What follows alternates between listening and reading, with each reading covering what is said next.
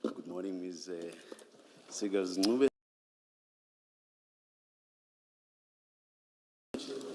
Thank you. Good morning, Chair. Good morning, Commissioners. Good morning, Chief. Can you please switch on your microphones?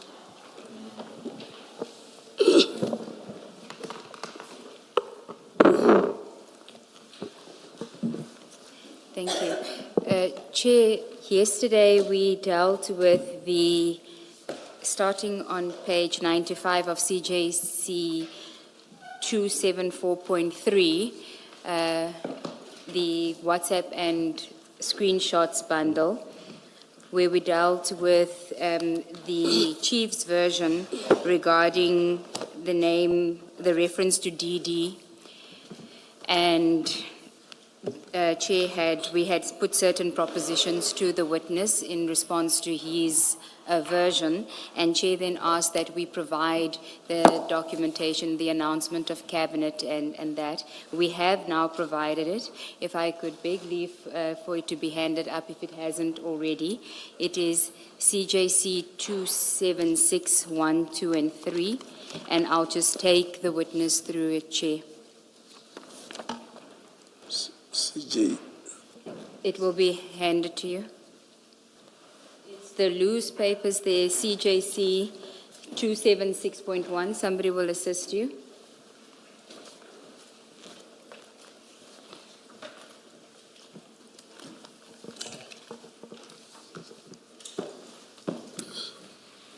So the first one is CJC 276.1, and if I could ask you to go to page 95 of the WhatsApp and screenshot bundle that we were dealing with yesterday. CJ. Yes, On the CJC, yes, the WhatsApp, and then page 95 of that bundle.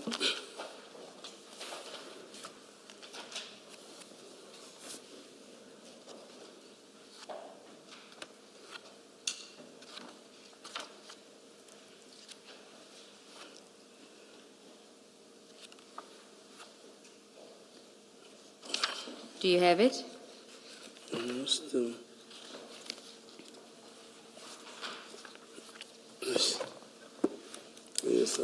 So you will see there's this is an article where it speaks about the ANC's election campaign.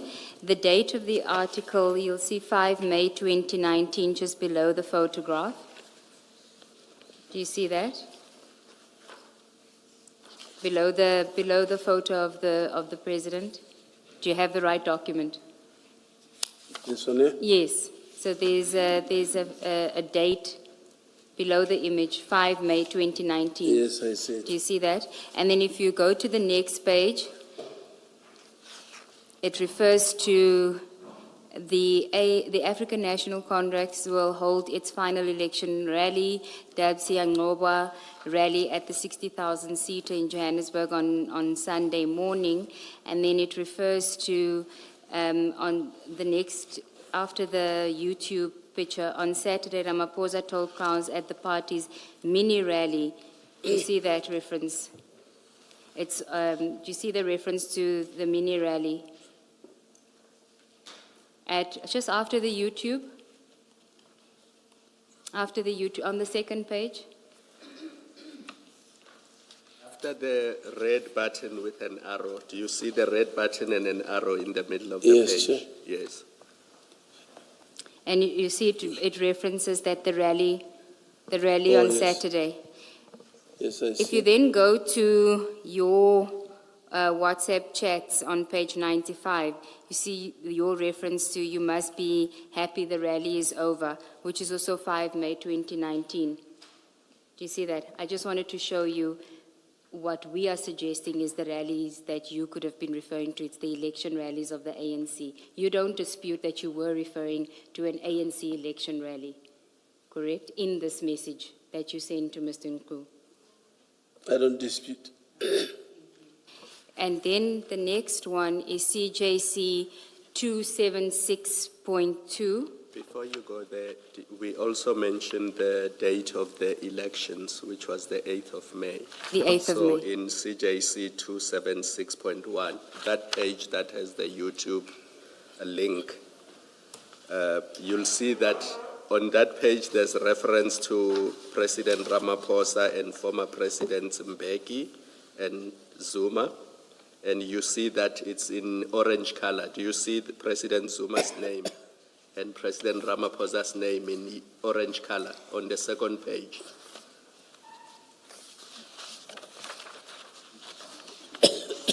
Just look for the colors. It will make it easy for you. Look for the orange colors that have President Ramaphosa's name and President Zuma's name. Do you see that? Third paragraph. On the same, Yes. But the next Second page, page, the next sorry. page. Yeah. Where you are, do you see President Okay, Zuma's yes, I name see. and President Ramaphosa's name? Just below that, the next paragraph says, it's the last weekend of the election campaign before May 8 polls. Do you see that? Thank you. Thank you, Commissioner. Then the next document, Ms. Siegels, in fact, the attorneys, I always rely on you to make sure that these loose exhibits or annexures are placed where they should be, please. we will do so, Chair. There's the odd occasion, Ms. Berger, when I've discovered they are not there, if you could convey that to your colleagues as well. Thank you very much. Thank you, Chair. The next one is CJC 276.2. Do you have that? It is the South African government, it's got a South African government on the right top corner. Do you have it? Chief? 272. 276.2, yes. Yes, I have it. Okay, go to the second page. It says President Cyril Ramaphosa Cabinet Announcement. The date, 29 May 2019, statement on the appointment of members of the National Executive. Then he starts out, fellow South Africans, in the election of 8th of May, South Africans provided this administration with a clear mandate. If you go to the next page, the middle of the page, it says, I have decided to make the following appointments to the National Executive. And the first one there is Deputy President is David Mabuza. And if I then reference CJC 274, which is the WhatsApp chats, 107, page 107. If you can go to page 107. Your message, just after the middle of the page at 5-29, which is the 29th of May, same date as that announcement, 7:42 p.m. Tumza, I see Didi is back. Let's move on our issues. Do you see that? So what I had suggested to you yesterday was that reference to Didi Mabuza and him being back is a reference to this announcement by the President of Deputy President David Mabuza, well, Mr. David Mabuza being his Deputy President. Perhaps let's start here. You accept that the announcement was made on 29 May 2019. You accept that? Now that I have it in front of me. Thank you. You may Thank you. restate Yes. the point you were making. And so this suggestion that we had put to you yesterday is that the reference in your WhatsApp on page 107 to Mr. Nkutu Adidi is the reference to former Deputy President David Mabuza having been appointed as the Deputy President on the 29th of May 2019 by the President. Do you want to comment? Or, No, no comment. so you still maintain? Do you accept what's suggested to you? Sorry, what do you say, suggesting? Sorry, I missed that. No, he wants to know from you, Mr. Gilsnube, what it is that you are suggesting to him. Yes, that the reference in your WhatsApp to Didi is being back and we must move on our issues, is a reference to the appointment of the late Mr. David Mabuza as the Deputy President on the 29th of May 2019, as shown in that announcement. So you're saying what must I accept? Now, I'm saying that was our suggestion yesterday to you, Okay. and I want to know if you want to comment on that, or do you maintain your version that it was not, you were not referencing Mr. David Mabuza in that WhatsApp? Perhaps more directly, as opposed to, what was your verb? Yes. Yeah, perhaps more directly, do you now accept that the person you are referring to here, the DD you are referring to, is Deputy President Mabuza, the late Deputy President? Do you accept that? The person I was referring to? Yes, yes, yes. Well, I'll have to accept, because I was talking about what he used to call. We can say, for instance, like now here, when you say doggy mashaba, doggy hawks, is it me? We are not forcing you to accept, because you say you will now accept, but you go on to suggest that you are referring to something else.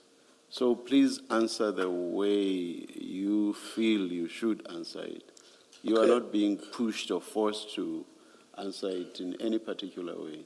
My apologies, I accept. You accept now. Thank you. And you also accept that the late Deputy President used to be referred to by some as DD. You accept that as well. Don't nod. Please speak. It must be captured. Oh, yes, yes. Thank you. Thank you. I'm having a difficult coughing, yes.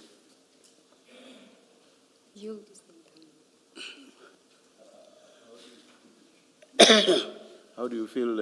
Should we continue, or do you feel like we should take a short adjournment? No, can continue. Oh, Chair. all right. Thank you. Thank you, Chair.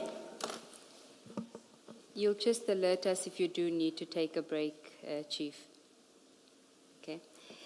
I'll indicate. Yes.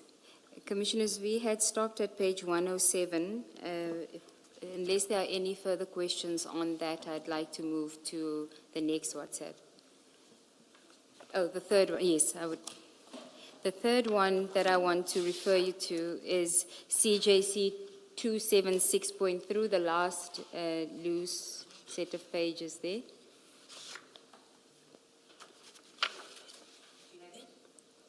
Yes. Okay, thank you. Now, on 107, you had indicated that, I'm not sure if I should still go through it because of what you've just accepted now with the chair. So I don't think, but just for the record, to show that the ANC caucus memo, the note that we've handed up to you references. Let's maybe just put it on yes, record. on record, yes. It's always dangerous to go back Yes. because you might get an answer that you don't want. Agreed, Chair. So the parliamentary caucus document, ANC caucus welcomes new members of parliament. And if you go to the second page of that document, you'll see the date, 15 June 2019. And it says the African National Congress in Parliament will be welcoming 5 new members to fill vacancies in the National Assembly. And then if you go to the next sentence, it says the 5 comrades who will take up seats in the National Assembly are as follows. The second bullet point, Comrade Kebe Mapatswe will replace Comrade Jeff Khadebe, and that's on the 15th of June 2019. Now, in fairness to you, you did not suggest that your reference to Didi Mabuza being Kebe Mapatswe and him returning, being back, was a reference to him being a member of parliament, being appointed as a member of parliament. You said it was a reference to him being back in the country. Do you recall that? Yes. Okay. So, but we just want to place this on record. Thank you, Chair. Thank you. So maybe finally, Ms. Seagulls, on this, to also note for the record that the swearing in Yes. would or was going to be on the 18th of June, 2019, just for Yes, completeness. thank you. Thank you, Commissioner Baloyi. Now, Chief, just to get back to the WhatsApps, I want to take you to page 264, which is the WhatsApp conversation between EB Boss and Mr. Nku. 264 of that same bundle.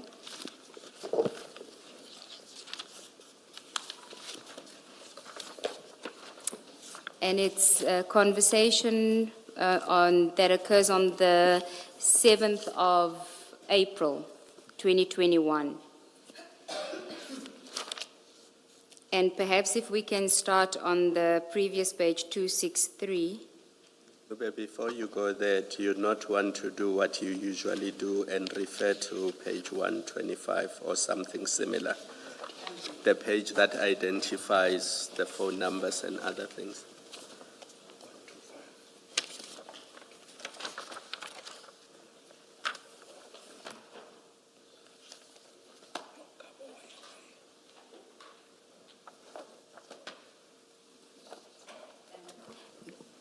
Commissioner Khumalo, my understanding is that that will be dealt with when Mr. Nku comes. Yes. To confirm it. I don't have the confirmation at this stage. It's just what we are putting to him is these are the conversations until they confirm it here.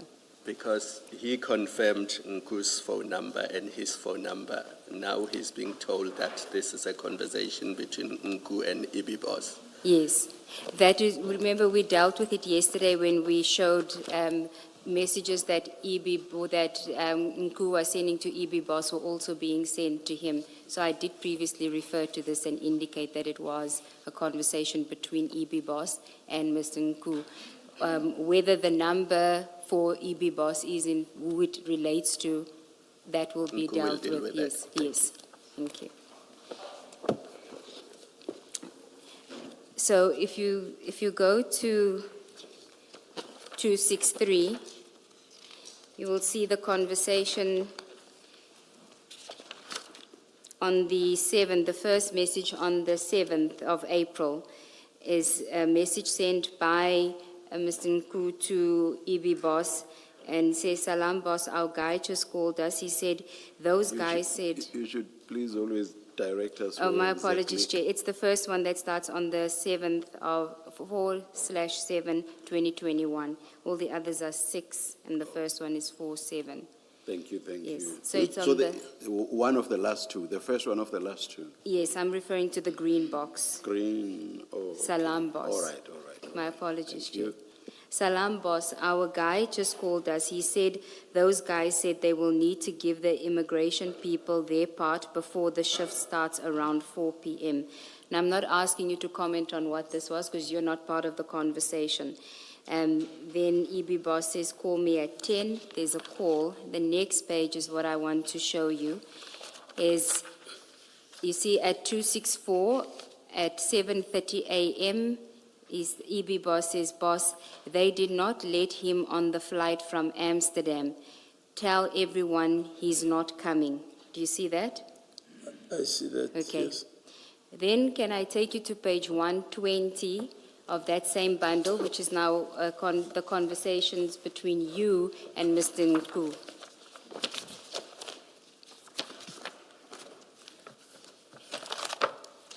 And it is on the same day,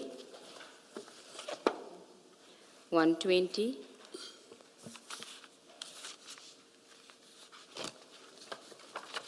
Do you have it? Almost. Okay.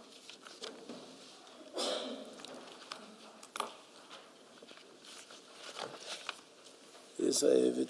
The third green block, which from Mr. Nku to you, boss, they did not let him on the flight from Amsterdam, so it's at 7:41. The one that we looked at 264 was at 7:30. And then it says, tell everyone he's not coming at 7:41.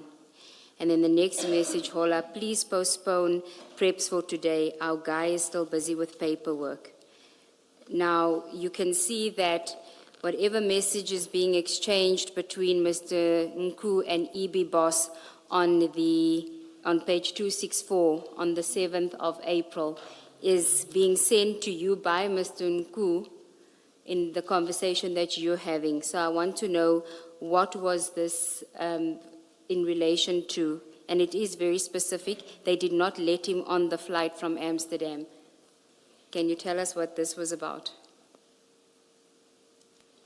No, I've got no recollection of this. Okay, it's a very specific incident. I mean, how often would you and Mr. Nku talk about somebody not being let onto a plane on a flight from Amsterdam? I can't remember what we were talking about here. I cannot remember.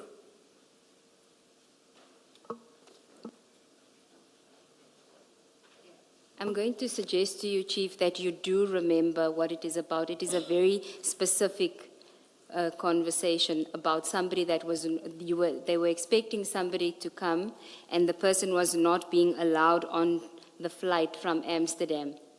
And you knew about it because it's being sent to you. So clearly you had to do something, because otherwise why would it be sent to you? You needed to be notified that this person didn't make it onto the flight.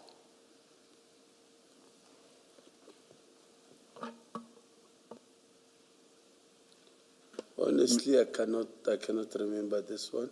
Chief What we were talking. Chief Mashaba, I can understand if what you recall is something that's very general in nature, and also perhaps the sort of thing that's what ordinary run-of-the-mill type of matter that after years you would easily forget. What we have here is nothing like that at all. As Ms. Sigels-Ncube says, this is something quite specific. I think How many times would you have had discussions about somebody not being allowed onto a flight from Amsterdam? Surely this must be the only occasion. Must be the only occasion. Or not? Have you had several occasions where you were informed about someone who was not allowed onto a flight from Amsterdam? Is that something that happens to you fairly regularly? if my memory serves me well, Chair, I think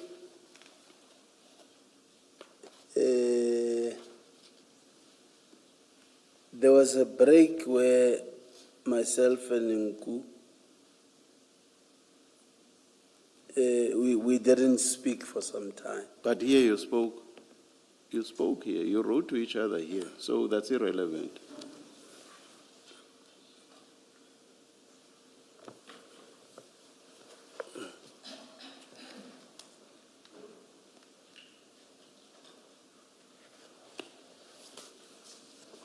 You didn't answer my question. I asked you whether you and Mr. Nku had frequent exchanges about people not being allowed onto flights from Amsterdam.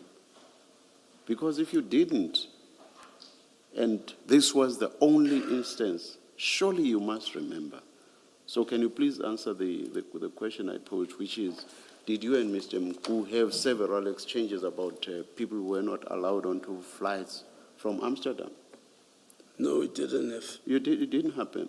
We didn't have. To your recollection, this must, now that you see it on these WhatsApp chats, this must be the only exchange of such a nature, correct?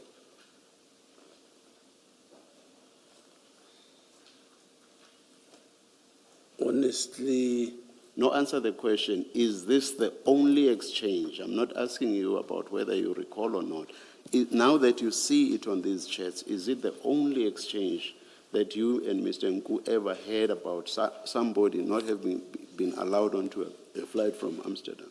Is this the only exchange? This is the only exchange. Surely you remember then. What was it about? That's Ms. Sigal's question. Surely you must remember.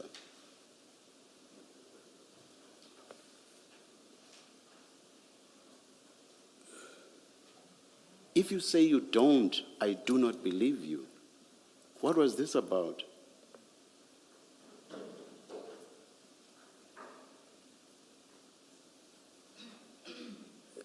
I don't remember, Chair. You Honestly. you are being untruthful. And I will tell you why you are being untruthful.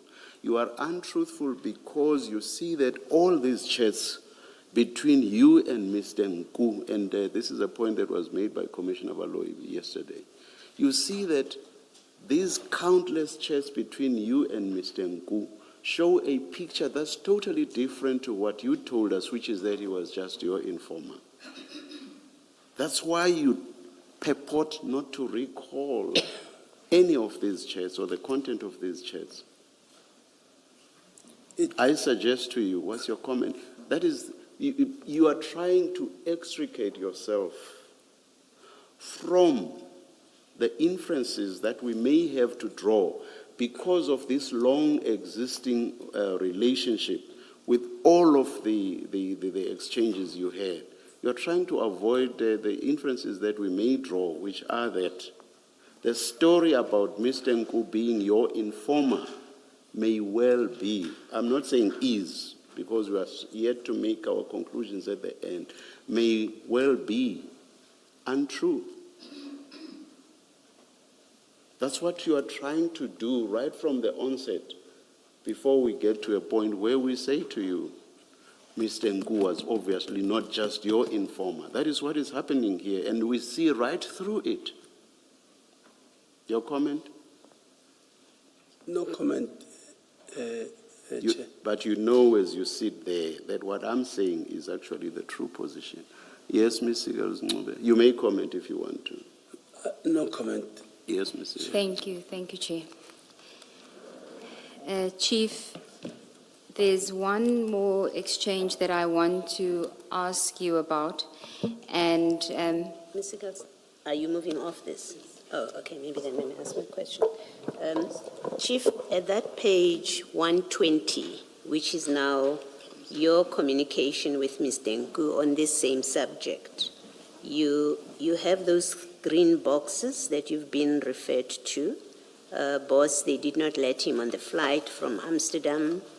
That's Mr. Nku to you, and then which seems to be just forwarding his conversation with Boss Ibi. And then the next one, tell everyone he's not coming. And then this is what seems to be what he directs to you. Hola, please postpone preps for today. Our guy is still busy with paperwork. You do a thumbs up in your next message, on your response in that white box. You do a thumbs up. This reflects you knew what he's talking about, right? You don't ask him, what is he talking about? You do a thumbs up. So you know what he's talking about when he says in that trail, including postponed preps for today.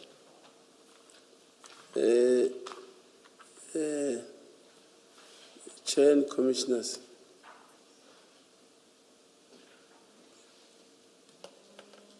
usually if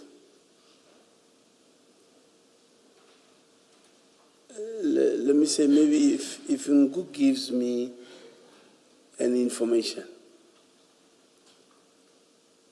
and information is not executed, it becomes easy for me to forget and just ignore it. But if it would have been something that maybe, let me say, this Amsterdam story, maybe it's something that it was an information that was given, and then we worked on it, or I worked on it, I would easily remember. So it is maybe whatever he was talking about here didn't go anywhere, or I just ignored because not every information that he gives is positive. Other informations will be, can you please check? So if we really had an operation on this, I was going to easily remember. So I think because it didn't go anywhere, that's why I don't remember. Yeah, except, Chief, I'm not asking you to remember. That was not my question. I'm not asking you to remember what this was about. You've been asked and you've answered. I'm asking you to whether you accept that your thumbs up, your response to Mr. Nku, which is a thumbs up, means you knew what he's talking about. I'm not asking you now to remember it. I'm saying this thumbs up means you knew and understood what the conversation that he's forwarded to you, and when he says to you, please postpone preps, your response of a thumbs up means you knew what he's talking about at the time. Yes, I agree. You knew what he was talking about. I agree. Okay. Then, having cleared that, I want to ask you to accept, maybe let me say whether you accept, and I think you should, that the exchanges between Boss EB and Mr. Nku at page 264 about this person not being led onto the flight from Amsterdam, he's not coming, that it is forwarded to you by Mr. Nku, as we see at page 120, and your response is a thumbs up, must mean that you were part of whatever communication was happening between Mr. Nku and Boss EB Boss. You were part of that circle of communication. You must accept that. Obviously, if I don't know this EB Boss. I don't know this EB Boss. Whatever he forwards to me will be between me and him. As to where is it coming from, I cannot tell. Yes, I don't know. But what I'm saying is on the face of these documents where Mr. Nku forwards to you his communication with EB Boss, he forwards it to you, you respond with a thumbs up. It means you were part of that circle of communication. At that time, Even if you I may cannot- not have known, even if you say, I didn't know where he gets it from, but on this document in front of us, you were part of that triangle of communication, the three of you. At that time, yes. Even if I might have forgotten now, Yes. at that time it means yes, I was. Okay, thank you. Okay, can I ask you same question but slightly differently? Accepting that you don't remember what the conversation was about. Looking at chat number 345, starting with the one that says, boss, they did not let him into the flight, ending with where you give a thumbs up. Looking at it now as you are sitting there, what picture does it paint to you now sitting there looking at it? It paints that we were talking about something Which is what? that I cannot remember, like I'm saying. At the time, No, I'm not clearly- asking you about the time. I'm saying looking at it now. What picture does it paint looking at it now? Accepting that you don't remember what you were talking about in 2021. Read it as if you are reading it for the first time. What picture does it paint?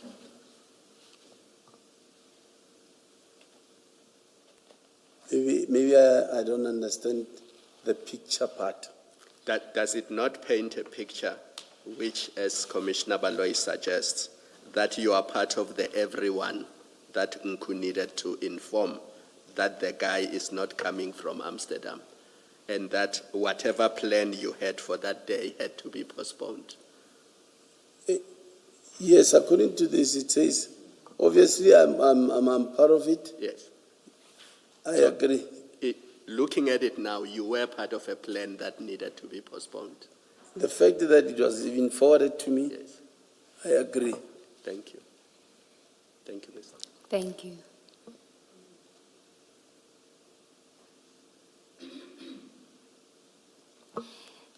Chief, could I ask you to go to page 47 of that same WhatsApp bundle? And the reason I'm dealing with this WhatsApp is because you are mentioned in the WhatsApp. I'll give some context to the WhatsApps. So on page 47, same bundle, which is CJC 274.1. So go to page 47.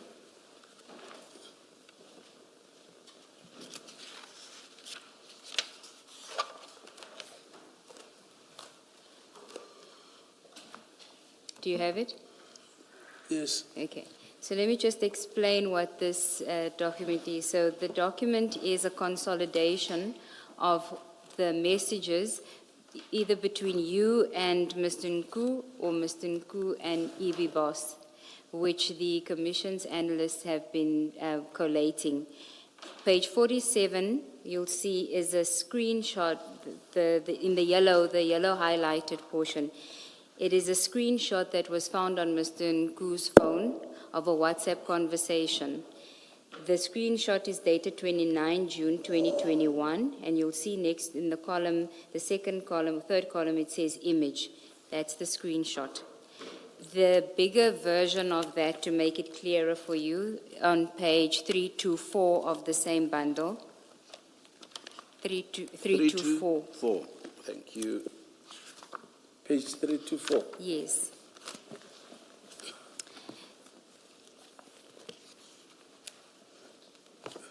Yes. So it is 3 conversations, my apologies, not WhatsApps. Now, they'll see the one on page 324 doesn't have a date. It's because of the app that it's on. When you download it, doesn't download with the date. But from the analysis that has been done, that's why I took you to page 47 first. What was found was that the screenshot was taken on the 29th of June 2021. And I want to read it to you, and it's between a conversation. Alpha is EB Boss, who we know as EB Boss from the WhatsApps. On Trima, it's Alpha. And this is Mr. Nku's phone, so his messages are the green blocks, and then Alpha would be in the white box. So I'm looking at the conversation from the top. It says, we don't know the exact date, but we see it says yesterday. Salam, boss, we will talk properly when we meet. Did VJ collect the keys? Yes, I will see you tomorrow. Hopefully I should be ready for you. VJ phoned today. His phone was off. We'll try it tomorrow morning. Then Mr. Nku says, no problem, please to check with him. Then the messages that start at today. Mate, he won't give me the keys or the phone. He says legally he can't. He put up a big stink about General Mashaba. Also, he said it was a silver X5 with 2 white guys. They have footage, but it's not clear. They got in a white Merc. He also said someone called up about the keys, not Mashaba, said he works with him. Boss, this IO does not want to play game. Now, although it says General Mashaba, it is from the analysis that is being done by the Commission's analysts. The reference to General Mashaba is a reference to you. You don't have to comment on that because you don't know. I'm just putting it to you. I want to show you a conversation between you and Mr. Nku around the same time, and then ask you to comment it. And for that, if I can ask you to go to page 1, I think it starts on page 122.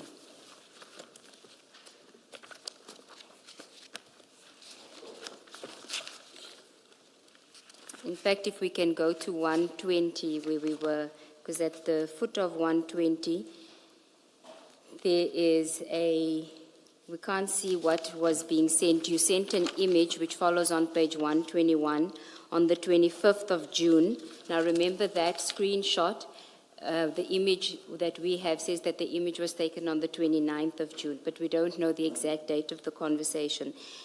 So you sent something to Mr. Nku, and then on page 122, the second block, you'll see there's a message that you sent on the 25th of June, 11:15 a.m. That's the only key I find. So I'm suggesting that you were sending him a picture of a key on page 120 and 121. Let me just finish and then you can comment. On page 123, there's another picture that you send. And then if we go to page 124, it says no message content to display. Then there's a message from Mr. Nku at 12:04 saying car key ? Do you see that? Page? Page 124. Yes, khaki. Yes, he says car key ? Do you see that? I see that, yes. At 12:04 on the 25th of June. You say he doesn't see them, 25 June, 12:21. Then Mr. Nku says, maybe they're with the IO. And then you say, I'll ask the IO.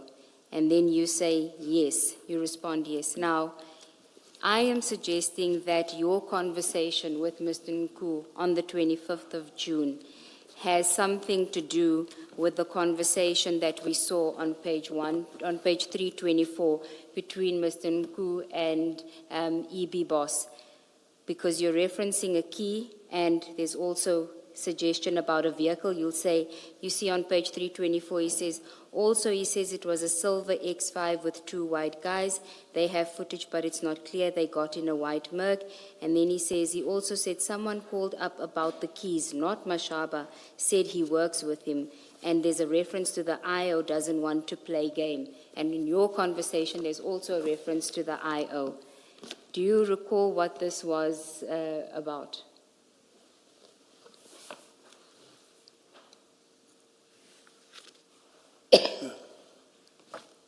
IO in June. 2021, yes.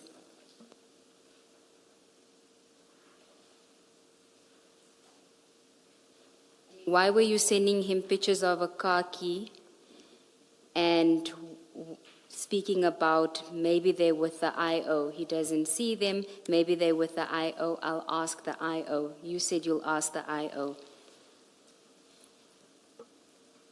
And again, it is a very specific thing. It's about a car keys that when you took a picture of it, why did you take a picture of this car key and send it to Mr. Nku?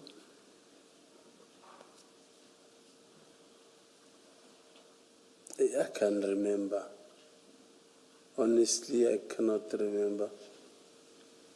Chief, Chief, it's not every day that you would be sending pictures of a car key unless you tell us this is what you used to do with Mr. Nku, which would be another basis for concern.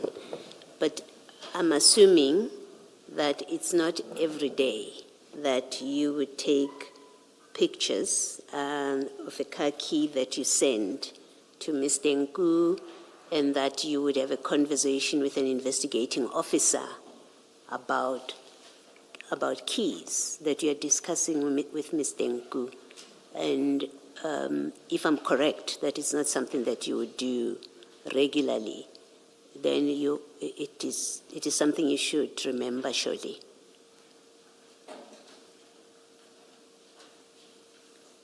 I'm trying to remember. I'm even trying to remember which IO were we talking about or which case in June.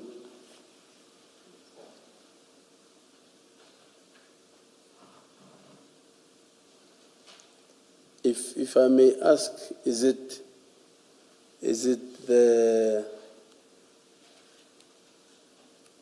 X5 car keys, or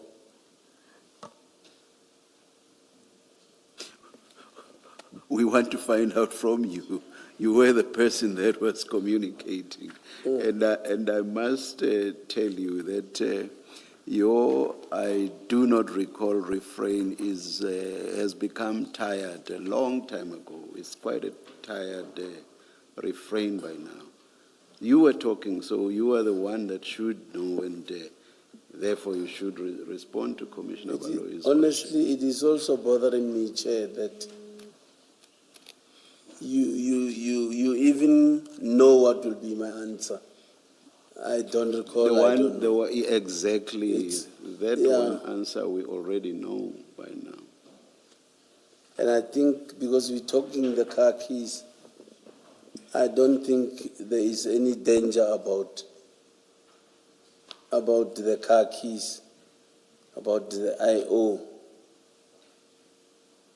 Say you don't think there's any danger. About the car key. So what do you mean by that? Maybe let's understand. What do you mean you don't think there's any danger about it? No, I mean, if maybe the commission think I'm hiding the car key. If I remember exactly, if we're talking the car key, it's not like we're talking a picture of maybe a bag of drugs or something. No, this is unlike a situation where you would be saying to your family, I can't find my keys, I can't find. That happens all the time. So if there was something relating to that and we were questioning you about that, we would understand you when you say, I do not recall. But as Commissioner Baloyi says, surely this certainly is a once-off. It is a once-off.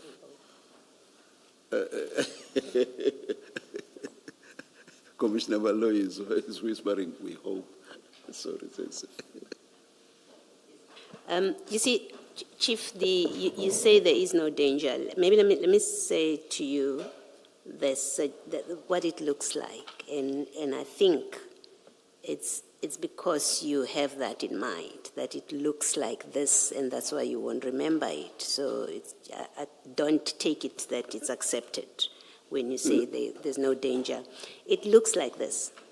The picture that it creates is you, Mr. Masha, Mr. Nku, and Boss Ibi, or Ibi Boss, who is also referred to as Alpha, were involved in a transaction that included car keys that are with an investigating officer, possibly as an exhibit, that are with an investigating officer, and you wanted that key to be released, those keys to be released. You have a picture of the key, and you say, I will speak to the investigating officer about that key. And I think that's your difficulty, why you will not remember, or you will say you don't remember, is because the picture that this presents is, again, in your transactions with Mr. Nku, you are interfering and speaking to influence investigating officer to release an exhibit. That's what it looks like. That's why you say, I will speak to the investigating officer. And you do so at the behest or at the instance of Mr. Nku. Again, a civilian about whom there are problematic issues. And that's why you're avoiding remembering this. You know, commissioners,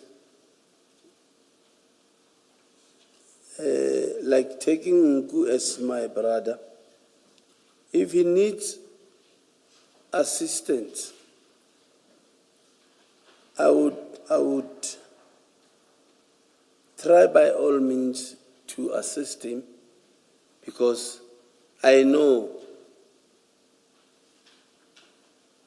on many things he relies on me, especially especially police issues, where he would say, maybe, can you maybe assist? I've got this problem, or I've got this, for instance, I've got this IO that is giving me difficulties. If it's possible, can you maybe try talk to him? Because it's him, and with the relationship we got, I know I would try and talk to the IO and ask the IO, DS Malaiti, can you at least assist him? If you can you at least assist him? Do you accept that even if he were your natural, even if he were your born brother, as in biological brother, not a friend, not a neighbor, if he were your parents' son, it would be improper for you to speak to an investigating officer to release a key, if that key is an exhibit, to release it to Mr. Nku because you are asking. Do you accept it would be improper to do that? I accept. Okay, thank I you. accept. And I want to suggest to you that that's exactly what was happening here. You were going to speak to the investigating officer because you do say, I'll speak to the investigating officer. And we've seen in page 324 where Mr. Nku says to Alpha, the IO is refusing to give me the key. You say, I will speak to the IO, right? And I want to suggest to you that you're speaking to the IO to help Nku get a key, because you're trying to help Nku to get a key. That's improper conduct. And that's what was happening here. That's what I'm suggesting to you, I'm putting to you. That's what was, you were seeking to get an exhibit from an investigating officer. That's what you were doing here when you say, I will speak to the IO. I'm suggesting that's what you were doing, and I'm further going on to say you were improperly, in fact, doing so. Do you want to comment?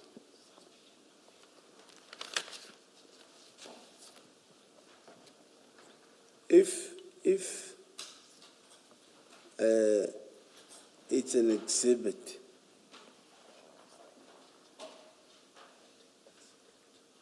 that I know, let me say it's an exhibit of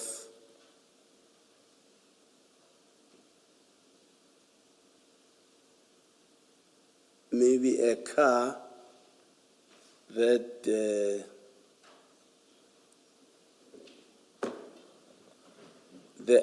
IO, other people can be difficult to say. Let's say the case is finished, but I hold on to the key because I want to punish this boy. But I wouldn't go out of my way knowing that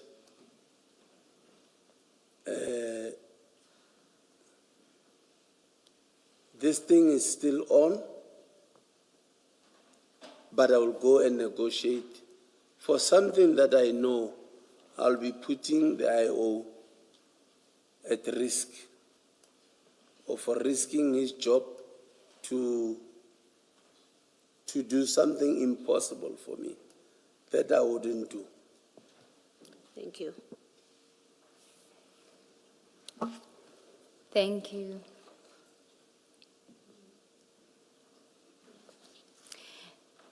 Chief, then can I take you to,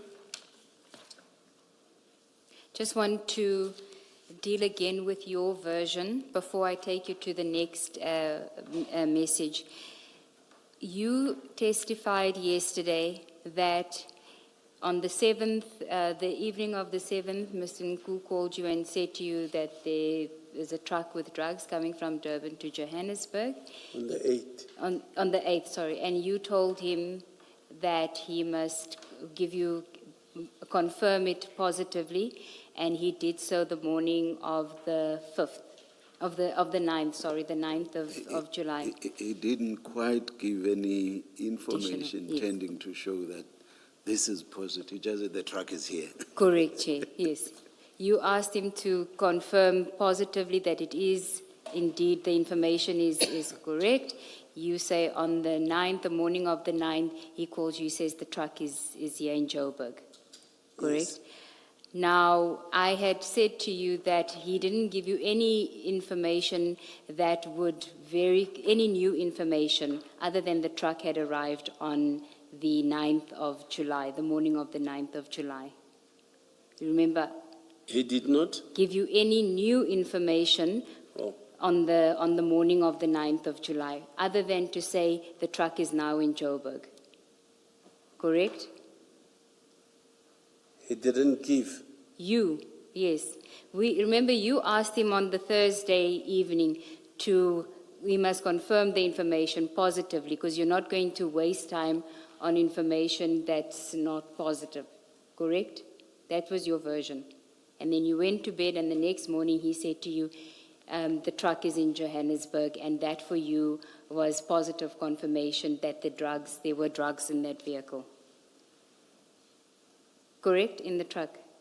Or do you want to remind us about your version as to what information he told you on the Friday morning that made you activate your team? Do you accept that the last thing Mr. Gersnube said is correct? That is, morning of the 9th, he said the truck is now in Johannesburg. Is that correct? Yeah, he said the truck is in Roykop. Yellow-Jays. Yes. Yes, Mr. Gersnube. Okay.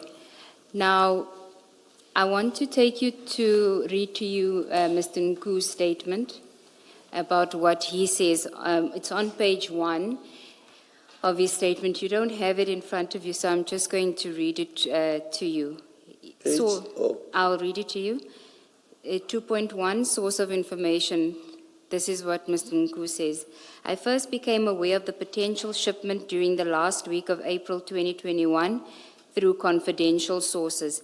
At that stage, the information was preliminary and indicated a possible shipment involving arms contraband, including drugs.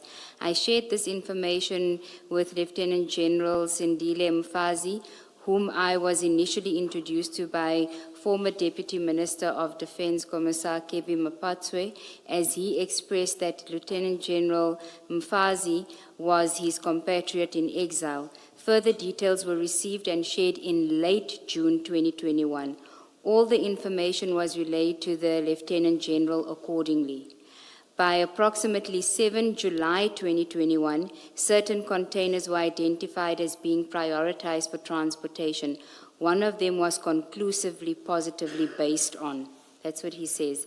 And we know the one container that he says that we're referring to here was the one with the drugs. He says by the 7th of July, one of them was conclusively positive based on, which means that by the 7th of July, he positively knew that there were drugs in that truck. That's what he says on his version. But on the 7th of July, we didn't speak. Now, I know that is your version. What I want to put to you is that when he speaks to you on the 8th of July, Thursday the 8th of July, he already knew positively that the drugs were there. And I'm suggesting to you that he told you the drugs are there already on Thursday night, not Friday morning. He knew positively because he says he knew on the 7th of July already. So there was nothing he was going to come back to you on Friday morning with. He knew on the 7th, on the 7th of July already. So when he spoke to you on the 8th, he told you there will be drugs in that truck, which is what you later on conceded that when you spoke to him on the 7th, he said that there will be drugs. It was no longer suspicion, it was that there will be drugs.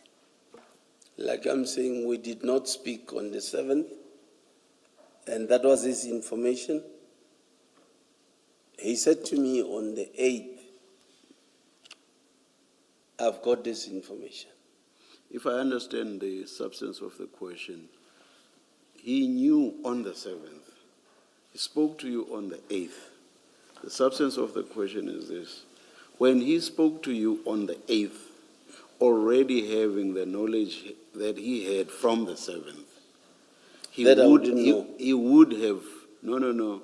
He spoke, I'm not asking about your knowledge on the 7th, no. But I'm saying he knew as at the 7th. So when he spoke to you on the 8th, he would have told you or given you the information that he already had, so that there wouldn't have been a need for him to make the confirmation that you say you insisted on. Because on the 8th, he already had the information from the 7th already. That he sent to me. No, when he spoke to you, when he contacted you on the 8th and spoke to you. So on the 8th, he already had the information.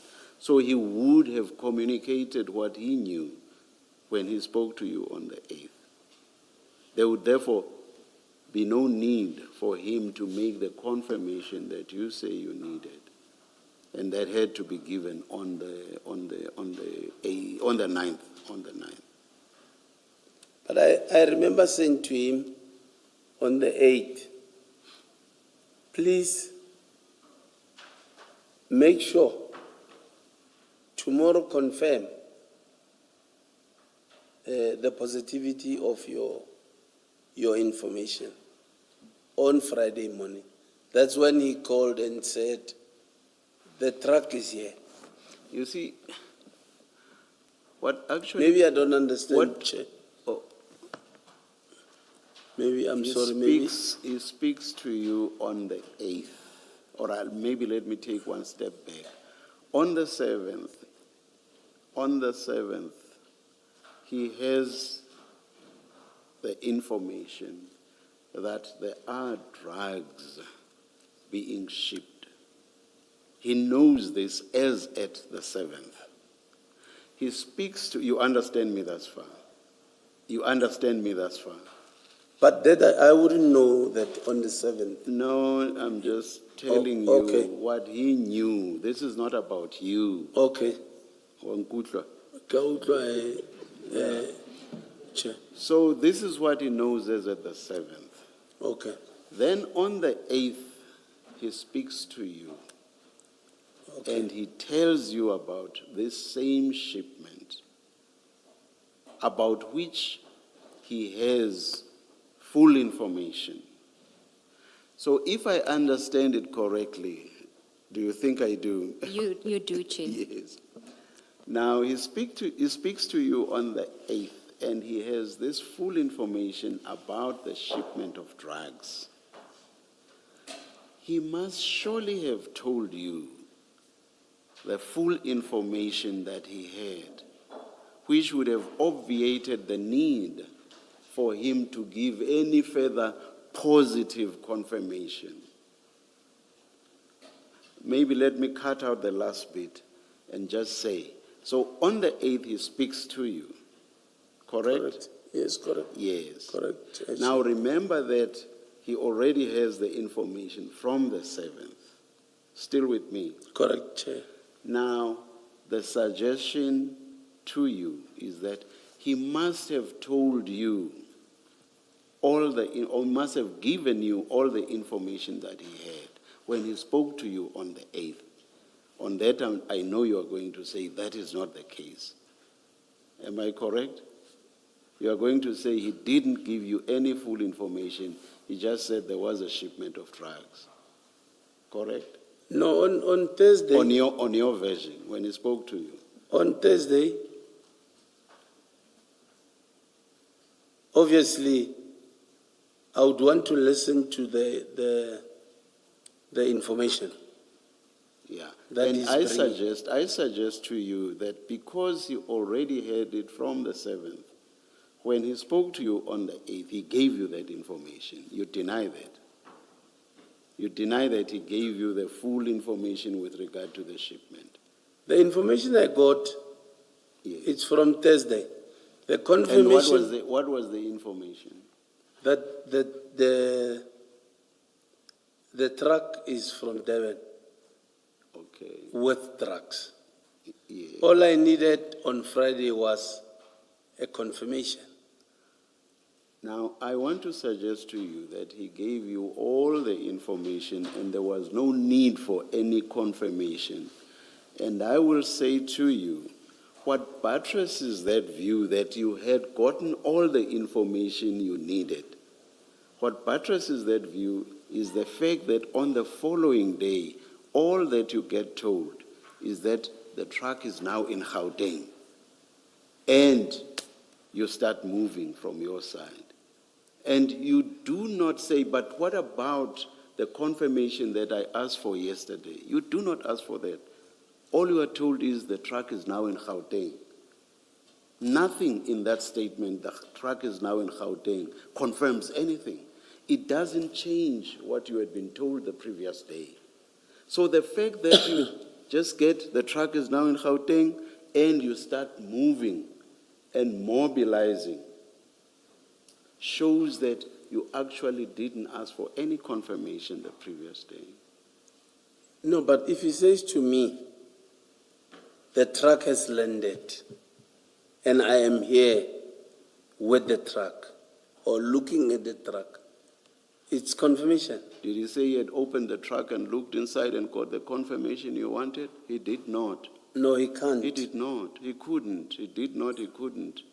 Yes. So where's the confirmation in merely saying the truck is now in Gauteng? Where's the confirmation of what you wanted the previous day? Him saying the truck is here, landed already, and I'm here. Please come. To me, it's But confirmation. What confirmation did you want? When you said you wanted confirmation so that you don't leave things that you are doing, that's the language you used yesterday. What confirmation did you want? Did you want confirmation of the arrival of the truck in Johannesburg? On the 8th, did you want confirmation of the arrival of the truck in Gauteng, in Gauteng? Maybe I'm missing it. You say on the 8th you asked him to give you confirmation so that you do not leave the things that you were doing for nothing. Did you not say so yesterday? Yes, You said so I yesterday. said so. Yes. Now what I'm asking you is, what confirmation did you want? I think him saying the truck is here. No. Was- No. That's the 9th. I'm asking you about the 8th. What confirmation did you want on the 8th? Remember on the 8th, Chair, he's saying, be on standby. This is what might happen tomorrow. This is the information. What confirmation did you want, Chief Mashaba?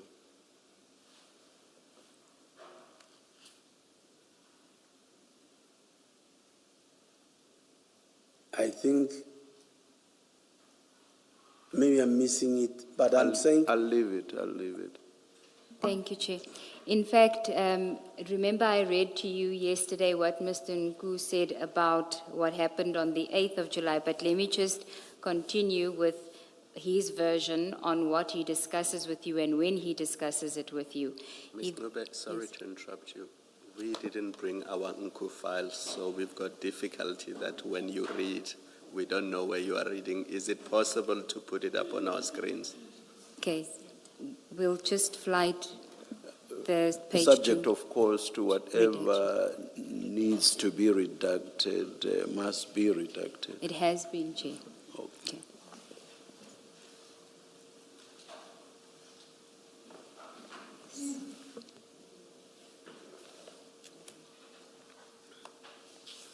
I'll read it into the record in the meantime. It is paragraph on page 2. He says, communication of information. I informed Chief Mashaba of the information. Is it, She's still getting it on the system, Chair. yeah, maybe let's wait, Okay. please. Yeah. Does Chief Mashaba have it? He also doesn't? Oh, all No, right, Chair. all right.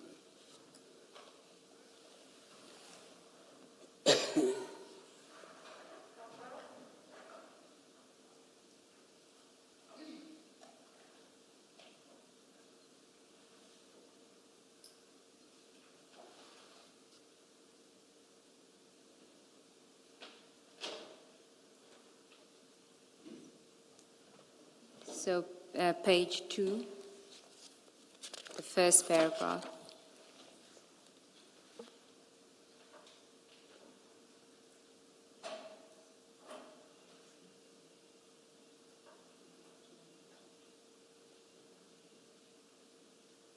So while they are busy with that, maybe, do we need our files for after tea? We do have them here. We just did not bring them to the venue. I'm only going to be dealing with this because of the inconsistency with the versions. So, page 2, it's the heading on page 1 says communication of information, and on page 2, he says, I informed Chief Mashaba of the information on or about 8 July 2021 around 7:30 p.m. after I became satisfied that the information was sufficiently specific to warrant operational follow-up, as the yellow jersey truck which was carrying the container in question had been traveling in record time towards Johannesburg. In relation to Chief Mashaba, it was a last-minute request, as the high-ranking official who was supposed to have assembled a team to run the operation was not available at that point. So he says he gave you all the information which he considered to be sufficiently specific to warrant the operational follow-up on the 8th. The evening of the 8th. And then when you go to 2.5 events of 9 July, he says, on 8 July, I traveled from Durban to Johannesburg at around 8 p.m. after communicating with Chief Mashaba regarding the information. On the morning of 9 July, I met with him and provided a briefing. So he doesn't say that on the 9th of July, he calls you and gives you the confirmation that you told us you needed in order for you to then activate your plan. On his version, by the Thursday night, the 8th, he had given you all the information which for him was specific enough to commence the operation. Do you see that? So you're saying, are you not reading? Yes, I'm reading Nku's statement. He's not saying that you asked for information for him to verify in order for you to be satisfied on the 9th. He says he gave you all that information on the 8th of July. The evening or Thursday evening, he gave you all the information, the sufficiently specific for the operational follow-up. And he doesn't say that on the 9th, he called you to give you this information that you needed to activate the plan. He says on the 9th, he just picked you up and gave you a briefing. Isn't there a file to spare so that Chief Mashaba may have it in front of him? So you'll start looking at you no longer need it, Ms. Sigerson? Yes, yes. It's just that paragraph, Chair. Yes.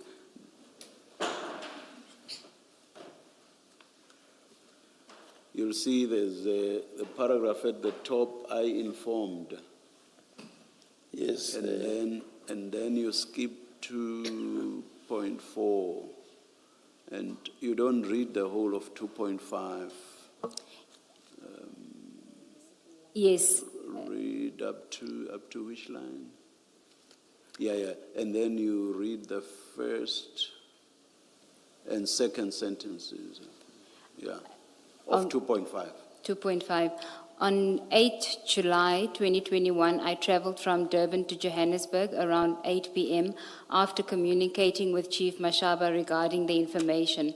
On the morning of 9 July 2021, I met with him and provided a briefing. He indicated that he was calling a warrant officer, Pukungwane, from Alberton Police Station, as the area where the yellow jersey depot was fell under their due restriction. I think he meant jurisdiction. Did you finish reading the paragraph at the top that starts with "I informed"? If you didn't, please continue. Must I read it too? No, for yourself, Okay. So you can read the first paragraph on page 2. I informed Chief Mashaba.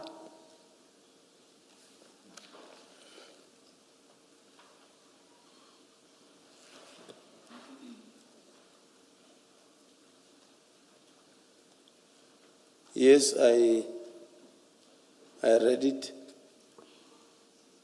So his version differs from yours on what happened on both the Thursday evening, the 8th of July, about the information that he gave you, and on the 9th of July. On his version, all that he did on the 9th of July was, he says that on the morning of 9 July 20, I met with him and provided a briefing. He indicated that he was calling. So you were there. He met with you. There wasn't another call on the 9th of July to give you more information in order to confirm that the drugs were in the truck. So how will I know? You knew on the 8th. I'm giving you the benefit of the doubt that you knew, not on the 7th, but that you knew on the 8th already, all the information that you needed in order to take the proper steps for this investigation. You want to put to me that on Friday he didn't call? Yes, that he doesn't say that he called you on Friday. He says, on the morning of 9 July, I met with him and provided a briefing. Well, if this is what he wrote, can we maybe leave it to him? I'm saying I got a call. He called in the morning. And clearly, our phones were taken. The IO would have seen that. Because I remember the IO said that, yes, Mashaba didn't have Makhana's number, didn't have Bakula's number. If I remember, they spoke on Friday.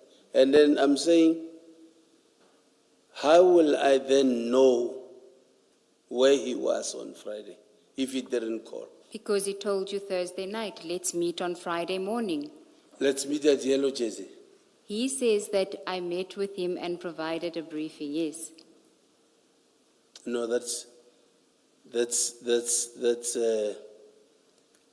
I'm saying to the commission, he called on Friday morning.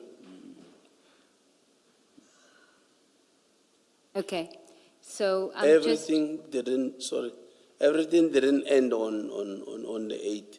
On the 9th in the morning he called. Okay. And sent me location. Because he had to direct me. I didn't even know where Yellow Jersey. I know the area, but I didn't even know that's Yellow Jersey. Okay. He had to even send me location. Okay.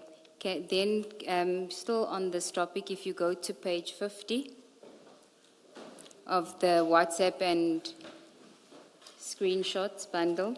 Page? 50.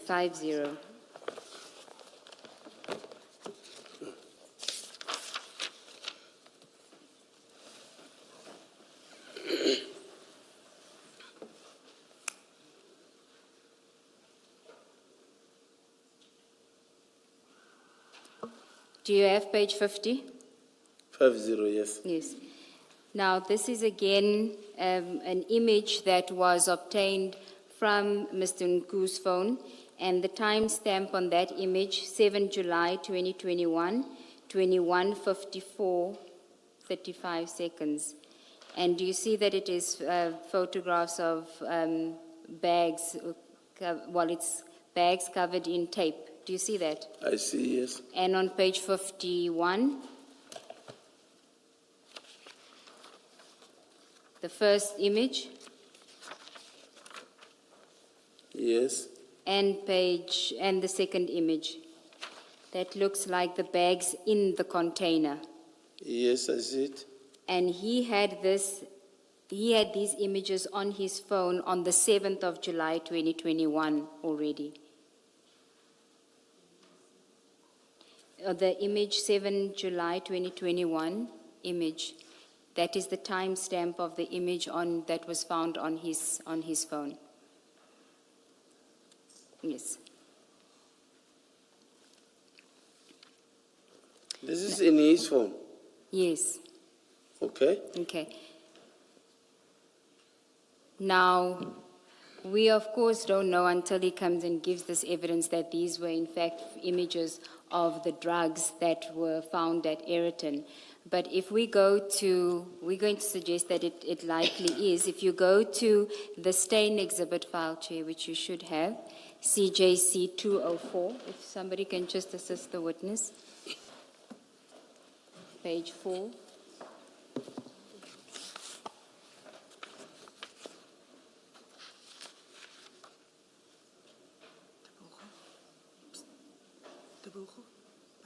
Four. Ms. No Ncube, stain. oh, I see, this is projected. We don't, the Chair and I don't have our stain bundles because we were not told we should bring them. Apologies for that, Commissioner Baloyi. We had requested that it be brought to you.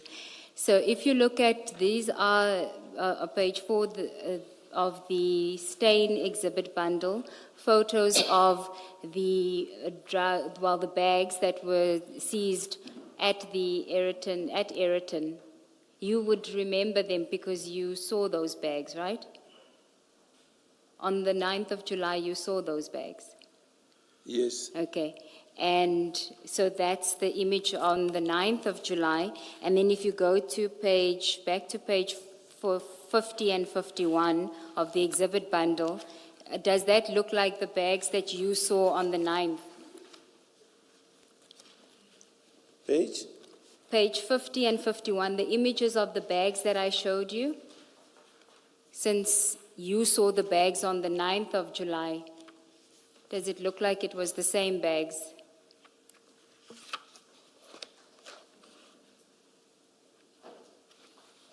We at least have the benefit of having you here, because you would have seen those bags on the 9th of July because you handled them. Saying what? I'm asking the witness whether the bags that he handled on the 9th of July looks the same like page 49 and page 50 and 51, the photographs. Same or similar? Same or similar. Or maybe he'll say the same. They are the same. Not On stains similar, exhibit 5. perhaps. I want to put it higher than that, Chair, because he's effectively an eyewitness. He saw the bags. He should be able to tell us whether they look the same. Maybe to ask your question differently, if I may, Chief, your evidence and the Mahane as well, evidence is that when the container was open, the bags fell out. You remember that evidence. Now, the images that are on page 50 and 51. Is it on stains file? The images? The images, as I understand it, the image that is now at page 50 and at page 51 were found, it is said they were found in Mr. Nku's phone, those images. Remember the WhatsApp file at page 50?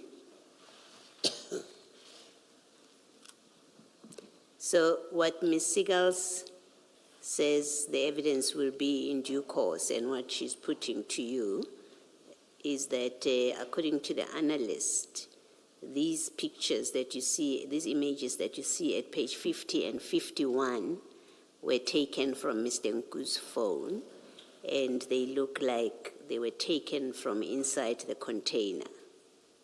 But forget the last part about the container. The question I think that Ms. Siegels is seeking to clarify with you is that the bags that you saw fall out of the container, they looked like what you see at page 50 and 51. That is what is being sought to. I see the wrapping. Yes. Looks the same, but here on this one, I don't see clearly, because on the 9th, the one for the 9th, Yes. they got both handles not Yeah. wrapped. Which was my question, whether when they fell out of the container, when you first saw them, did they have this kind of wrapping that you see at page 51? Yes, they were. Yes, They were had wrapped. that wrapping. All right, thank you. Ms. Siegels? Thank you. Thank you, Chief. So it seems to me that if Mr. Nku has photographs of the drugs in the container on the 7th of July, 2021, I mean, this would have been taken before the container left its destination where it was coming from. So he had these photographs. He had them on the 7th of July, 2021. He speaks to you on the 8th of July.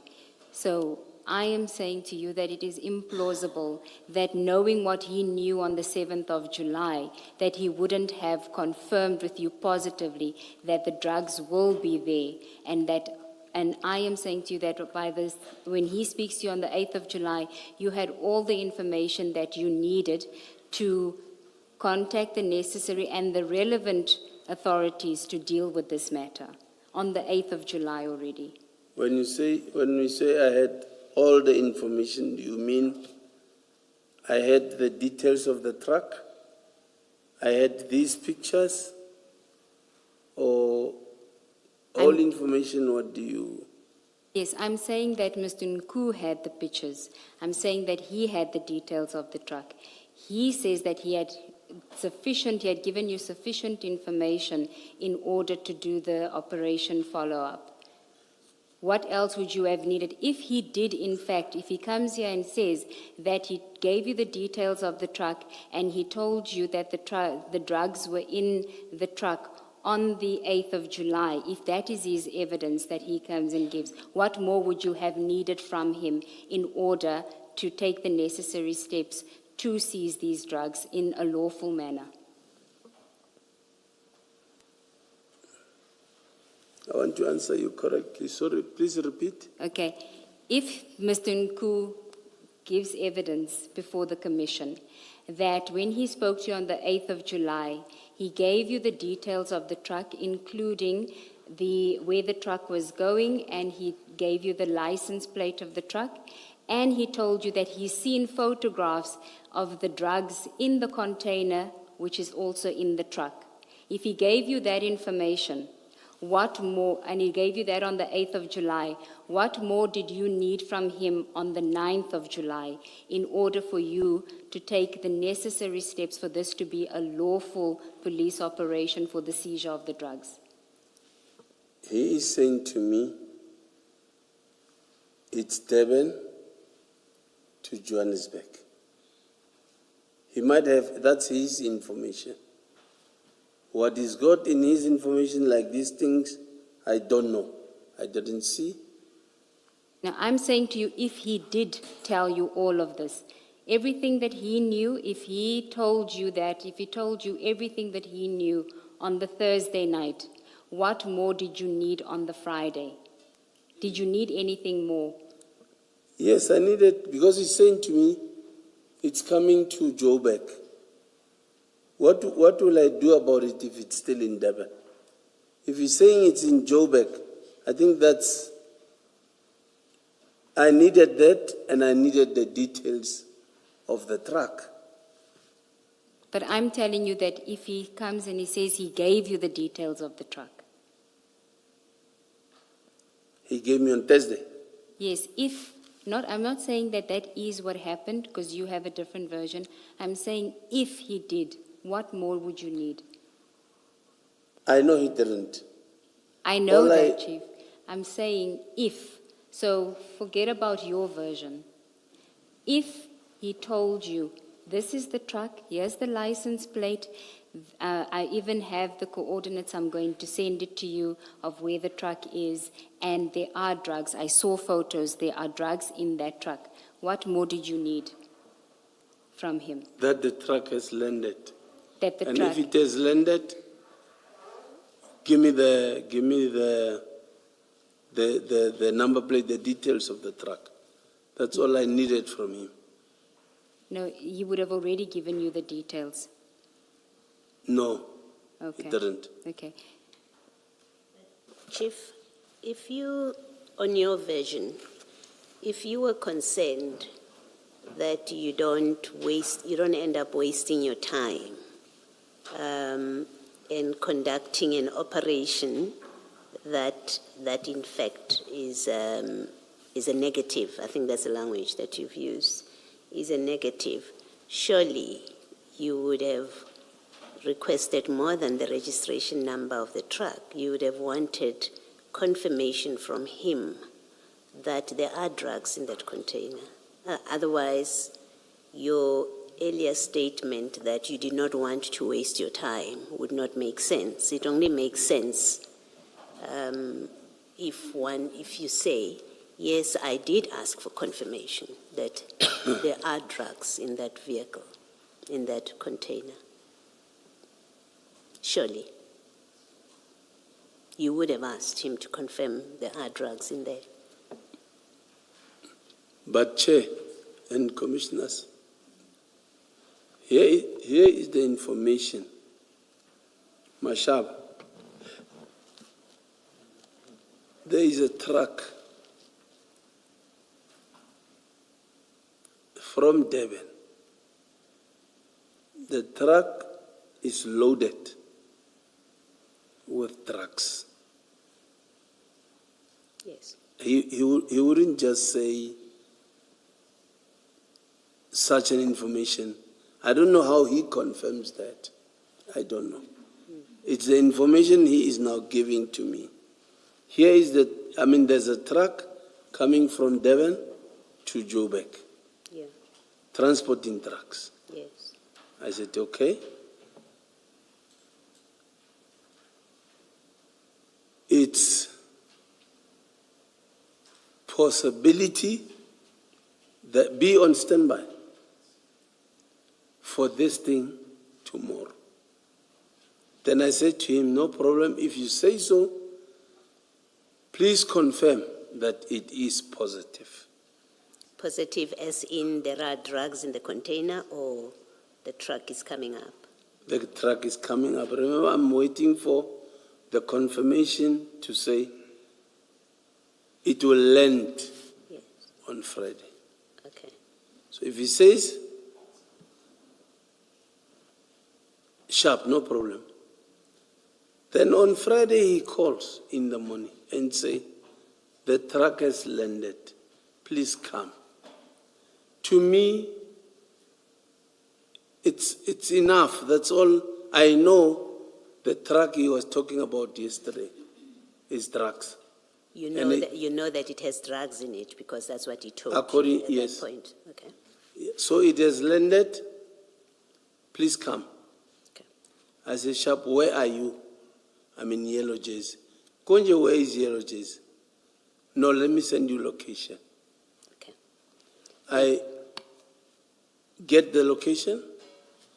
When I get to him, he gives me the details of the truck. The number plate, was it the number plate or, yeah, the number plate. Here is the truck. I said, oh, okay. On my way there, I am already calling to say, it is positive. If you are available, please come. I'm calling a person in Alberton. So, Yes, thank you, Chief. I think you've answered the question that I was asking. Thank you. Just your response about what you considered positive confuses me. Can you explain the circumstances under which you could possibly have wasted your time, that is, leaving the things that you were doing? Under what circumstances could that possibly have happened then, in the context of what you've just explained to Commissioner Baloyi? I'm basing this on the answers you gave yesterday.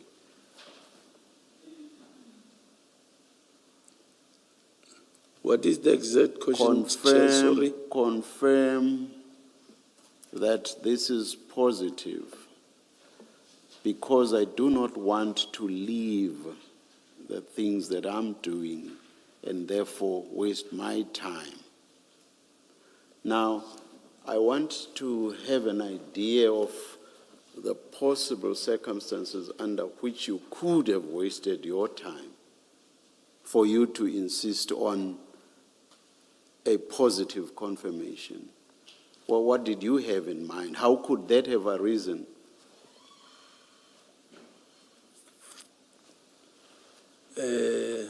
Chair. Number one, I'm going to mobilize resources. No. That's not about the resources or whatever else you would have had to do once there was positive confirmation. Because mobilizing is when you are satisfied that there's positive confirmation. That's not what I'm asking you. You are saying you wanted to be assured that this was positive, correct? Yes. Yes. And that was for a reason. You did not want to waste your time and leave the things that you were doing. You said so yesterday, correct? Yes. Yes, Chair. Now you say it was enough if you were just told that the truck is now in Gauteng. That was enough. Now, what I want to understand from you is what could possibly have given rise to a waste of your time? That I come there and there's nothing like that. You come where you go to where he said the truck was. On Friday. And how could you possibly go there without him having said, come, the truck is here? That's all I needed that's all I needed. But how could you have gone there without him first having told you that the truck is here? Maybe I don't know. You would never have had to go there without being told that the truck is here. Because one, you didn't even know where exactly the truck would have to go. So you would have had to be told by him that the truck is now here. Yes. You get me? Yes. So what I'm saying is, your insistence that you should be told that the truck, or rather, this is all positive. Your insistence that you should be told that does not make sense, because you would have had to be told anyway, because you would not have been able to just up and go without him first having told you that the truck is here. So the positive confirmation that you are telling us about would have had to happen as a matter of course anyway. So it doesn't make sense that you insisted on positive information or positive confirmation. The positive confirmation you are telling us about would have had to happen as a matter of course. Positive confirmation that would make sense is positive confirmation that this is indeed drugs. And that's what we say he must have told you the previous day on the 8th already. Otherwise, positive confirmation that the truck has arrived does not make sense. he would have had to tell you that as a matter of course. Because how else or why else would you just up and go? And where on earth would you go to? I can see from your face that you understand nothing of what I'm saying. Hi. Maybe you, Hi. Chair, Ke tla bua ka Sesotho, at least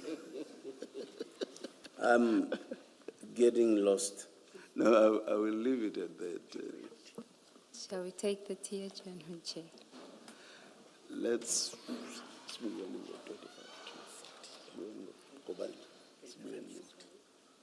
Oh, what 11:40? Let's adjourn and come back at 11:40.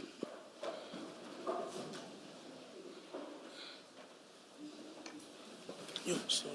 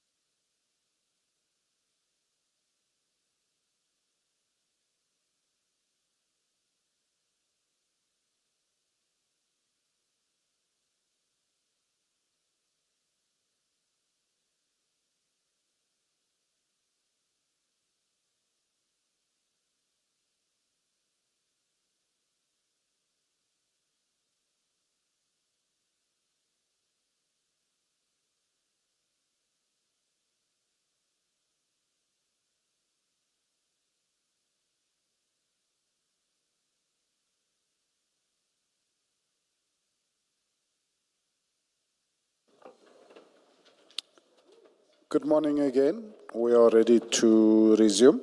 Please make sure your devices are off. Thank you.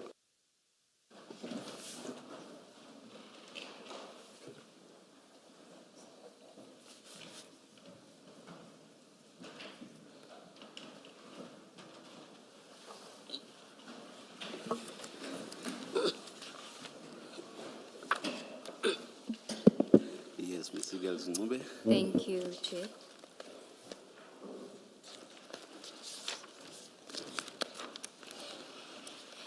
Chief, just before we continue on the topic of the photographs of the drugs and that, I would just want to close off one of the loose ends that I hadn't dealt with fully, which is on page 58 of the WhatsApp bundle exhibit.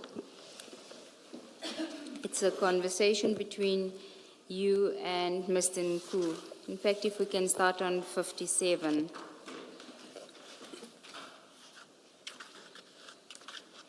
On the 21st of February, the last one on page 57.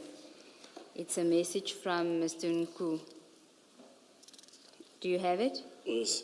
He says, hola, and then that's at 8:48. You also at 8:48, you have a thumbs up. And then you send him a photograph of someone, and the next message says no message content to display. On the next page, page 59, you say Sergeant Matabuche with the finger pointed up, suggesting that the message from earlier on is a photograph of him. Do you see that? Yes, yes. And then there's a message from Mr. Nku at 3 on the 22nd of Feb saying, ask them to check this number plate, and then he gives a number plate. You say thumbs up, and then he gives you another number plate to look for. And then we have a photograph on page 60, and at the top of page 61 he says the phone he's using is recorded to this name. And still on the same day, part of the same conversation, he sends you information about a Wild Track Orange vehicle. And then we have that message we dealt with yesterday, Gwaza. Do you recall why he was sending you number plates to check? I don't recall. Is it something he would ask you to do routinely? Is that why you can't recall it, because it happens so frequently, or?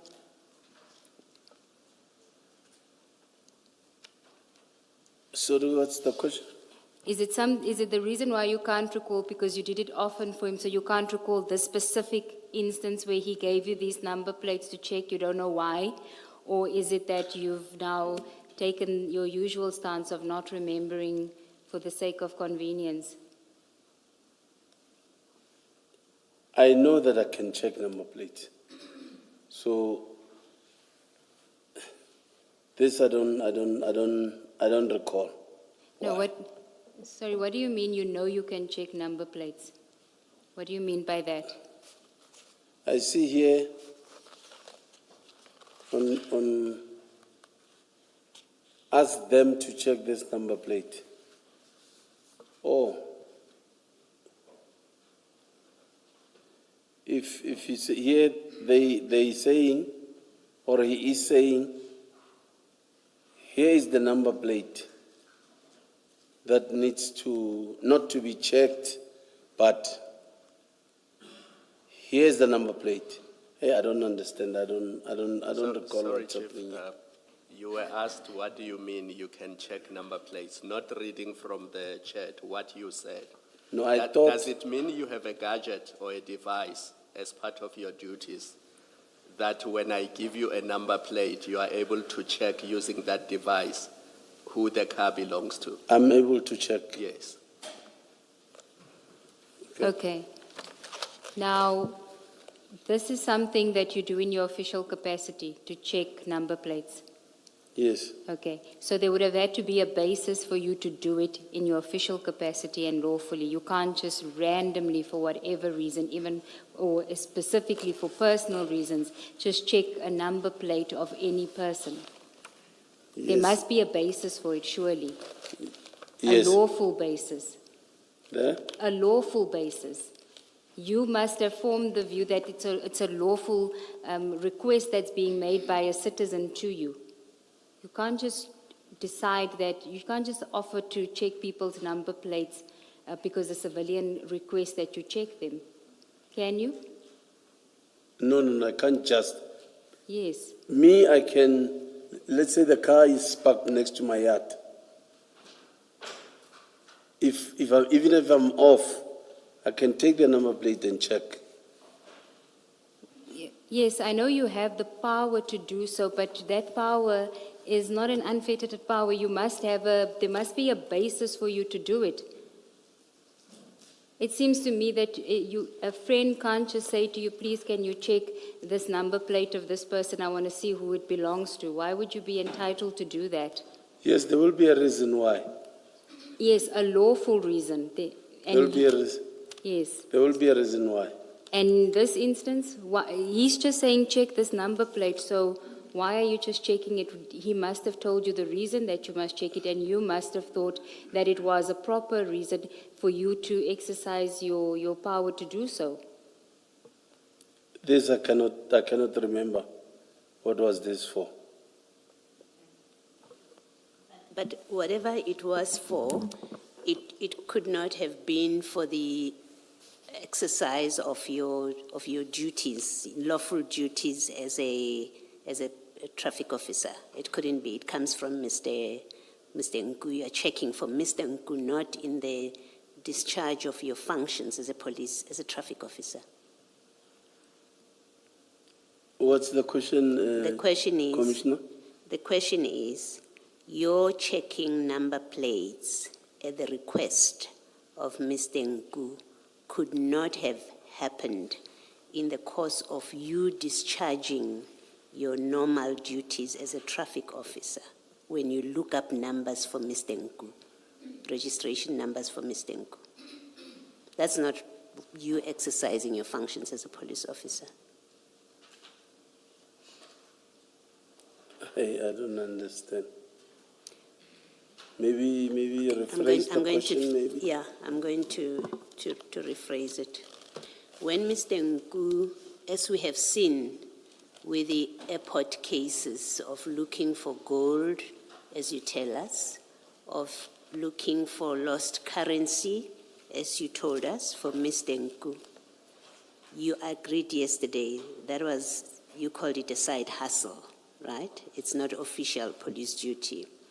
I'm saying the same thing, that when Mr. Nku gives you people's registration numbers, vehicle registration numbers, and he says, look up this, you're not, when you do look it up, that's not official police duty that you're doing.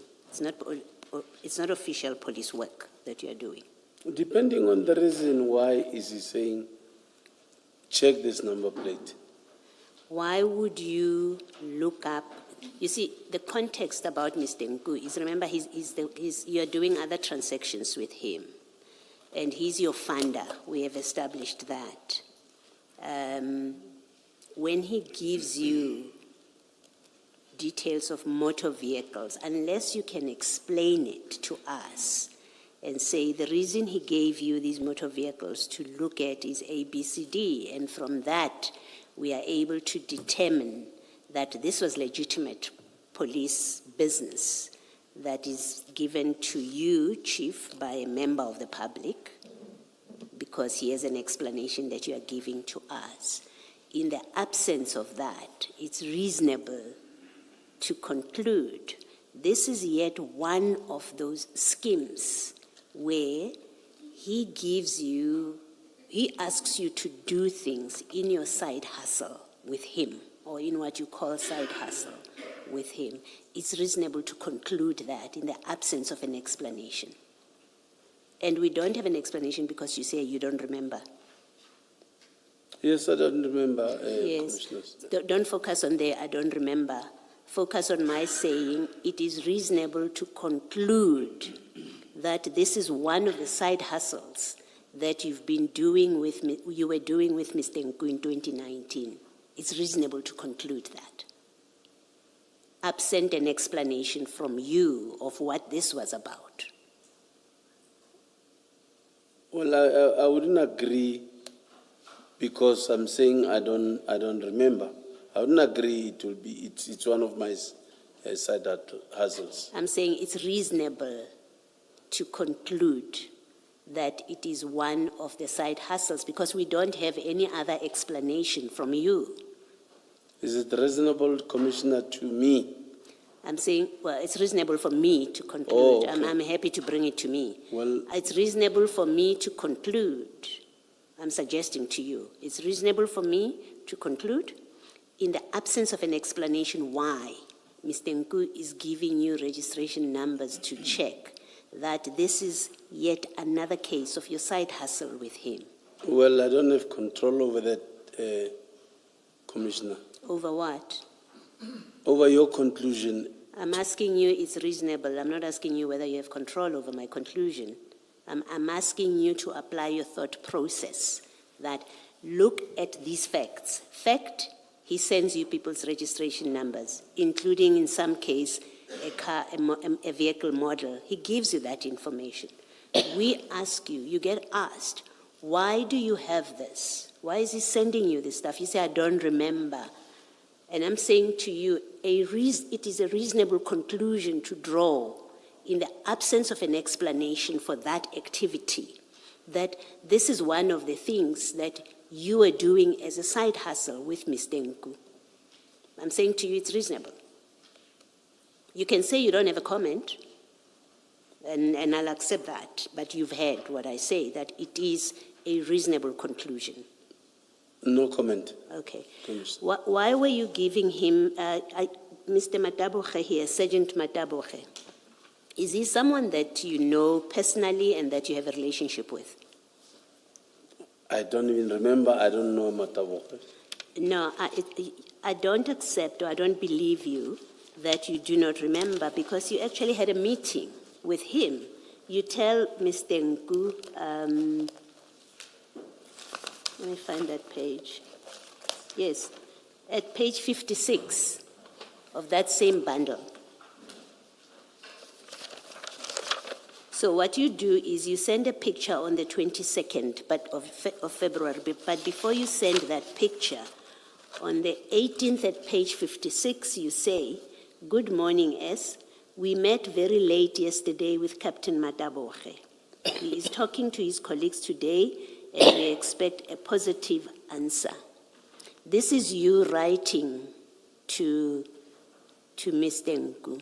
So it's unbelievable. It's difficult to accept that you don't remember. You met with him. You sent a picture of him to Mr. Nku.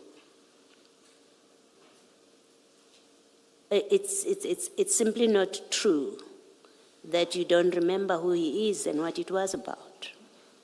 I don't remember, Commissioner. Thank you. I just want to check something with you.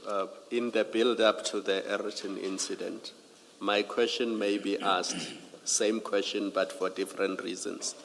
And before I ask my question, I understand that you can't give me the exact figure.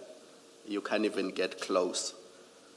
Our starting point we know is 20,000. I just need to know over the years, how much money has Nku given you? Is it less than 100,000? Is it less than 200? Is it more than 200? Is it close to 500? You can give me a round figure that is close to what you believe is. That's too much money. How much has he given you over the years? If you had to guess without giving me the exact number, if you had to estimate. It wouldn't be more than 50,000. But it will be more than 20, we know that. It wouldn't be more than 50,000. No, it will be more than 20, but it won't be more than 50,000. That's what you are saying. Yes. Yes, because we agreed yesterday that the starting point was 20,000. So he would have given you something between 20 and 50,000, and that's about it. Yes. Okay. Does that number include payments into Shilobane Lodge? I think yesterday we established that you have a company, or you had a company, the details of which, the bank details of it includes payments into that company. Thank you. Thank you. So we were just dealing with I showed you the photographs, we dealt with that. I want to go back to your statement we now want to move on to the Ayrton scene. Your statement on page 2 about what happened on the 9th of July.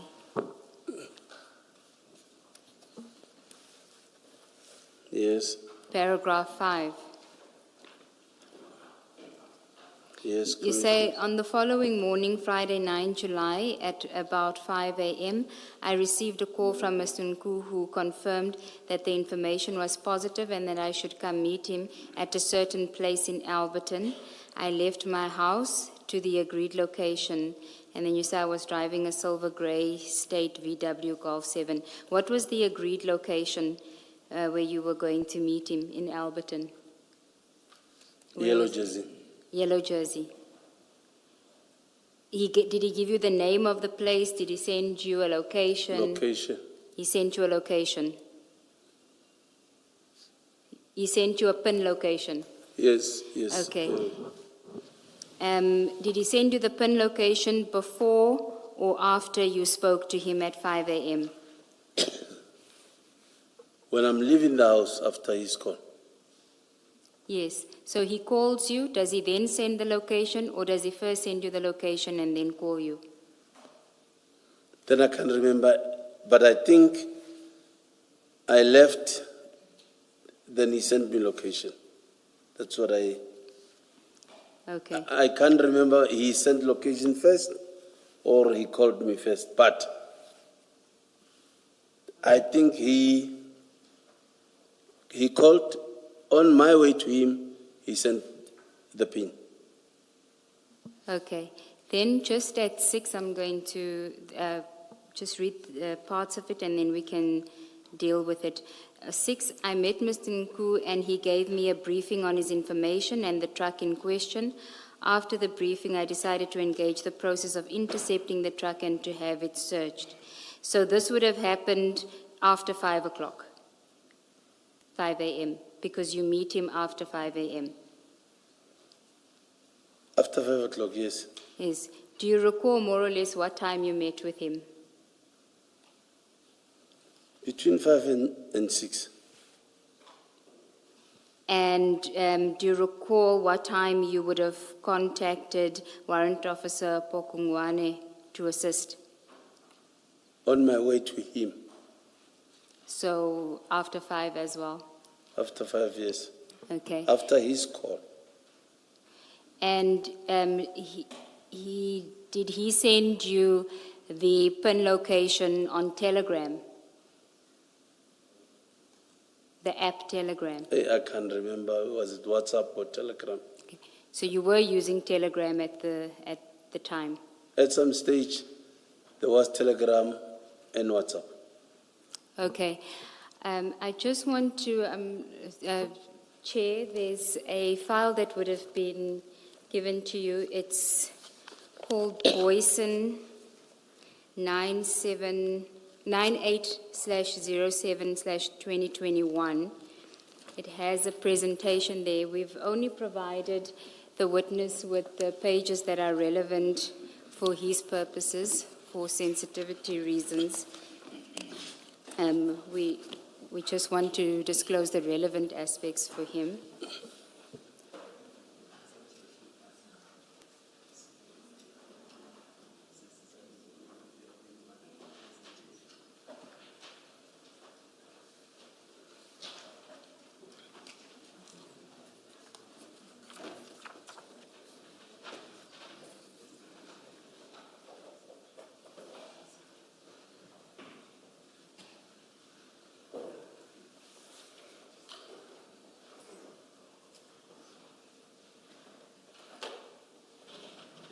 I'm informed by my learned friend, Ms. Poe, that it was dealt with by a previous witness.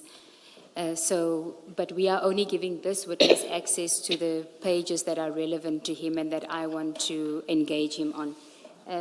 Chief, you would have been given 3 pages there, page 26, 27, and 28 of that bundle. Now, page 26 is a report from, it's an extract and an analysis from Telegram discussion or conversation between you and Mr. Nku on the Telegram app. And the analysis part will be the top part, and then where you see from, that is the chat, the data that comes directly from the chat. And I want to just clarify the time that is, or the date that's reflected. It says on 2021/07/09, that is 9 July 2021, Nku, and it says the illusion owner, it should be not sent, it's that you received from Mr. Nku. So that sentence is incorrect. It should read, on the 9th of July 2021, Samuel Mashaba received a location from Mr. Nku through the Telegram of where they should go, and the coordinates are that of Yellow Jersey Logistics in Roodepoort. Now, let me just clarify the time why it says the 9th of July. You received it or accessed it at 00:25, so 25 minutes after midnight on the 9th of July, 2021. And the time is important because if you look at the message itself, where it says from is Mr. Nku. The timestamp of the message when he sends it to you is 25 minutes past 10 on the 8th. Ms. Segal, you're moving too fast Okay. for us. Can I start with the message itself and then explain? So we'll start with from. Take it step by step. Where it says from, where the message says from, that is from Mr. Nku. He sends it timestamp at 22:25 on the 8th of July, 2021, which is the day when you said you had the conversation with him. The source app is Telegram, and the body is the message that was sent. And what was shared was GPS coordinates, and those GPS coordinates are to Yellow Jersey Logistics. Now, the bullet point at the top where it says to Melo Nku and Samuel Mashaba, this is what the analyst is saying is reflected in that Telegram message. It should read, Mr. Mashaba received or accessed this Telegram message on the 9th of July 2021 at 00:25. So 25 minutes past midnight, you received the PIN location that Mr. Nku had sent at 10:30 the evening before. Do you see that at 22:25 he sent it? You only accessed it at 00:25. And where do we see the 00:25? It should be on the analyst report. I believe that it has been clarified and it will be updated to reflect the correct time when that evidence is laid further.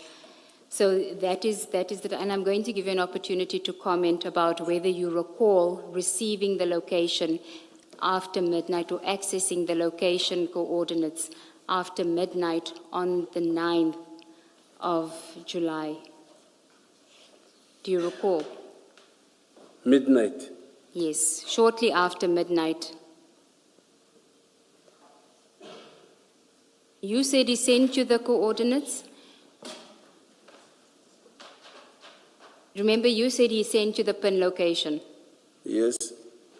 But your suggestion was that he sent it to you either just before the call at 5 o'clock in the morning, or it could have been when you were on your way already to meet him, which would have been after 5 o'clock in the morning. I don't see the time you're talking about. Yes, I'm telling you about the time that you said. Remember, you said that he would have sent you the PIN location either after 5 when you were on your way to meet him already, or before 5 when you called him. Not before 5. Okay, so after 5. After 5. So this report shows that he sent it at 22:25 the day before. Do you see the timestamp? Timestamp says 2021/07/08 2022:2025, which means 25 minutes past 10 in the evening on Thursday evening. That's when he sent it.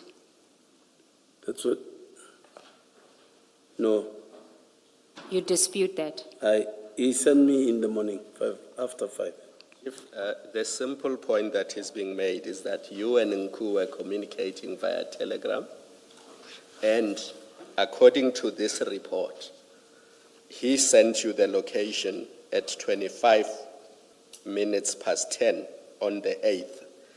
And then just after midnight, before your conversation in the morning, just after midnight, you then opened the message.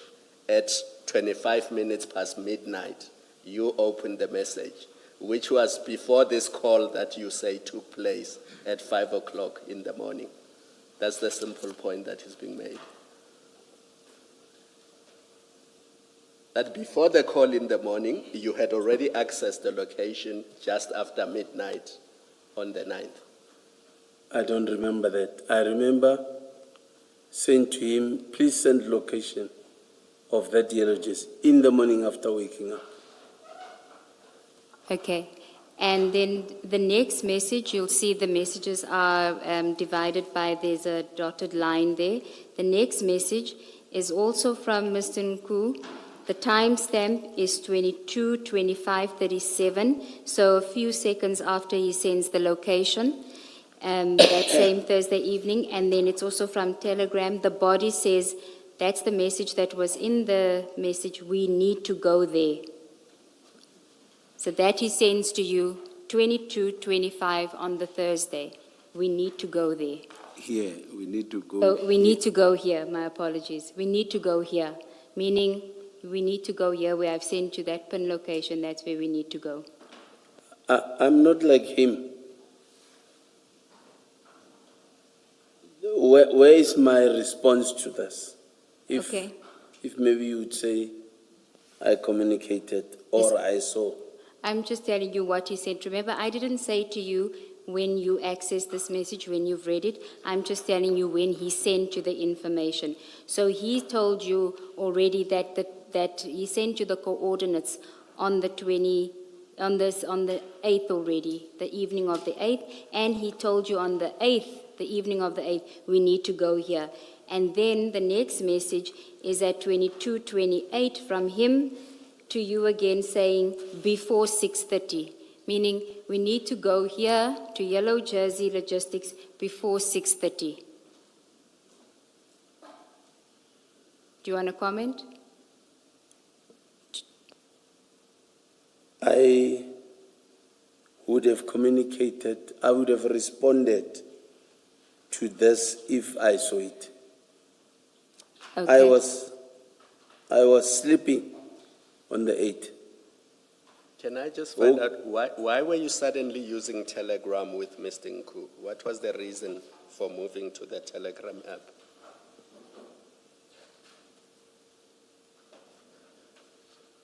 What was the reason Yes. to use Telegram? You were using WhatsApp previously, and then here we can see that you were now using the Telegram app.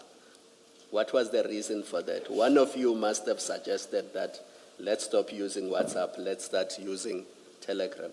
What was the reason for that? I don't know exactly what was the reason. Because I'll be honest with you, I did not know about Telegram until September 2025. I did not know that there's even such a thing. And I'm much younger than you. And when I was told that I must use Telegram, I was given the reason. I don't want to share that reason with you, but I was given a reason why we should move from WhatsApp to Telegram. So my question to you is, what made you and Mr. Nku decide that for the purposes of this operation, we're going to communicate via Telegram and not WhatsApp? I don't even remember we used Telegram. All along, I'm of the opinion that we used WhatsApp. But we were in your WhatsApps. I think we were dealing with your WhatsApps with Mr. Nku, and you could see from those WhatsApps that there were no WhatsApps from July 2021. And this report shows that in July 2021, you were communicating by means of this Telegram app. Well, My simple question to you is, why did the two of you decide that you will communicate via Telegram? And whose idea was it? Because somebody must have said, let's stop communicating via WhatsApp, let's start communicating via Telegram, and then a reason would have been given. So I'm trying to understand that.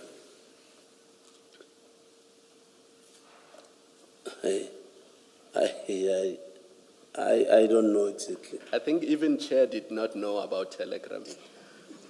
So, because it's Speak for yourself. to move from one app that you are used to another app, there must be a reason. And it is relevant for us to understand what that reason was, because it may be relevant to what is going on the 9th of July. I don't think there was a reason. So it was just a random decision.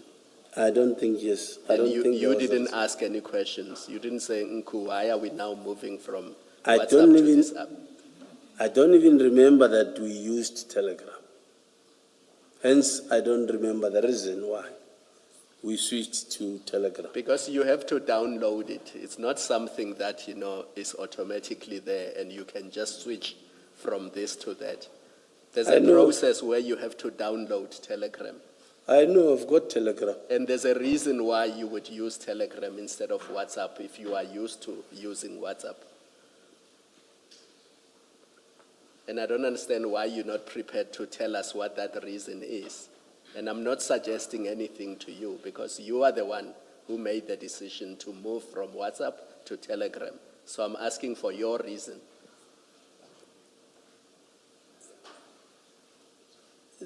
No specific reason per se.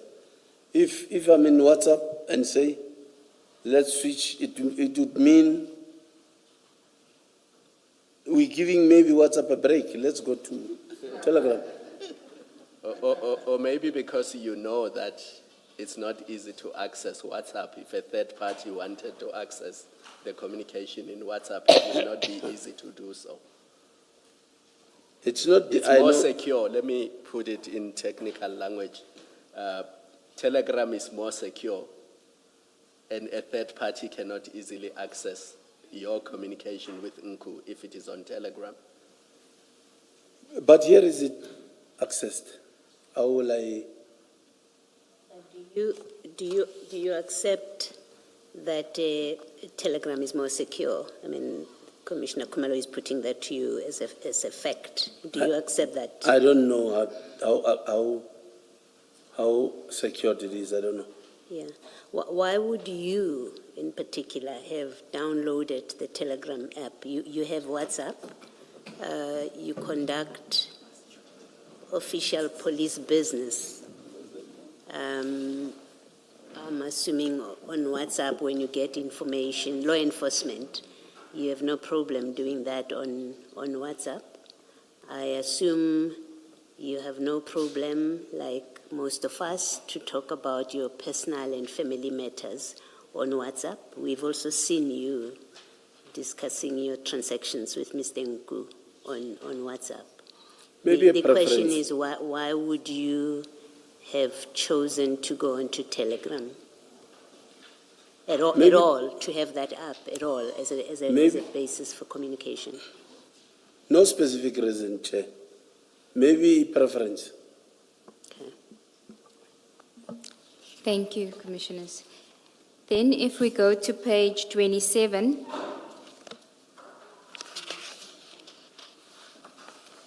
so page 27 is an analysis of the WhatsApps. Some of the messages are encrypted. They weren't able to access it because it's secured with end-to-end encryption. But the first block that has a message, that message is from Warrant Officer Pokungwane to you.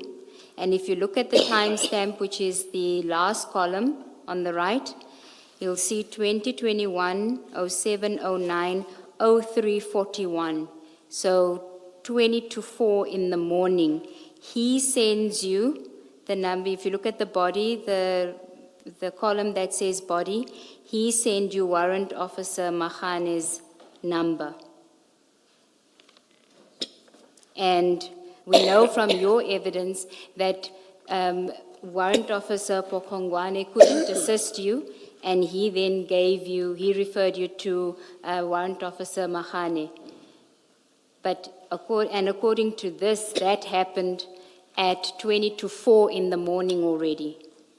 Do you want to comment on that? No comment. What it means, Chief Mashaba, is at 20 to 4 in the morning, you already knew that you need assistance from Pokungwane and from Makhano. That's what this means. That as at this time, when you receive this contact of Makhano at 3:41, you already knew at that point that you are going on to this operation and you're going to need assistance. And what that means is your earlier evidence that you only met with Mr. Nku, and only when you met with him did you know you're going to need assistance cannot be true. You knew at 3:41 in the morning. You reached out. You couldn't wait for the sun to come up. At 3:41, you reached out. Before, in fact, 3:41, you reached out to Pokongwane to say, I need assistance. So you knew what was going to happen. You're shaking your head. I only knew in the morning. That's not true. It's not true.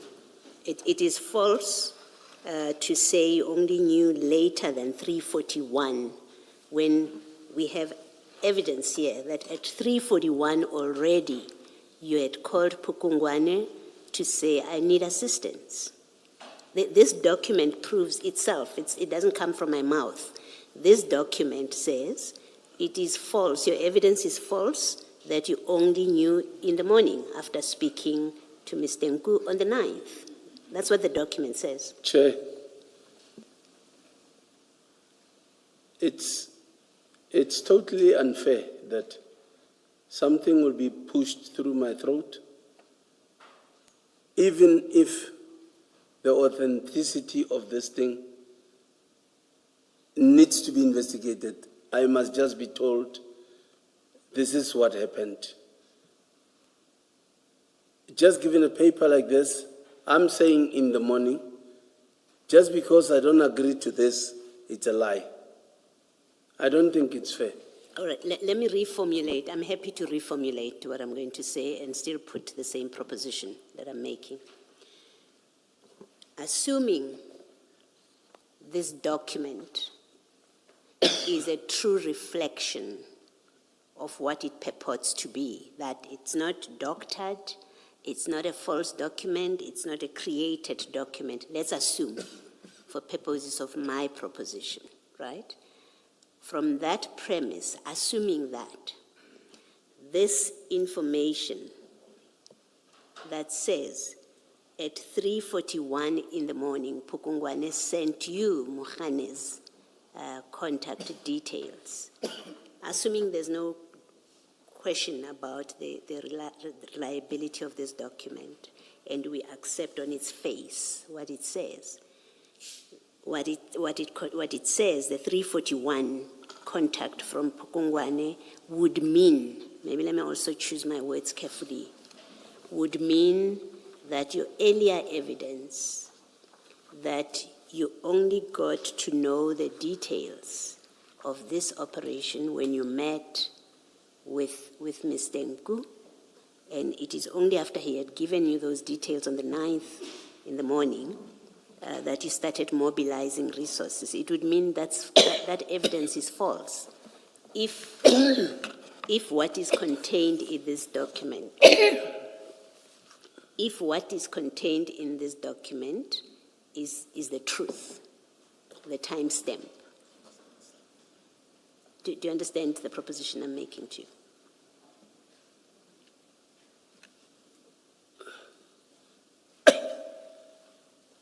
I don't even want to attempt to say it might be, because really I really feel things are being pushed to me, and I must just be forced. I must just be forced to agree. Whereas I'm saying, and whatever I'm saying here, it's a true reflection of what happened. But now if I'm being proven wrong and I agree to it, I don't think it is fair. And I'm pushed again I'm forced actually to agree. And if I don't agree, I'm lying. Okay. Chief, I think you do understand very well what this engagement is. I think you do. Just observing you in the last 2 days, I know you have a full understanding of what this engagement is about, including when I say to you, for purposes of our engagement, let's assume this page is a true reflection of what is contained, you fully understand what that means for purposes of engagement. But I'm going to move on and actually make the statement to you, because you refuse to engage with my suggestion that let's make an assumption and then about the contents of this, the truthfulness of it, and then let's see if we can get the kind of comment that I'm asking. But you're refusing to do that because you feel you're being forced. And I've said to you, I don't believe that's how you feel about it. I feel... No, let me finish. I'm going to make my statement. An analyst will come and testify and confirm that the document at page 27 is an extraction, is an accurate, a credible and reliable extraction of communication that relates to you and Warrant Officer Pukungwane. We will have an analyst who will confirm the authenticity of this. And from that premise, I'm saying to you, what this shows, what this document shows, is that your evidence, earlier evidence about when you met with Mr. Nku and first became aware of what the operation was going to be about, when you mobilized resources, the timing of it. This proves that evidence of yours is false. And that's a statement I'm making to you, that this document proves that you were untruthful and you continue to be untruthful about your engagement with Mr. Nku on the day when you went and operationalized his information. That's a statement I'm putting to you. You can comment if you want, and if you don't want to, we will proceed. I'll have to comment and start by saying I totally disagree, because it is interpreted wrongly. It is interpreted wrongly. For an example, I was listening to the news this morning that Chief Mashaba, what is it exactly saying?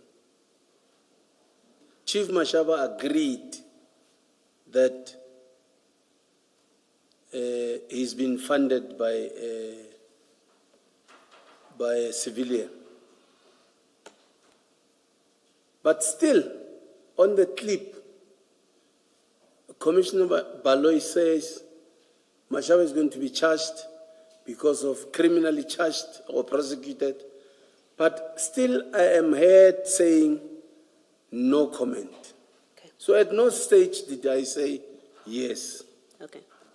All right. I've put to you my statement. What you're saying has nothing to do with what I've put to you.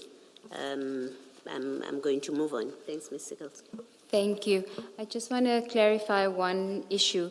Are you disputing the WhatsApps that you sent that is reflected on page 27, or are you also disputing the telegram on page 26, that the telegrams were sent at the night before from Mr. Nku to you? I'm refusing the times.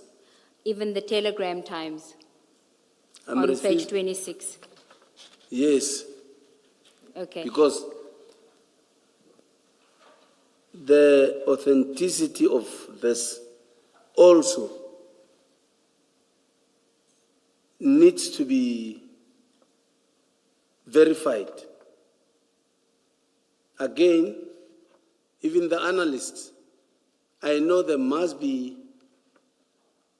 a certificate for this. So I wouldn't just agree to something that is contrary to what I'm saying, and then I'll be labeled a liar. No, no one is saying you're a liar. You're entitled to do that because that evidence hasn't yet been verified. That is why we are saying to you that is what will be presented. We're giving you an opportunity. That's why I want to clarify the difference between page 26 and 27, because page 26 relates to messages between you and Mr. Nku on Telegram. So I'm asking, do you dispute the times there as well? That he sent his communication to you on the 8th of July. the location and we need to go here and before 6:30. Can I say something? Yes, you can. Things that I say I don't remember, I don't recall, this, that. We don't pass. Yesterday, there's one question, I think we were on that question for almost an hour. Just because you want me to say, you want me to agree, and you are forcing me to agree. If I don't agree, I'm lying. If it's the other way around, I'm not helpful to the commission. I don't know what to do. I want to do my best to work with the commission. And So, can we just take it step by step? I'm asking you on page 26, which is the telegram conversation. Do you dispute that those messages were sent to you on the 8th of July 2021? I dispute. Okay. And when do you say you received them? Do you accept that you received the messages? I don't even remember using, all along I thought, or I'm thinking, we used WhatsApp. And the times I'm saying, in the morning, I think I'm telling the truth. So, I'm saying in the morning, you give me a piece of paper to say, it's not in the morning, it's this time. Again, forced to agree. Sorry, Chief. I'm only talking about page 26. You have an issue with 27. I'm not going to go back to 27. I'm talking about page 26.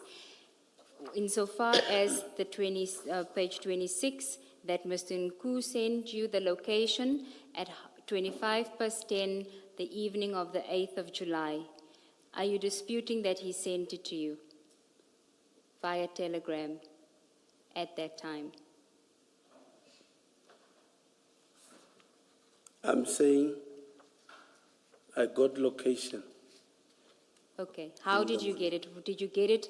He sent you the location. How do you say you got it? Telegram or WhatsApp? Now that you're bringing Telegram, I can't remember we used Telegram or WhatsApp. I can't remember now. Because you're now saying to me, you didn't use WhatsApp, you used a Telegram. Then I don't know which is which now. Okay. And so when he, on your version, calls you on the 9th at around 5 o'clock to say, meet me, he sends you the location while you're on your way there. Would he have also then said to you before 6:30? You see the last message there on page 26 where he says, we need to go here, and then the next message before 6:30. When would he have sent that to you, according to you? All I know is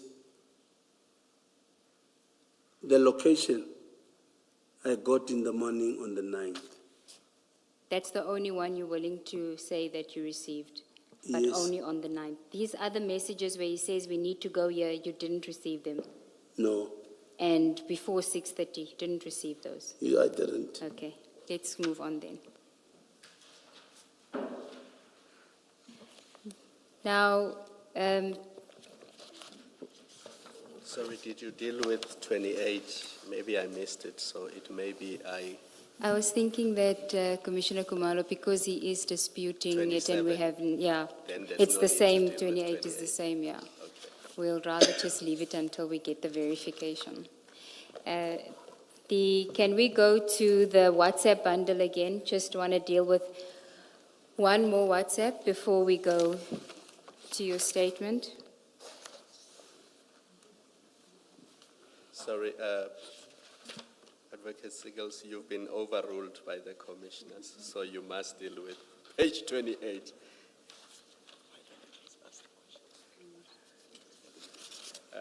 Chief, what page 28 shows, and I've taken note of your reservations about these documents, what page 28 shows is that you were communicating with Warrant Officer Makano at around 4 a.m. on the morning of 9 July 2021. So you could not have been in communication with him after the 5 o'clock phone call or after 7 o'clock. You were in communication with him. If you look at the timestamp on the extreme right of that table, just below the dark blue column, it says 9 July 2021, 4:40 a.m. And you sent him coordinates to Yellow Jersey Logistics around that time. That's what this extraction shows, this report. Do you also dispute that you sent him, or you spoke to him rather, before 5 a.m. that day? And you sent him location before 5 a.m. that day? I got a call around 5 o'clock. No, I'm not talking about the call. This is now communication between you and Warrant Officer Makano. That communication happens around 4:40 a.m. on the 9th of July 2021. I spoke to Mohane after 5 o'clock. So then you dispute what this document shows. I dispute because I'm saying only after 5 I got the number. What Of this Mokgane. document show, Chief Mashaba, is that you did not sleep that night of the 8th of July 2021, leading to the 29th operation. You did not sleep. I slept, Commissioner.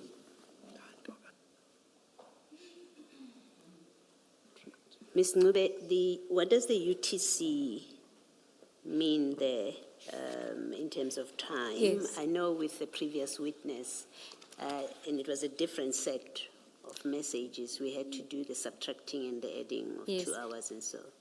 Commissioner Baloyi, that is why, insofar as the telegram is concerned, we need to verify whether, because telegram is correct, but we need to verify the WhatsApp. That's why I said until it's been verified, we won't deal with that page, page 28. So I will come back on that to the Commission on it. You'll see on page 26, Telegram also uses the UTC.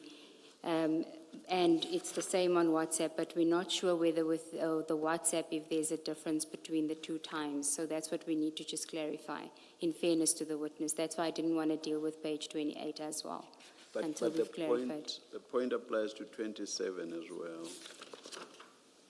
It may potentially still apply to 27, but there may be a difference because of what is sent, as opposed to a message versus a location, so that's what we need to clarify. The location may be the correct if it's sent that time, but if it's a message, there may be a difference in time. That's what we want to clarify.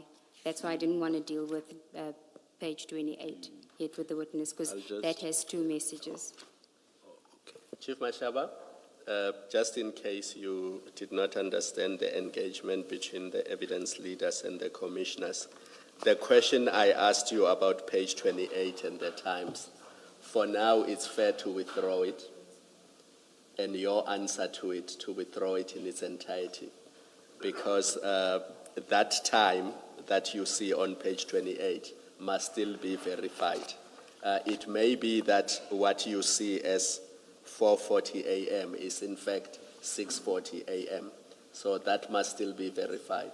And to be fair to you, until the analyst confirms the actual time, I must withdraw the question so that you won't be held to the answer that you gave. Okay. You understand Okay, that? Commissioners. And in my view, that also applies to page 27 as well. That's because of the different time zones. You are aware of that, eh? Yes, I'm Time aware. zones and all, yeah. So we won't hold you to your responses with regard to the times on these pages, nor will the commissioners and indeed the evidence leaders be insistent on the times appearing here, because in terms of South African time, there may be differences. So for now, we'll forget the times until the verification process that Ms. Sigels-Ncube is referring to has been undertaken. Thank you, Chair. Can I just check something? Chief, subject with that in mind, can I just check whether we are in fact that far apart? So the Commissioner Khumalo was talking to you about page 28, which records UTC 0440. So it says 25 to 5. If we add 2 hours, that will be 25 to 7. Does it sound like, when I say 25 to 7, does it sound familiar that would be the time you would have spoken to Makhano? No. To 7. You still say it's much later? No, because I know we left Yellow Jersey around 6 o'clock. To Eraten. So you spoke to him before 25 to 7? Is that what you mean? Yes. Okay. And then applying the same principle to page 27, your communication with Makhano, with Pukungwane, here it says 0341. If we add 2 hours, it will make it 0541. Does that sound right, that you would have communicated with him around that time, or you still say it was later than 0541, which is 20 to 6? As long as it is after 5, Yeah. I will agree. Okay. All right. Thank you. And we should also make sure that the analyst is an expert with regard to the time as well, because the expert may be an expert with regard to telling us, downloading all of this and speaking just more the content and so on. Correct, Chair. Yes.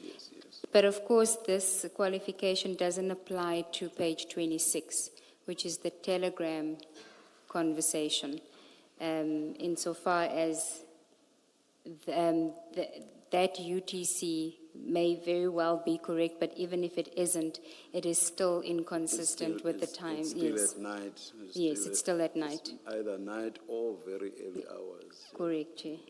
Thank you. Can I then take you to the WhatsApp bundle so that we can deal with the actual scene and your participation there? But there's one trail of WhatsApps that I'd like to refer you to before we get there regarding Mr. Nku's knowledge when he then activates your involvement in this. You say you were not aware of who Mr. Nku's boss was. You didn't know what kind of business he was doing. Correct? Yes. Okay. Can I ask you to go to page 49 of the WhatsApp bundle, which is, it's CJC 274.1.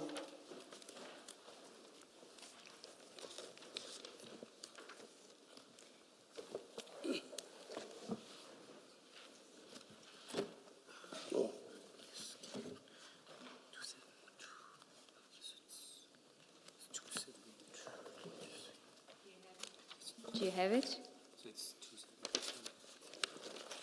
Perhaps we can start on page 47 if you have the bundle. This blown up. I'm going to refer you to the bigger, I just want to show the timestamp because the big picture doesn't have the timestamp. So, page 47, if you will, please. This is again content that was obtained from Mr. Nku's phone, which is communication on Thream between him and who we've come to know as EB Boss Alpha. I'm going to refer you to page 47 and the messages on page 49, but to go to the larger images of that, if you can go to 324, page 324. Page? 324.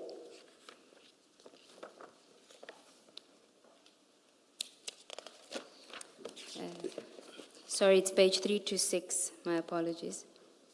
326.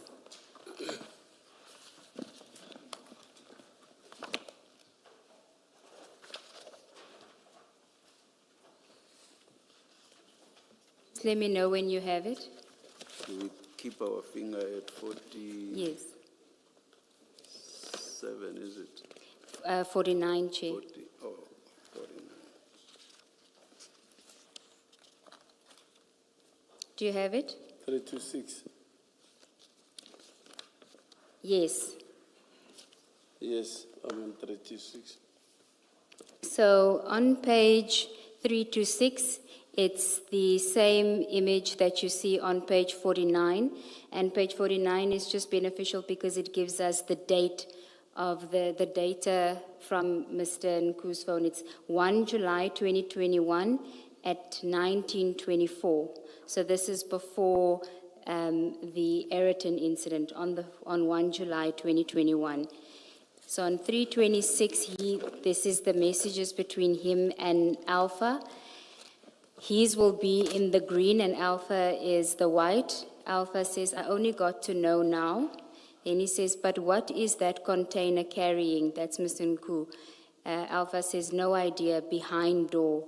Then Nku says, boss, these people are really making our job impossible by the day. And in response to Alpha's message behind door, Mr. Nku says, please ask them, because if they loaded it on a car or anything that can be mobile from the container, it will be a bust, the comma. And then he sends another message saying, boss, please tell the people that avoid any containers with metal or anything automobile. Only load goods or sugar. Anything that goes to Pier 1 or 2 is workable. Remember, there was a bust a week ago. Now we need to go offloading from trucks again. And he's got a surprise emoji. And then next one is call aborted. So he probably attempted a call. So he's saying, remember, there was a bust a week ago. The bust, what we think he's referring to, is the bust that occurred at the Durban CHC depot on the 22nd of June 2021, which would be just over a week from the 1st, when he has this conversation. And he's saying, now we need to go offloading from trucks again. And this is before he communicates with you about a truck that's carrying drugs from Durban to Johannesburg, and in respect of which he has photographs of these bags in a container. Were you aware of his involvement in this when he... I was not aware. Do you... I was not aware. You were not aware? You were not aware of any of this? I was not aware. Okay. And so when he activates you, when he gives you that information, can I just ask you whether you knew that he had engaged with the, you said you didn't know, but I just wanted to know definitively whether he had spoken to Lieutenant General Mfazi. No. Do you know who that is? Lieutenant Fazi, Yeah. I knew after his death, or after he passed on.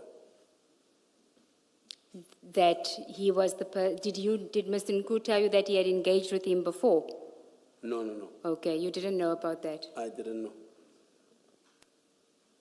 Okay.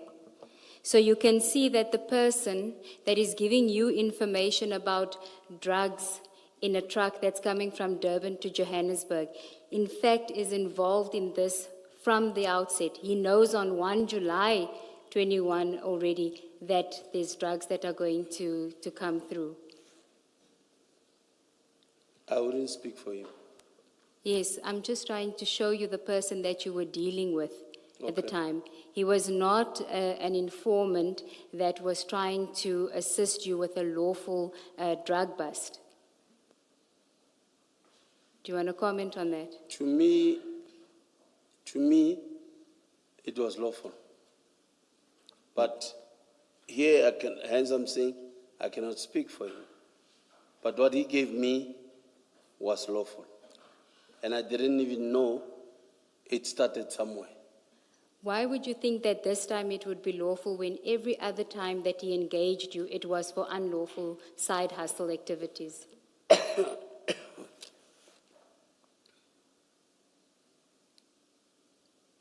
I trusted what he told me. I trusted the information that he told me. So you trusted that this was not going to be a bust. You trusted that this was just another attempt by him to involve you in an unlawful side hustle. Because you've never done anything lawful for him. Why now this time? Unless you haven't told us about the lawful stuff you've done for him. So what's your question? Sorry. Why would you think that this time he's engaging you or he's asking you to assist him with a lawful drug bust? You are not correct when you say I have not done anything lawful. Please remind us what you have done that's lawful for him. Yesterday? I even forgot today, it's Friday. I spoke about the diesel, the information that he gave in Vereniging of diesel. That we did. What was that? Remind me what that was, because we don't have any record of it. I was asked either yesterday or the other day. Yes, you told us, but we also know that there's no evidence of that in the communication between the two of you. It's your say-so. So just remind us what happened in that. All I know is that you said it was within your jurisdiction. I didn't understand you to be saying that it was something that was lawful that you were doing, just that it was within Vereniging. But I may have misunderstood you. I was asked, yes.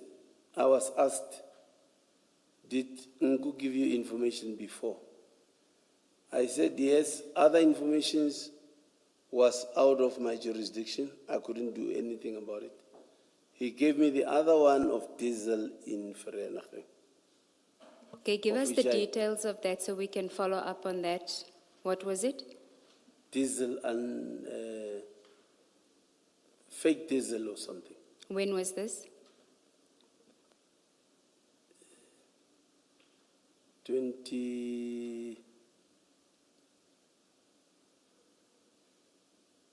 I'm not sure, but 2019, somewhere there, yes. 2019? Yes. Okay. What were the facts of that case? There was a fake diesel, somewhere, an illegal depot in Vereniging somewhere, where I called the police to come and attend to it. And then the police called, I can't remember, the people that are dealing with those petroleum, whatever. Okay. And was the diesel seized? I don't know what exactly happened because I left it with the police, and because police were calling those people, I can't remember, I can't recall what are they called. The experts in testing the authenticity of this fluid. Who did you contact with? Did you make contact with in Vereniging? Was it Vereniging Police Station?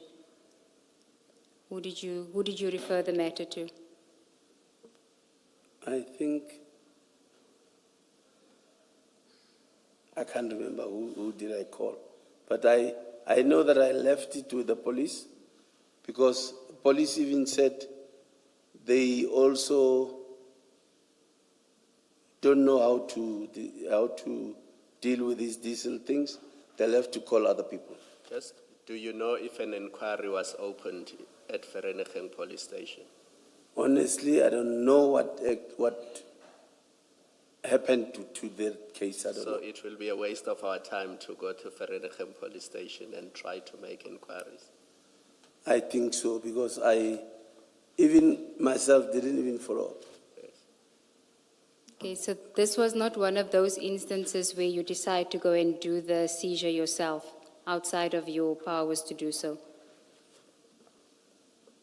This was? This was the diesel incident. This wasn't one of those incidents where you decided to act outside of your powers to go and do this bust.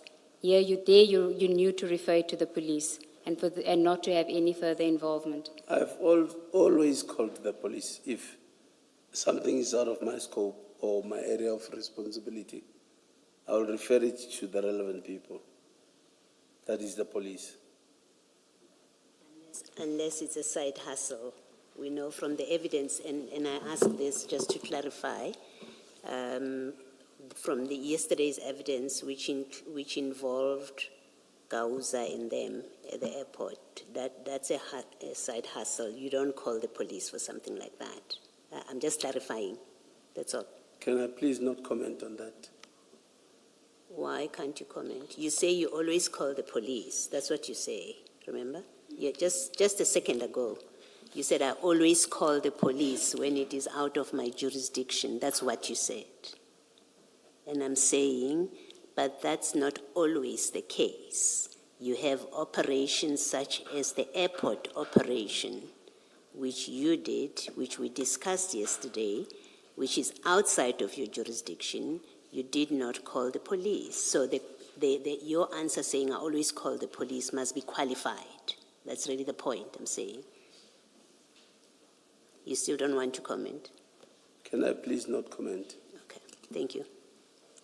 And it is surprising that you do remember the diesel incident with such clarity, except when we ask you for specifics as to who you referred it to. But when we ask you about the airport stuff, where there's actual contemporaneous recordals of what you're discussing, it doesn't jog your memory. So can you see how implausible it is that this diesel incident could have actually happened, the fake diesel incident? There's no record of it in the WhatsApp conversations between you and Mr. Nku. You can't tell us who you referred it to. And when we ask you about stuff where there is contemporaneous recording, you have amnesia. Do you want to comment on that, Chief? No comment. Okay.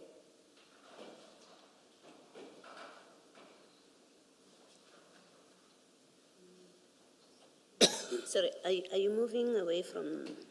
You had asked a question about page 326, and I'm not sure. Maybe let me ask my own question. Please go ahead, Commissioner Baloyi.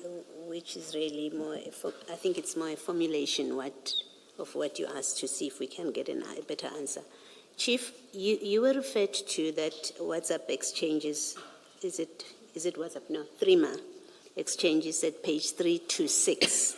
And this is between Alpha and Mr. Nku, where they are quite obviously, just from the text, when you read the text, they are talking about how drugs should be transported, with Mr. Nku suggesting, please ask your people if they loaded it on a car or anything that can be mobile from the container, it will be a bust. And then he says, avoid any containers with metal or anything automobile.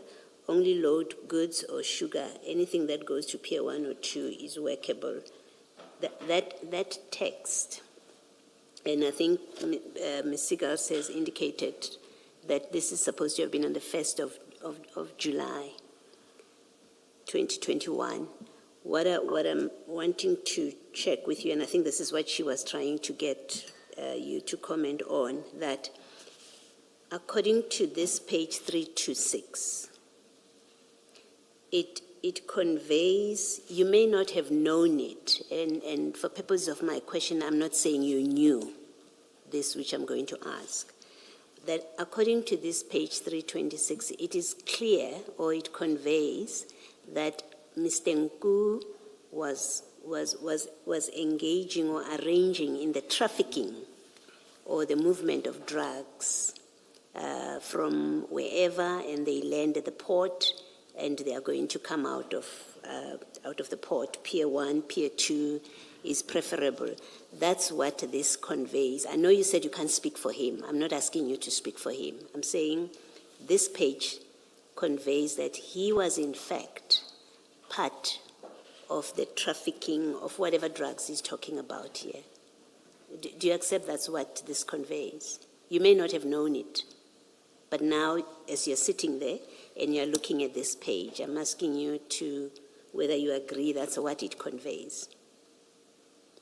And I'm asking you to comment about it in that way,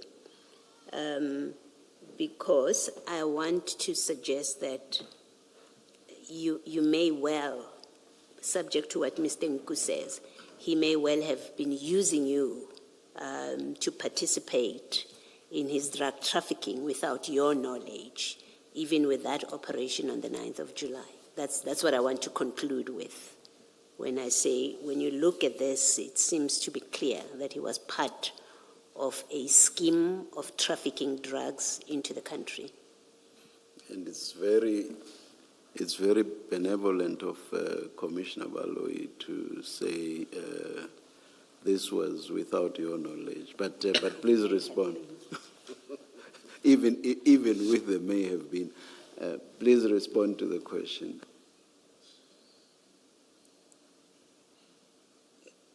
Can I please not respond for things that were... Can we please reserve this for him? No, we will certainly ask him. You can be sure about that. He's coming. We will ask him. All I'm doing is saying to you, and if you choose not to respond and that's your final answer, it is what it is. But I will then put to you what I say this conveys. And he will come, maybe he'll say, I'm wrong in my understanding of what this. But what I'm putting to you is, or what I'm proposing to you is page 326 clearly records and shows that Mr. Nku was involved in a process of arranging for the importation and transporting of drugs into the country. I'm saying that's what 326 says. I've heard, and that's what will be discussed with him, but you say you don't want to comment. That's your last word. Thank you. I accept that. Thank you, Ms. Siegel. No comment. But for your benefit, the relevance of what Commissioner Baloyi is asking is, if you say he was merely an informer, that's at odds with what Commissioner Baloyi has just drawn to your attention now. Do you follow that? I'm afraid, Commissioners, I don't want to fall in the trap of agreeing or disagreeing, and then he comes here and says something else. At face value, if we look at this at face value, regardless of where the truth may lie, but if we look at this at face value, that's what it points to. Correct? No, I don't agree to that. Okay, all right, thank you. Do you not even have an opinion of looking at it now? What does it look like? I don't want to speak for him, but this is No, him. You speak for yourself. You look at a document and you read it and you say, I don't know the full facts, but looking at it is what it looks like to me. And that may well be wrong because it's an opinion, it's not a fact. But you are able to read something or to see something and form a view one way or another. You won't be held to that view because you are not a party to these conversations. It's not you communicating. But you can look at a conversation and say, this is what it looks like. Or you can say, I can see what it looks like, but I choose not to say anything. I don't even want to attempt to say anything. But you can see what it looks like. I don't want to. You don't even want to see. I choose not to see.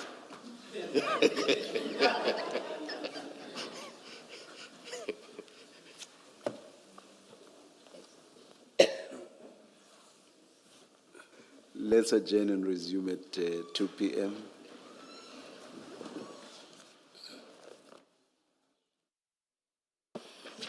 Chief, can we go to your statement and deal with your involvement at the scene on the day of the bus? We've dealt with when you received the information, and now I want to deal with after you've been informed about involving Warrant Officer Mahade, and you go to the scene. I just wanted to find out from you, when Warrant Officer Mahane was suggested to you as a replacement for the person you actually wanted, did you get any details about his experience, his speciality, and his ability to assist with this kind of operation? When he, Yes. When Warrant Officer Pokhongwane was not available and he recommended Warrant Officer Mahane, right? That's what happened. Correct? Yes. He recommended him. Did you tell him what kind of person you needed for this operation? So speciality, somebody that's involved with drug busts. What information did you give him No, I about the didn't kind tell of him. person? You didn't tell him? I didn't tell him. I expected that he would give me somebody who works with him or who works like him. And what is... He is a detective, so I was expecting he will give me like a person relevant to him. Well, did you ask him for somebody like him? No, I didn't. I only asked for assistance. Okay, and when the person that he recommended, you had never worked with that person before? No, I've never worked with him. And why did you consider that person to then be somebody that you could trust to assist in this operation? Like I'm saying, because Pokungwane recommended, I maybe jumped into that conclusion to say he is equal to the task. It's not about him being equal to the task. I'm talking about the trust factor, because you say that that Nku said to you must be cautious because high-profile officials or high-ranking officials could be involved, right? So that is why you don't involve your boss or anybody senior to you. I want to know, on what basis do you then go with somebody that you've never worked with before and think that this is somebody who may very well actually inform a high-ranking official about this bust, which is something you were told not to do? I trusted what Pokungwane would recommend to me. Purely on that basis? Yes. Okay. So you... Can I just ask? If Pokungwane doesn't know that this is a drug bust, surely he could have recommended just anybody, and you could never fault him for giving you the wrong person who then ends up taking the information to the seniors that Nku was concerned about, that you and Nku were concerned about. So the question being asked really is, you say in your testimony, this is a sensitive operation that had to be kept away from others because because people should not be trusted, and yet you are prepared to bring onto the operation someone that you have no way of knowing where they sit, in terms of they could alert the seniors, and it is a risk you take because you don't tell Pukungwane, this is what this operation is about. I need someone that you trust, that they will not be compromised, or they will not compromise the mission. You just say, I need assistance. I think what Ms. Sigals is asking really is, how do you reconcile that you ask without telling Pukungwane what it is about? You accept whoever he gives you. He doesn't know what you're looking for, according to you. How do you reconcile that with your explanation why your superiors, why you didn't inform your superiors, because you do give us an explanation. That's really the thrust of it. How do you reconcile that kind of conduct? In our line of work, let's say somebody is looking for assistance from Mashaba. If you don't get Mashaba, you know what Mashaba is capable of. If you don't get Mashaba, I would also refer you to somebody that I know I can also work with. So I wouldn't recommend somebody that I know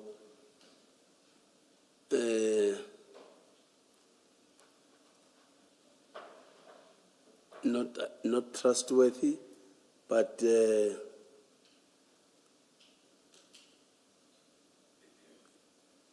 let me say competent. In our line of work, I would say, I know this guy can do the job. Because I cannot do it, please go and assist Mashaba. That's how we work in our line of duty. So which line is that? Because as we've established yesterday that you have two lines of work. One is the official and the other one is the side hustles. Which line of work are you referring to?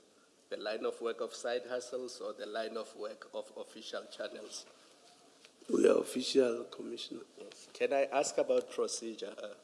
But before I do that, Commissioner Baloyi had a follow-up question. I'm moving to a different topic. It wasn't so much a follow-up, but it was just to clarify what I'm asking. Maybe let me do that. So Chief Mashaba, I'm not asking so much about his competence. How did you know you'll get a competent person? That's not my question. My question is, your first move, once you got the information from Nku, your first move was informed by the sensitivity, how to treat this information, this operation sensitively, because you've been told that there are senior officials that have an interest in this. And for that reason, you didn't inform your superiors, you proceeded quietly the way that you did. So there's that evidence, right, from you? Yes. But when you ask Pukungwana for assistance, you don't tell him that the operation involves drugs, even if you don't mention drugs, you don't say to him, this is a sensitive operation and I don't want it to leak. You don't do that. Give me someone who will not give me that problem that I'm concerned about. You don't do that. So you just say to Pukungwane, I need assistance. He says, I can't help you, and then he gives you somebody to help you. But you don't know who Mokhane is in the concern that you have. So the question is, but how do you reconcile that you started off quite sensitive about who gets to know about this mission, and then when you now ask for assistance, you don't alert the person you're asking for assistance from that this is sensitive because of ABCD, so if you give me anyone to help me, it has to be somebody that you know is not compromised, will not compromise the sensitivity of this mission. So it's two, they look like irreconcilable positions. So I'm asking, how do you reconcile what looks like completely opposite ways of conducting the sensitivity, yourself about the sensitivities in this operation? No, the sensitivity part I mentioned to Pukungwan. Okay. Please treat this very discreet. It's sensitive. Come and assist. No, I can't come because I've got this problem. Okay. Obviously, when I tell him that, I'm expecting that whoever that he will send, he will also relay the message. The same message I said to him, I relate to him. And did he know that you need someone that is up to the task of a drug bust? From how you discussed with Pukungwane, did you know that's what you're looking for? Because my understanding so far is that from the evidence of others is not everybody is familiar with different kinds of work that you do. So, for example, within the SEPS itself, not everybody is familiar with drug busts. So how would Pukungwane have known that he has to give you somebody who is familiar with that kind of operation? What did you say to him that would have familiarized him with the nature of the mission and therefore the kind of recommendation that he makes to you? Number one, I wanted somebody in the area. Number two, I know,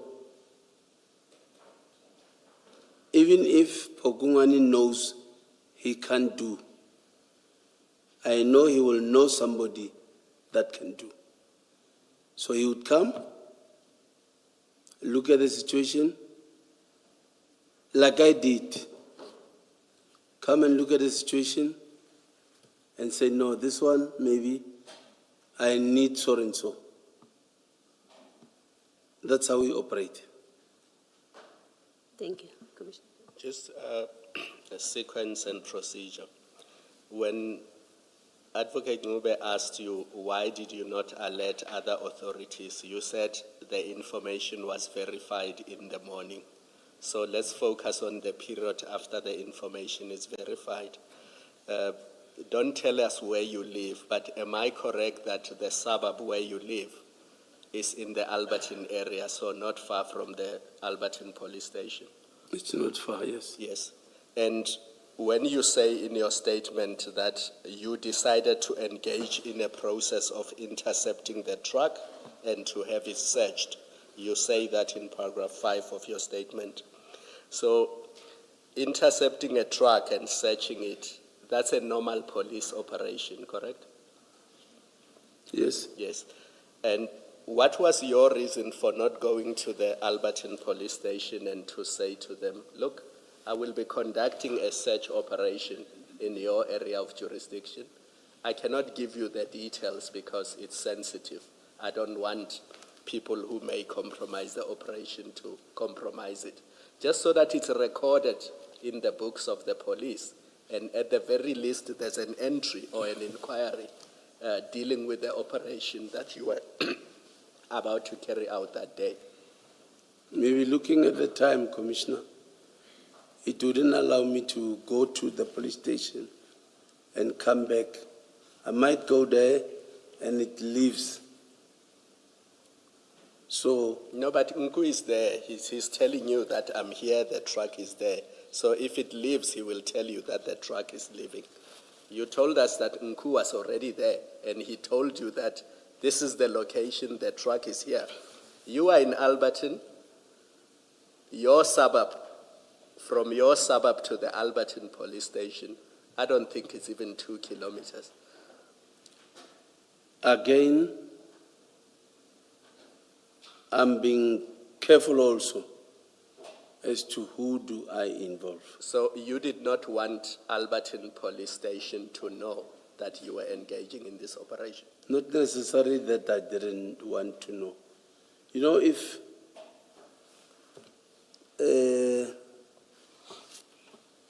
in an operation, things happen so fast.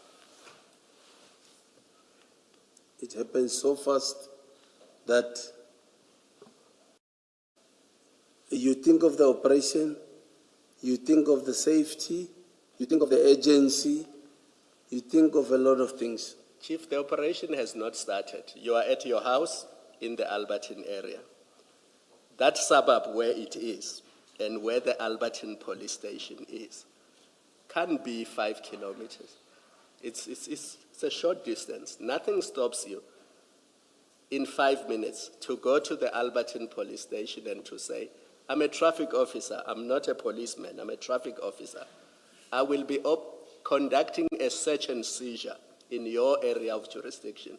The details are sensitive because my source says I must not disclose it to people who may compromise the operation.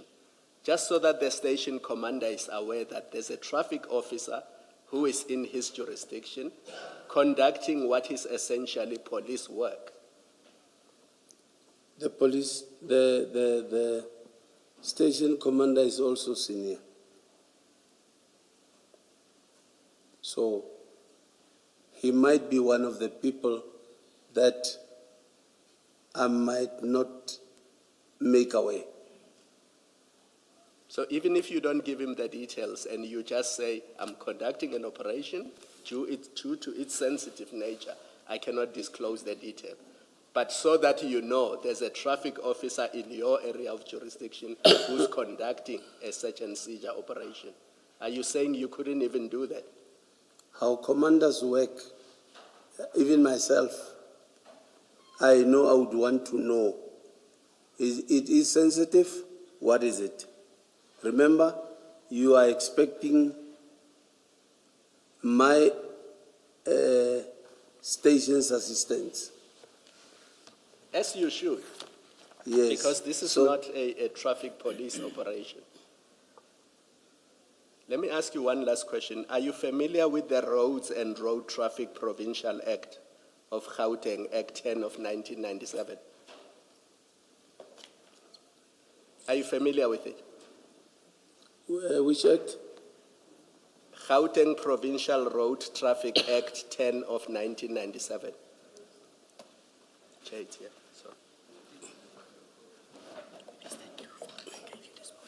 Which act?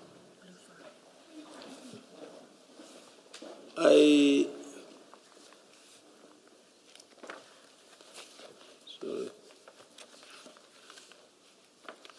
It's a simple question. Are you familiar with it, yes or no? I am, yes. And am I correct that this is the statute that regulates what traffic officers in Gauteng are supposed to do or are allowed to do and not allowed to do? If I'm wrong, you can say I'm wrong. We can move on. No, I'm aware. I am correct. You are correct. And you have it in front of you. Am I correct? Go to section 10, please.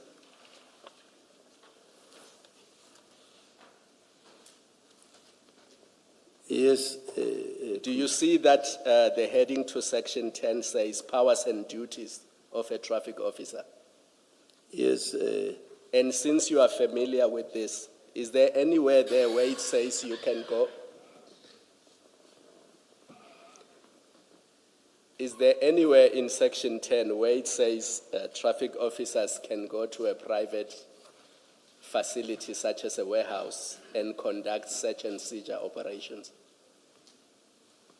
This is a Road Traffic Act. I'm using Criminal Procedure Act as a peace officer now. Chief, Chair has already engaged you about the Criminal Procedure Act. I'm not going there. This statute says, section 10, powers and duties of a traffic officer. Do you see the heading? Yes, sir. And then it sets out what the powers and duties of traffic officers are. Now, is there anywhere in that section where it says a traffic officer can go to private premises of a business and conduct a search and seizure operation? No. Thank you. Can I just ask, you said to Commissioner Khumalo that even your commanders are not to be trusted. When you say you, and I don't mean necessarily your direct commander, I didn't understand you that way, but you were talking about the senior people, that even those that are commanders are not to be trusted. Now, how and why would you have known that you can trust Warrant Officer Pukungwane with this mission?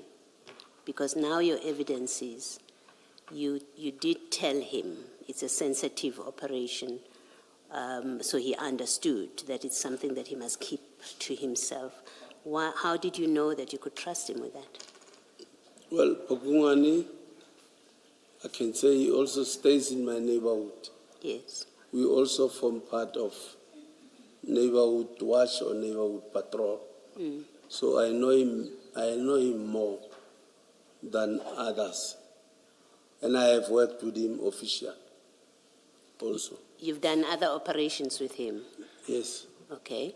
And were they the kind of operations that, and you can give us what those operations are they the kind of operations where sensitivity of information, not to be disclosed to superiors, not just generally, but not to be disclosed to superiors was an issue in those operations? Did he have the same suspicion, or does he? And we will ask him if we have to. Does he have the same suspicion of superiors that you have, that you would trust him, that if it is something, a mission or an operation about which superiors should not know, he would oblige? Well, that I don't know. Yeah, then that begs my question. If you have not had past dealings with him in these kind of circumstances, comparable circumstances, if you have not had past dealings with him, how would you have known that you can trust him not to alert superiors that Chief Mashaba is involved in a secret operation that superiors shouldn't know about? How do you know he was trustworthy? A person that when I say in my neighborhood, it would mean I would know him more than others that are not staying around with us. I will, as a colleague, as somebody that we always work together or visit, we get to know one another. You get to be comfortable with one another. Okay. That's how you build even a trust. Okay, so from what you're saying, Pakungwana is not an arm's length relationship that you have with him. It's someone that you know fairly closely and you've dealt with him. Yes. Okay. Commissioners. Now, how would have Pakungwana known that he has to give you a police officer who can keep things secret? Did you ask him? Did you say, I need you to give me someone who will keep this mission quiet? Like I'm saying, when I say to him, it is sensitive. I know he would treat it as such, and he would also prefer somebody that would do the same. Okay, that will keep it quiet. That would do the same, yes. Okay, thank you. I just want to make sure that you are not going back on what you said yesterday, because when Commissioner Khumalo is engaging you on the act that stipulates your powers and functions, you say, I use the Criminal Procedure Act.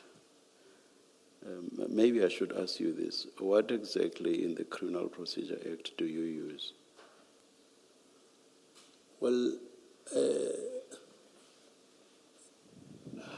it gives us a power and authority to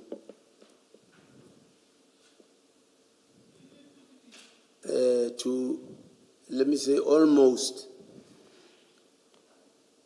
act similar or exactly powers that the police has. By saying what? I can hear, Commissioner. By providing what exactly?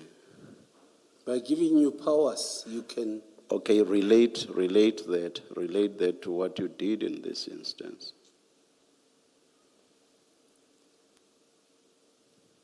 You can stop, okay, you can search, you can seizure, you can arrest, You can,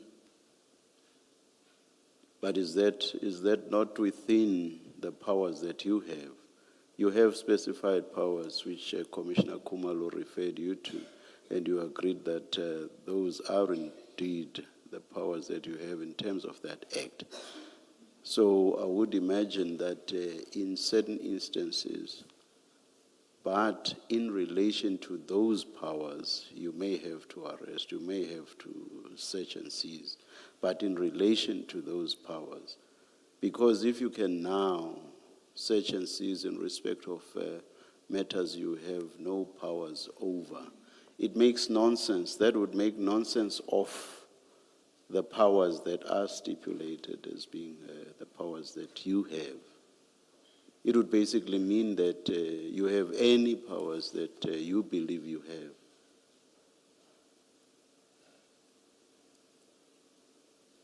I don't get you. Why would the act that Commissioner Khumalo referred you to stipulate powers if you can basically act outside of your powers? Because that's what I understand you to be saying.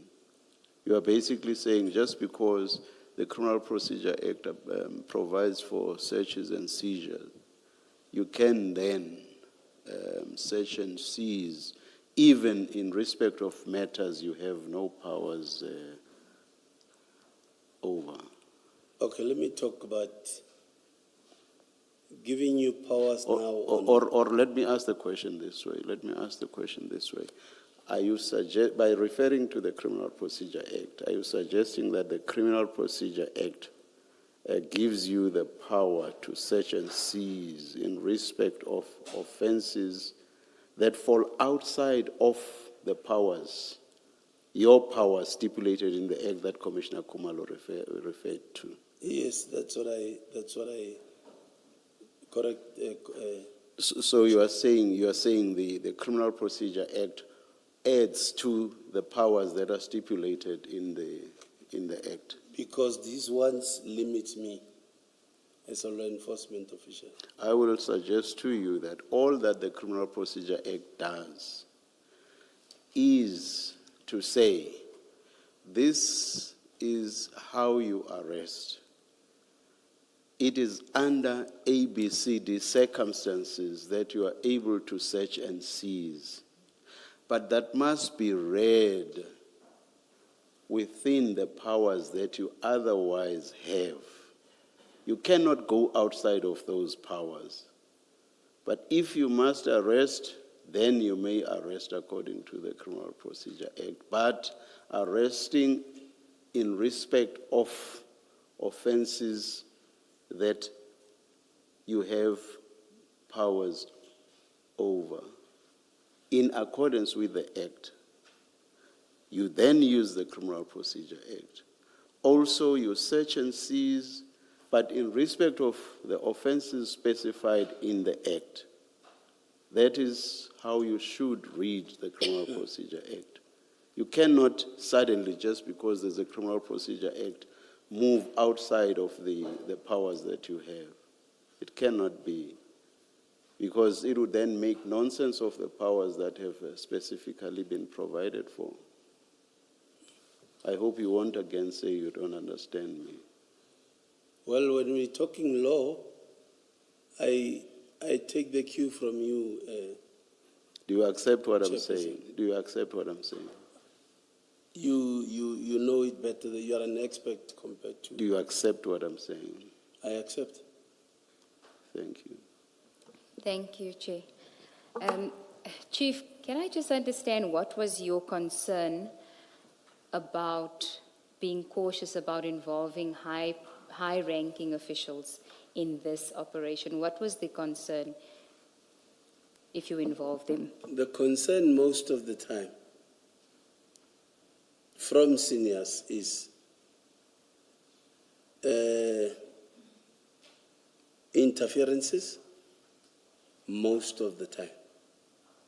Okay, but here you were given a specific, a specific request was made by Mr. Nkru to you when he told you about this, when he gave you the tip-off. He said that you must be cautious about high-ranking officials? Was the concern that the high-ranking officials would interfere in the seizure, or was the concern that they would take over? What was the issue? The issue was, like if you involve somebody that's got an interest in whatever operation you want to engage yourself in, obviously you will get a sabotage or you'll get discouraged as to, no, leave that one. Okay, you mean if they have an unlawful interest in it, so if they want to compromise the seizure, the operation. Yes. Okay. So once you then get to, once you open we'll get to the procedure that you followed. Once you open the truck and you find the drugs, you've now secured the drugs. Why don't you involve DPCI then? Why don't you call them then? Because if it's a legitimate operation that you're undertaking, then that fear or that risk is gone. They can't now do anything about it because the drugs have been secured. Why don't you involve them then? DPCI most specifically are the ones that we know they are more captured. They are worse than a normal police because we know they are captured. Okay, even if you have that knowledge, they're not all captured, but even if you have that knowledge, once you find the drugs, you are there, you are witness. The people from Scania, they are witnesses. So the drugs can't be taken at that point. You can still be there at the scene. They can be. What is the concern then? I don't understand. Because if your concern was that they would interfere with the operation and compromise the bust, once the drugs have been found, that is gone. If, of course, your intention is for this to be a legitimate operation, you actually do want to seize the drugs. In actual fact, once I have involved the police, I wouldn't want to, I would now start playing a supporting role. I leave it to the police and they know what to do. But you didn't do that. You had Makhane there, but you wanted to arrest Ms. Wenzel. Remember we were two there, myself and Makhane. Yes? Like the other day, I don't remember, was it Wednesday or yesterday? I said, in the police, you don't command somebody's resources. And in the police, protocol dictates that in a joint operation with the police, protocol dictates that police takes the lead. I will be playing a supporting role. Once I have a supporting role, does not mean I'll be standing there folding my arms. Whatever he does, especially if he concentrates on what we're talking about now, this operation,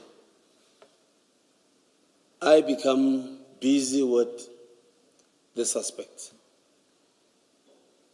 But why aren't you calling DPCI or anyone else at that point? Because the drugs have been secured. You don't know how to do this operation. Makhane doesn't know how to do it.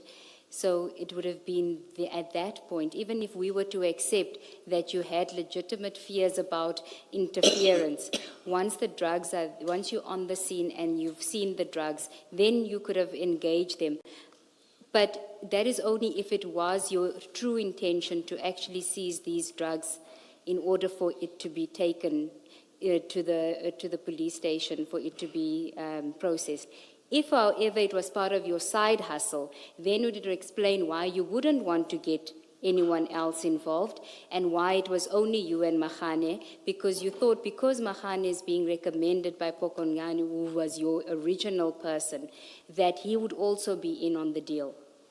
That would be the only sensible thing to conclude as to why, as soon as the drugs are secured, you don't involve anybody from law enforcement.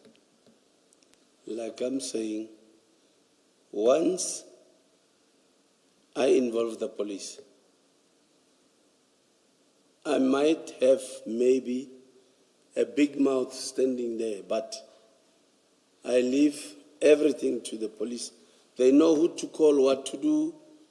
They know exactly that is the area of expertise.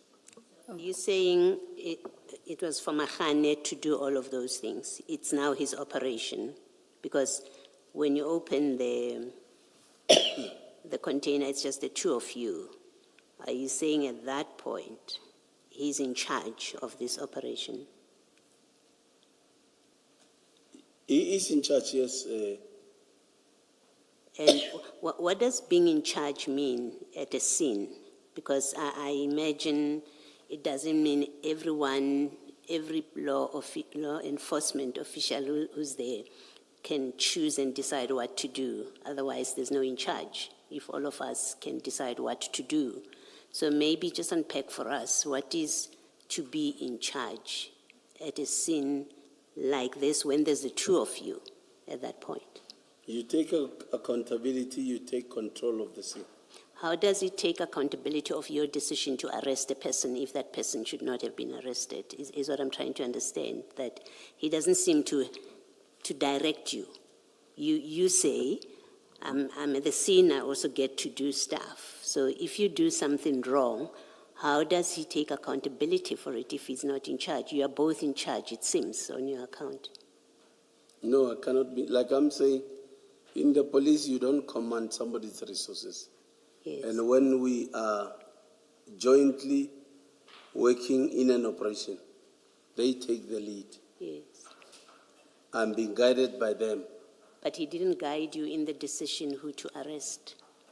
At least I've not understood that to be your evidence that you caused the arrest of somebody because Mahano said that. And hence my question, that it seems you, and you keep using the word joint operation, which seems to be consistent with saying, well, he does his bit, I do mine. We both do what we think is right on the scene. And if that's your evidence, that is your evidence. I'm just trying to understand that was Mahano in fact in charge of this scene? You say he was in charge. And then I say, well then, how do you explain your independent actions on the scene, including the decision to place somebody under arrest, if Mahano was in charge? Yes. Myself? Yes.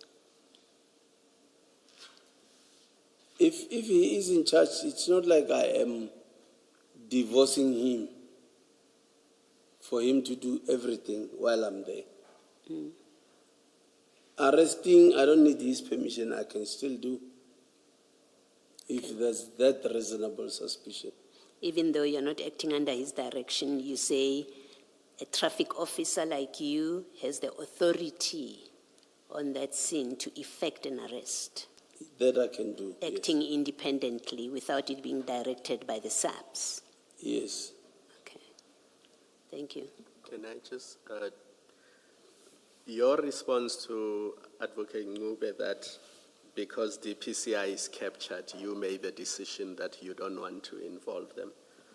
It's not up to you to decide that, because I'm reading Brigadier Shibiri's affidavit. He says, when you called him that day, he told you that the investigation of level 3 drug trafficking matters resort under the DPCI. So this is the function of the DPCI, because this matter involves drug trafficking. It's not up to you to say DPCI won't be involved because they are captured. DPCI, okay, me knowing, not all obviously, It cannot be a blanket statement to all. Most of them, we know it's a no-no. But if it's a matter that resorts under the DPCI, it means you have a responsibility to inform the DPCI. You cannot say it resorts under them, but I choose not to do it. You simply cannot do that, and I will leave that there. I want to ask you these questions. Do you have any training, or have you ever conducted a bust that involves opening containers? No, I don't have Commissioner. Do you know what process has to be followed before you open a container? I don't know, Do you know what you must do with the seal when you open the container? I've got no Do you idea. know what must happen when things fall out of that container while you are opening it? No idea. Now, what prescripts that is used by the traffic police governs the opening of containers? Hence, I didn't open. But you instructed people to open it. What prescripts governs that process where you can instruct the owner to open? Because you say in your statement, you took a decision to go and search the container. You say that in paragraph 5 of your statement. It's not Mahano who said, I'm now a policeman in charge, let's go and search. You say you took the decision. Now, what legal instrument or what document that is used by the traffic police governs that process and guides you in terms of what you do when you get there? You must take the photos of the seal, for example. You must take the photos of the container before it is opened. You must take the photos of the container after it is opened. You must take the photos of the objects as they fall down. What prescripts or document governs that process and is used by the traffic police? I might not know exactly, but under normal circumstances, let me say myself now independently, as a traffic cop, stopping you on the road. No, I'm not asking about stopping on the road. You went to private premises. You went to somebody's warehouse with the intention to go and search a container that you suspected to be containing drugs. I'm asking about that, not when you stop cars on the road, not when you stop trucks on the road, because there you're performing traffic officer functions. Here you took a decision that you are going to private premises, you're going to search and seize a container. Now, what prescript or what document which is used by traffic police governs what a traffic police officer must do when they undertake that process? Well, I might not know that exactly. Like I'm saying, if I am there And with... please don't tell me about what you do in the street. If there is no document, you must say to me, I don't know that there's a document and I've never seen one. I don't know. And you've never seen such a document. I don't know. Does that not explain why traffic officers should not be doing that? Because if you could do that, you would receive training on how to do that. Is that not so? Well, because now there's MOUs signed with... I'm not asking about now, Chief. I'm asking about in 2021. So if there's an MOU signed in 2024, it is irrelevant to our discussion. 9 July 2021 was when you conducted this operation. So let's focus on that. So what's the question, Commissioner? No, you heard the question and you chose to tell me about the MOU. Must I repeat the question for you? Please do. Thank you. Does the fact that you don't know of any prescript not indicate to you that traffic officers are not supposed to do what you were doing? Yes, we're not supposed to do, especially because, like I'm saying, I will call the police. And People that knows better than I do. And here we know you did not call the police. What you called was somebody to tag along with you. What you called was somebody from Zonke Zizwe to tag along with you. to I did- legitimize what you were doing. Because Mahana was not in charge of this operation. He was following your lead. I didn't even know that Makana is from Zonkizu. But was he following your lead or were you following his lead? Who was leading? He was leading. But how would he lead if he doesn't know what is going on? You called him to come and assist you. Well, like I'm saying, obviously he also informed me that he called Pakula, he called other people. So clearly it's above him also. That's why he also calls relevant people. Yes, but you did not wait for Pakula to get there before you instructed Scania people to open the container. Pakula, in fact, says he went to Alberton because he was told that once you've collected what you were collecting, you will be taking it to Alberton. He was called from Alberton once there was an issue in Arrowton. And by then, you had already opened the containers, you had already arrested people. Well, we didn't know how long will Pakula take to arrive. No, but he was not coming to Ireton. Pakula was told to go to Alberton because whatever you were collecting in Ireton, your plan was to take it to Alberton.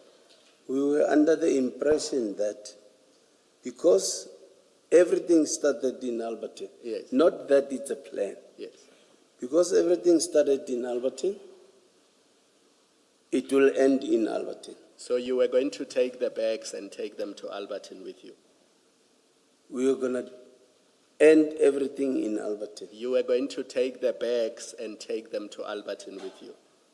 We were going to detain, if need be, and take the cargo to 13 in Alberton. You were going to take the bags, the 27 bags, to the impound in Alberton. To 13 in Alberton, yes. Okay. Can I just check this? Well, maybe let me first preface myself by saying what is clear from your description of your relationship with Pukungwane, what comes out of that is you actually called a friend. You didn't call a SAPS officer because you know this is I happen to know this police officer who's in Alberton. You called a friend. You say you socialize with him. So it was quite a deliberate decision or choice of who you call. That's the first observation from how you've described your relationship with him. But my question is not about that. It's about you, when now things were bad on the scene, and in particular you were being placed under arrest, you called, I think you say the first person you called was General Mawela, right? Yes. That's at least one of the people that you called. Yes. Why did you call him at that point? Why did you choose to call him and not another police officer? Why did you not call Pompi or Superior? Any other name? Choose any other name.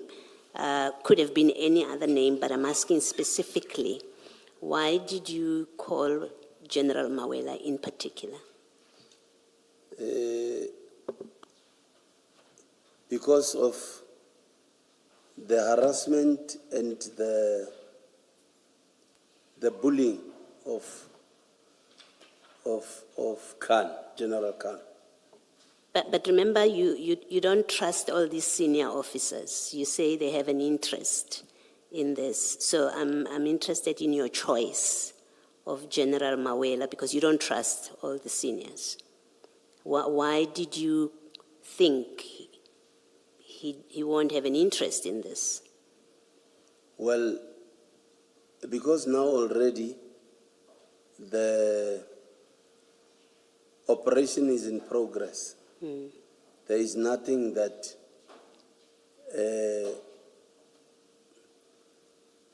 there is now there's a need, because now there will be no that disturbances or a sabotage for this to be a success. Okay, but that's exactly the point, that when you open the container and the drugs come out and others are watching, the employees of that place, there will not be sabotage. Whoever you call to the scene, there would not be sabotage at that point. So you have to explain again why at that point, once you've opened the container and the drugs fall out, why did you not now mobilize, including General Mawela, that clearly you do have access to him at that time, why you did not mobilize other SAPs, appropriate units of SAPs, DPCI, SANEB, LCRC, as soon as those things dropped, and then you wait there, because as you say, at that point, the opportunity for sabotage is lost, because the drugs are now in the open. No one can intercept them at this point, because it's in full public view.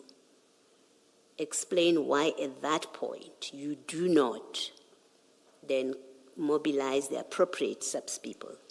I'm under the impression that people that are involved, that I involved, will do the necessary, will know who to call.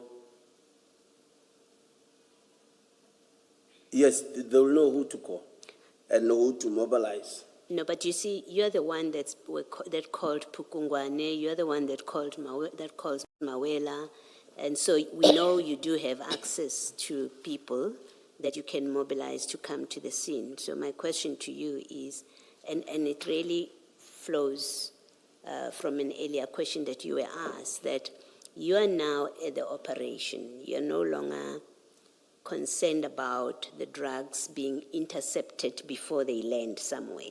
They are in full public view. You don't call others and you say, well, you're under the impression Mr. Mahane, Warrant Officer Mahane will know what to do. But you actually together make a decision to load them onto a van, clearly intending to take them somewhere. You say you were taking them to Alberton, and my question is, well, at that point, why do you not say, Mahane, I see we are making the decision to put them on the van, but in fact we should be calling the SEPS people to come here. Let's do that, because you're making decisions with him. So please don't pretend when it suits that Mahane was in charge and he's the one that does things. We see you arresting people. You know, you tell us, place somebody under arrest. We see you fighting for the scene with General Khan. So you really are an active player at that point, together with Mahane. So answer my question against that context of the facts as they were unfolding, that why do you not, at that point, you and your friend Mahane say to him, we have to call. Now that we are here and it's all down here, it's open, it won't be sabotaged, let's call the right people to come and deal with this. Why do you not do that? Sometimes, Commissioner, you take long, I end up forgetting. My question is, the question is. Let me summarize it for you, and I don't understand that you don't understand my question, but I'll accept. And I'm not going to give you a background. The drugs fall out. They are in full public view. There are spectators. There's zero risk of sabotage. Why do you not? You say to Mahane, let's call the appropriate SAPS units to come and deal with this, instead of putting this thing on the bakkie, instead of putting them on the bakkie, let's call the SAPS people to come and deal with this, the appropriate people. Why don't you do that? No, like I'm saying, I left everything to Mahane, and for him to say, I called Pakula, for Pakula when on his arrival to say, I called K9, then I know we are safe now, because they're calling the relevant people. So why do you fight with Khan? when he comes there and takes charge? Because there's now subs proper. The scene is being managed. Other people are now there. Why are you fighting them? You're saying Mahane has called, the version is not as clean and as clear as you're making it to be about what Mahane did. But you say Mahane has called, Pakula has called, well, somebody has called Khan, somebody has called Sebola, someone has called Kadwa, all of them subs-officials. Why are you fighting them? You're a traffic officer and that doesn't change. Why are you fighting them about them now taking charge of this scene? Because it's a scene. It's being taken charge of by appropriately qualified people. In fact, you and Mahane are completely inappropriate for this operation. You're not qualified for this operation. Forget their motives, which maybe they do have other motives, but on the scene descends people who are appropriately qualified, which you and Mahane have zero of. Why do you fight when subs officials, appropriately qualified, come and take control of the scene? I was not fighting.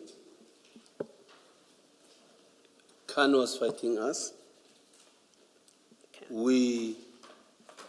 So you just handed it over to Khan. Is that what you're saying? That you were happy to hand over to Khan, Sibula, Kadwa, and every other person who is not you and Mahane? Are you saying you happily were handing it over to them? No, we're not happy because, okay,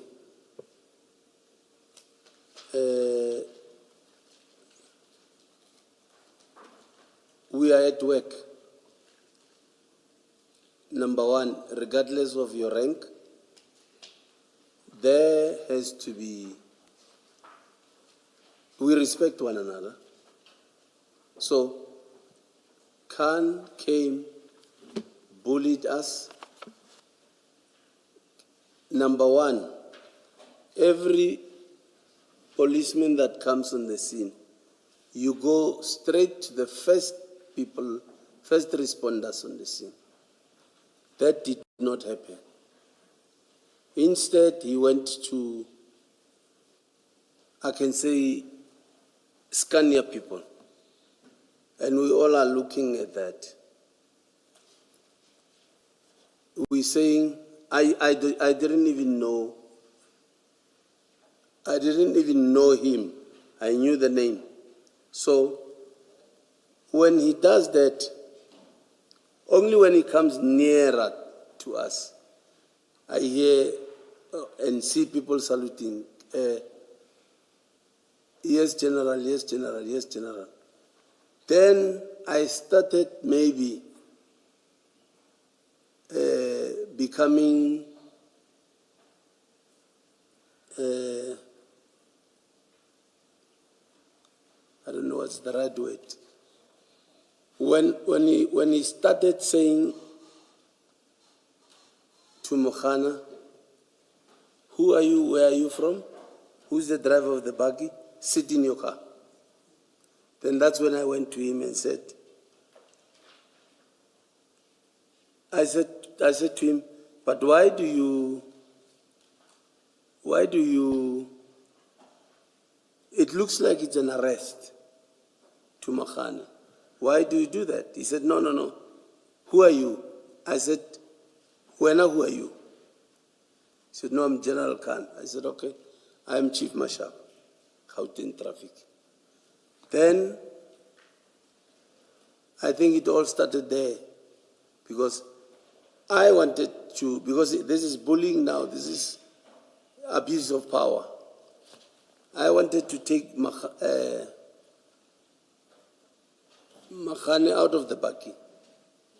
But that's exactly my point, that there's now a general on the scene, but we also know there are other people as well from the SAPs on the scene. What is your business in continuing these conversations? Now you have the SAPs proper people, including a general. What is your business to carry on activity, including trying to get Mahane out of the buggy? What business is this? It's a subs operation. It's not a traffic department operation. It's a subs operation. You want to continue to be active to a point of wanting to take Makhane, who you think is under arrest, you want to take him out of that arrest, which has been ordered by a general. It's that problem that it's clear that, to me at least, that you had a far greater invested interest in this than just a traffic officer who happened to get a tip-off, now we know from a friend, who called his friend to assist him find a Makhane who, with respect to him, is completely helpless about this. He's never done this. He's a desk person. You go with him, you are on the scene. Subs people arrive. You don't say, I started this, it was my tip-off, but now the subs. Of course, we are all law enforcement. Let them do what they need to do. You are so actively, you're even fighting, why is Makhane arrested? And I'm suggesting to you that all of that conduct indicates that you had a vested interest other than a law enforcement officer who has found out about drugs and is happy that they are now under the control of the state. That's the impression I have about you, that you had a far greater interest. If you have any comment, you can comment, but that's my view about your conduct here, that it went beyond just everyday traffic officer or law enforcement activity. Like I'm saying, sometimes you take long, and I really want to comment. Yes, you can. It means you heard me. You can comment.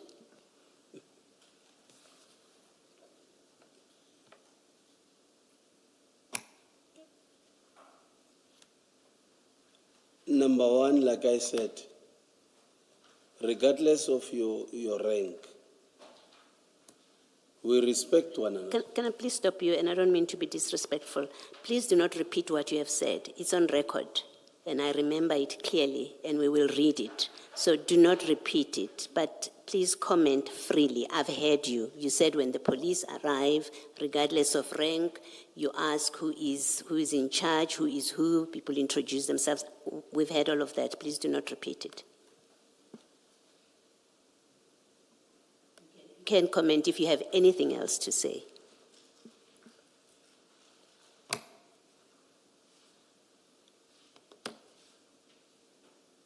No comment.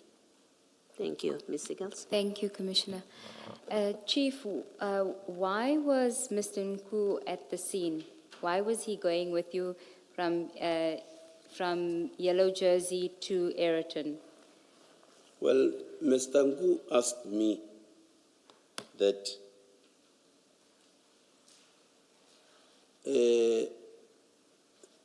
will it be a problem for me to accompany you guys? Because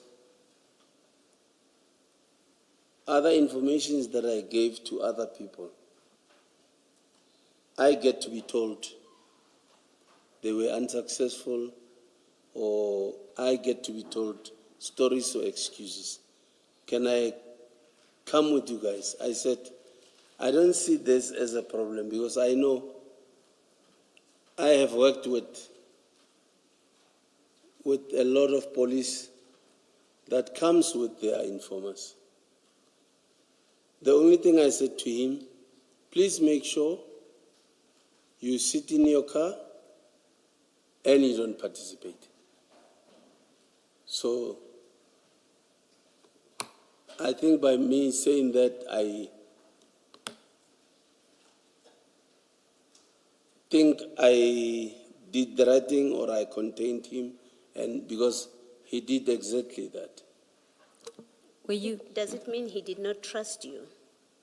I mean, in spite of your long relationship with him, if his concern is, as he says in his statement, exactly what you're saying, does it mean he didn't trust you, that you will get these drugs to the police?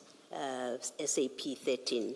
He trusted me, hence he asked, can I come along?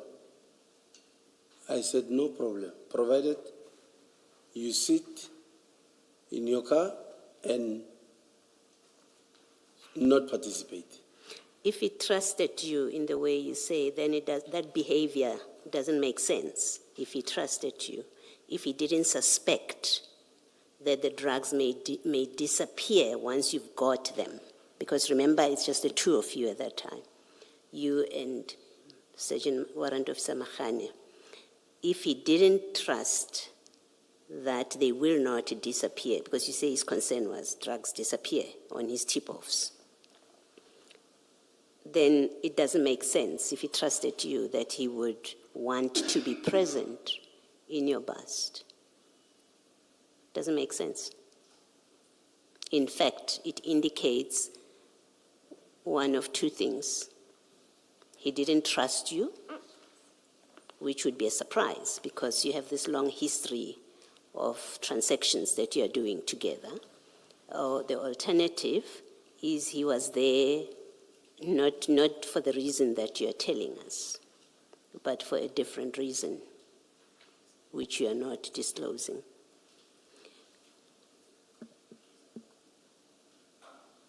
Do you want to comment, or do you have any comment? You can comment, actually. Let me say if you want to, you can comment. You don't have to. No comment. And were you aware that he had taken photos of the scene while he was there at the scene? I'm not aware. Okay, can I ask you to go to the WhatsApp bundles just to show you the WhatsApp exhibit bundle, page 51. Page? 51.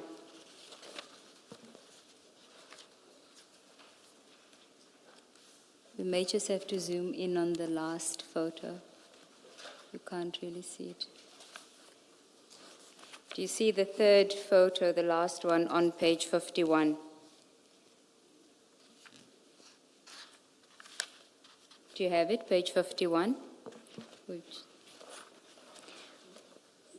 Yes. And do you see do you recall that that was the truck? Yes. Yes, that was the truck, right? The yellow one. Yes. Okay.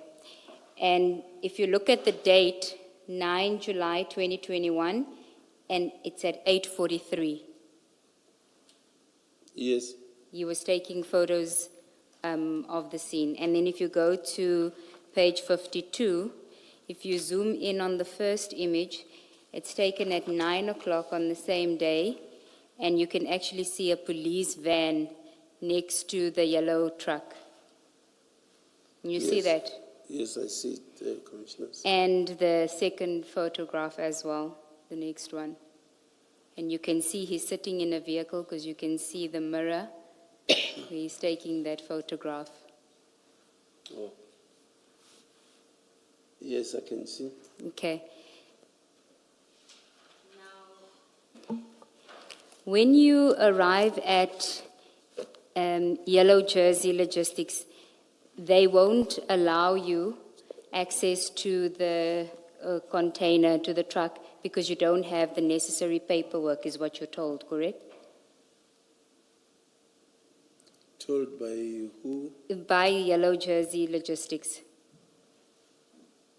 We didn't have any difficulty. at Okay, Yellow what Jersey. was the difficult? Why couldn't you access the truck then? What? Sorry, I can't hear you. When you Is it- got to Yellow Jersey, Yes. why couldn't you access the truck then?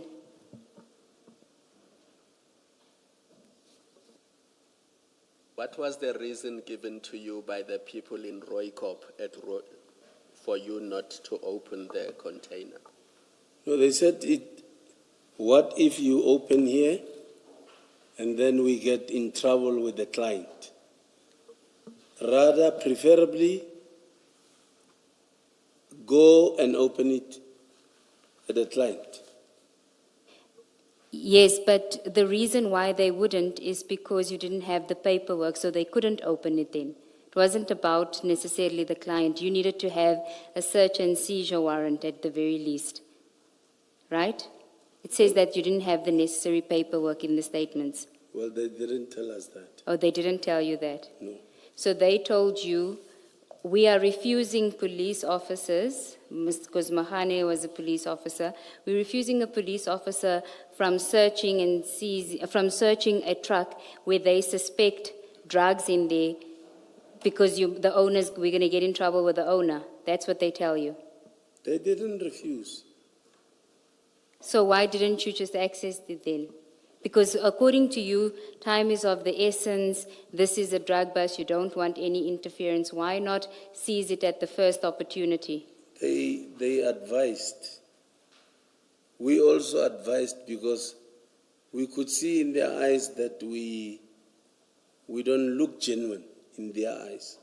We also advised that give us escort. We will go to the client with your escort. So you say you didn't look genuine in their eyes. What do you mean by that? Well, you know. No, I don't know. You know. No. I have not said you know what you are. Continue. There's a lot of bogus cops operating. So they can see a Golf 7 that is gray. We are not in uniform. Even the cards, the bogus cards, they look more authentic than originals. So if somebody suspects or don't believe that you are a cop, Tina, we know a cop and a criminal, how do they look? We know. The criminal will always be in a hurry. But in this context, weren't you bogus cops? Because didn't you tell them that you were crime intelligence officers? Told who? Jolene Wenzel at Scania. No, people that want to defend themselves would say anything. So how do I say to a person, I'm crime intelligence? I know for more than 2 decades at work, I know you cannot identify yourself wrongly. I know.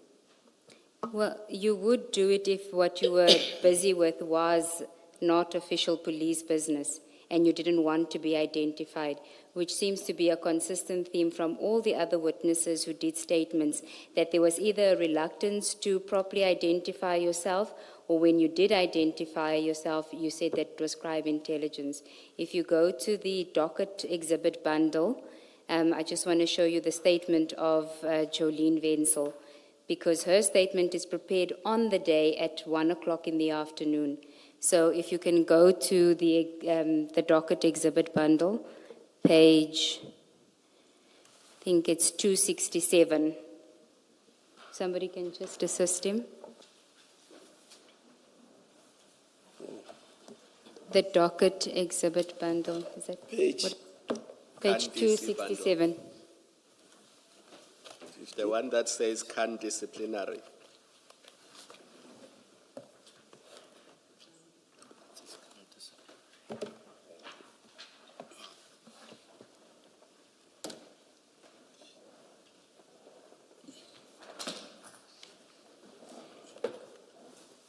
It's 267.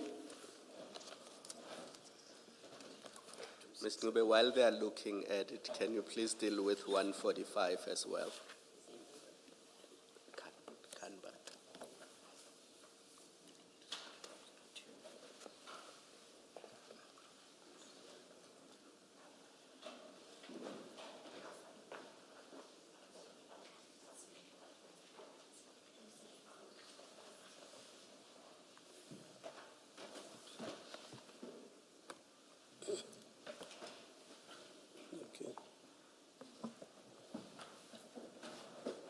395. No, it's page 267.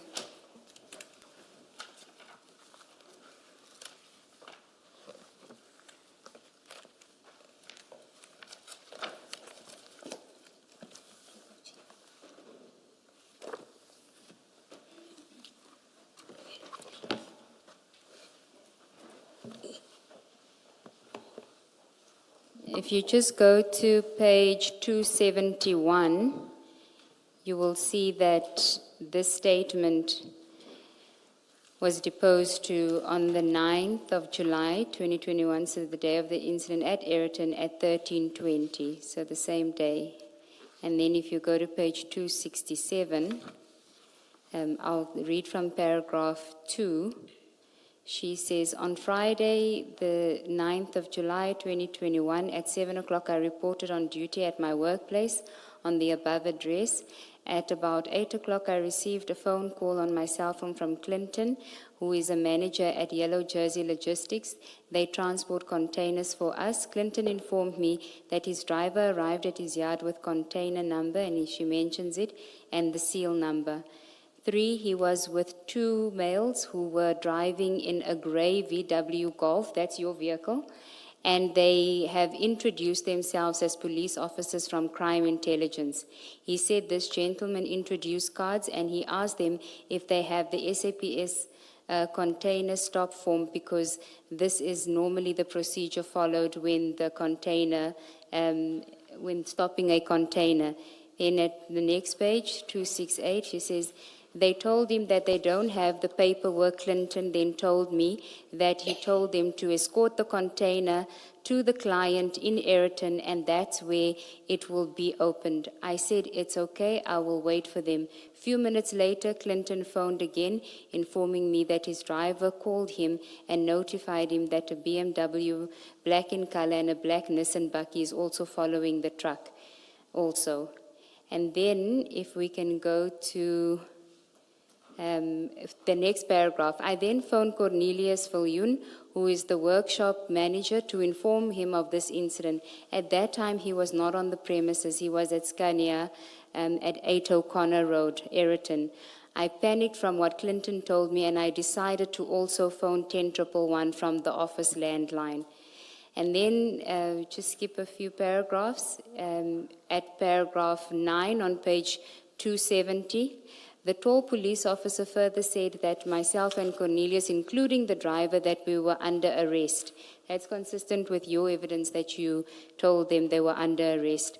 One bag was still stuck in the container between the container wall and cab windscreen. He then instructed for the container to be offloaded with a forklift, which was then did.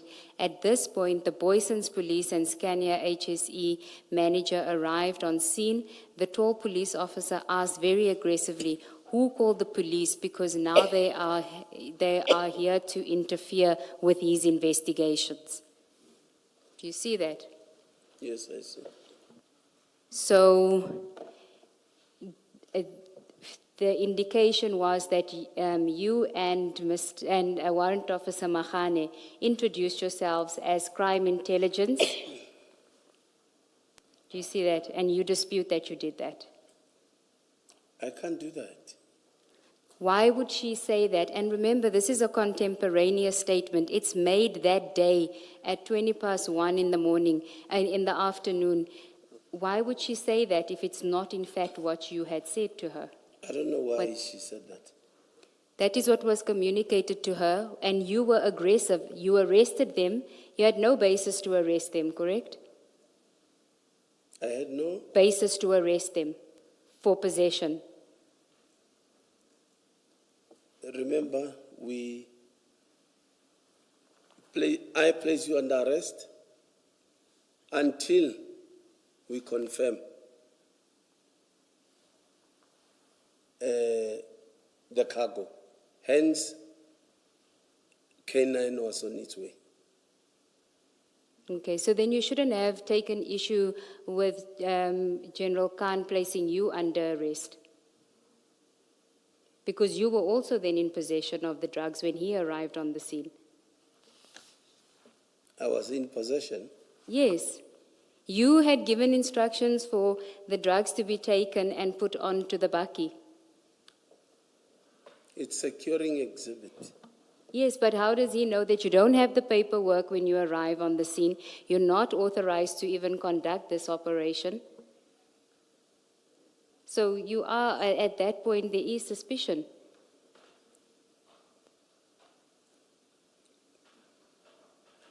Suspicion from who? From General Khan. Yes, because you are in possession. On the same basis as which you arrested Jolene Wenzel for merely being a manager at Scania and saying that she's being arrested for possession, and the truck driver, that's the same basis. Because you say, until I can verify, I'm going to arrest them. We are at the premises, Scania premises. These things are offloaded or delivered to them by the driver. So how do I become? I went there as a law enforcement official. Whatever action, that does not mean I'm in possession. Because I asked, who is receiving these bags? Well, you were there under false pretenses because you created the impression that you were from crime intelligence. They have no reason to lie that you introduced yourself as being from crime intelligence. Well, I don't know why they said that, because I did not say that. Can I raise a different concern in this discussion? That you are at Yellow Jersey. You have information. At this point, you know, because that's what Nku has told you, that there are drugs in that truck. So you know there's narcotics, stuff that shouldn't be there, that breaks the law. How do you take instructions from the Yellow Jersey people not to conduct an operation? Here you are in a lawful operation. Let's assume this is a lawful operation. How do you get told by the people that, according to you, at that point are in possession? Because Yellow Jersey is in possession at that time, because this is on their property. They transported it. Their driver that you later say is in possession, you arrest him for possession. He's in possession. You're at Yellow Jersey. How are you dictated upon not to take action at that point? It's not dictated upon, it's being advised. How do Because you... Yellow Jersey manager also didn't know what's inside. No, how do you know? You don't know that. You know there's drugs in there. You know this is a Yellow Jersey truck. You are on Yellow Jersey property. There's a Yellow Jersey driver. Why are you, if this is a lawful operation, why are you not breaking the seal at that point, opening the container, taking the drugs, and placing the Yellow Jersey people under arrest? Like I'm saying, this might sound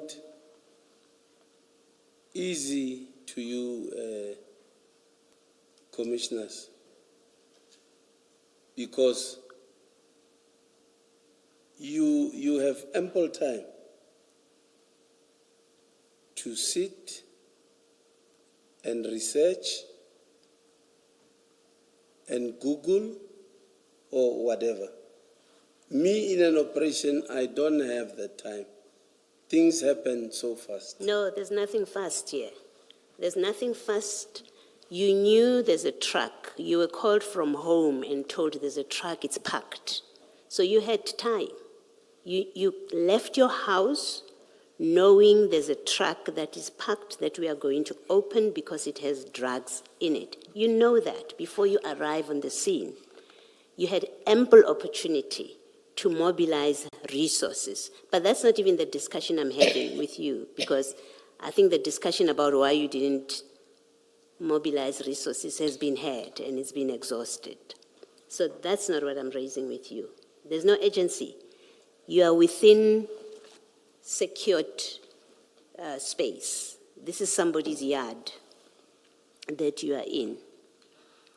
My question is, you know there are drugs in there, so the law is being broken. You think the driver is in possession, so he's breaking the law.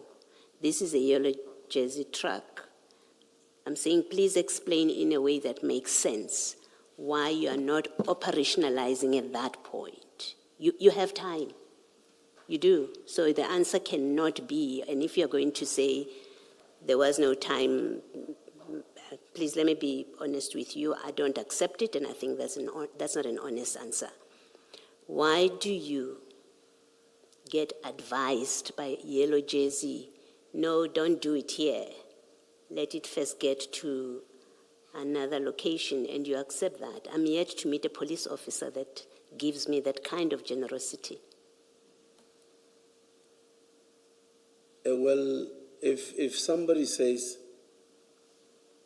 especially pleased or asking, that I'm advising that please do not open it here, because if you don't get what you want, the relationship, my relationship with my client will turn sour. I'm advising that please, I'm not saying do not open, but I'm advising, please escort it to the client. Then you open so the client can see Okay. what's. Maybe let me say this as the last thing. There is no if you don't get what you want, because you know it is in there. I think that's the premise of my question. But you know there's narcotics in there, because Nku has told you that. You know that for sure, and we can't go back on that. We know for sure there are drugs, and that's the basis of my question, that you allow, on your version, yellow jersey to say to you, no, go open it somewhere else. Let's get to Scania. You don't know at that time who they belong to. At least you have not said you knew they belonged to Scania. You don't know. You've stopped a truck. It's there, and at least you know where it is. And you choose to take the advice of the person who's in possession of the truck at that time, who owns the truck, whose driver it is. You choose to take their advice to say, go open it somewhere else. That it absolutely doesn't make sense. And it I think, unavoidably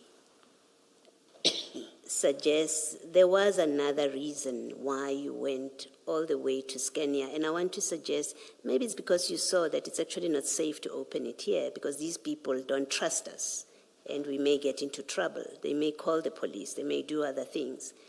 As you say, they looked like they don't trust you. And I think it's because you saw that and you thought they will call the police on you. That's why you moved on, and you were hoping that where you are going, you will quickly load these things on the van as you did and leave before there was any interruption. That's what I say it looks like. Thank you. Else? You can comment if you want to. I suspect you're going to say you have no comment. You may comment if you want to, Chief. No, I also thought you are dictating to me, so I wouldn't comment. I could never dictate to you, Chief. I put to you what I say it looks like to me. I may be wrong entirely. I'm putting to you that these facts, because it doesn't make sense that you did not operationalize this at New Jersey. You tell us you acted on advice of people who are suspects themselves. You acted on their advice. Doesn't make sense. And then I say, this is what it looks like. It looks like you aborted Yellow Jersey because you saw these people don't trust you. You thought they'll call the police on you. And you were hoping at the second location you will be able to take the drugs and do a quick getaway which I suggest you were doing with the black van, you didn't anticipate it will go down as badly as it did. That's why things happened the way that they did. So you can comment. You can say I'm wrong if in what I'm saying, and then we can move on. I wouldn't even attempt saying you are wrong. I've learned to accept that I don't think I'll ever make sense to you, Commissioner, because... Okay, thank you. Yes. All right, I've heard you. Thank you. Ms. Siegels? Thank you, Commissioners. Can I just confer with...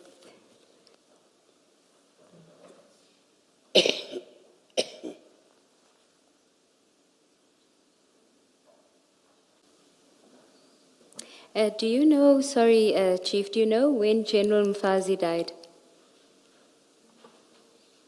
On the 8th of July.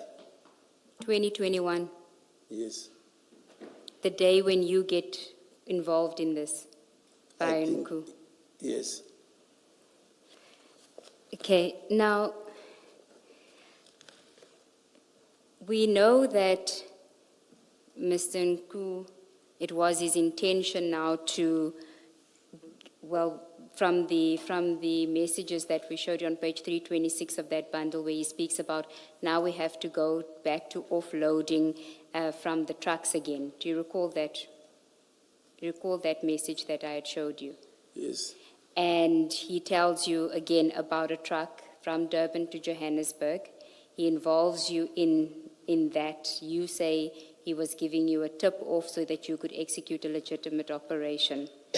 And really, we don't have anyone to confirm that he had previously engaged with General Mfazi, because General Mfazi is no more, about the same information that he gives you on the 8th of July, 2021. Correct? You with me so far? I'm with you. Okay. You don't tell your boss that you're going to this operation on the 9th of July.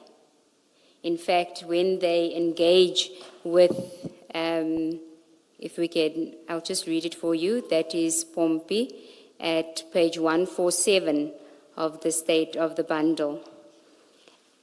It's a statement by the director in traffic management, who you indicated was your immediate superior at the time.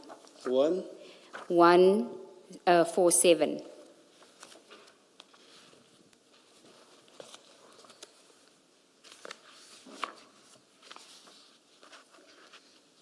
Do you see that? Just let me know when you're there.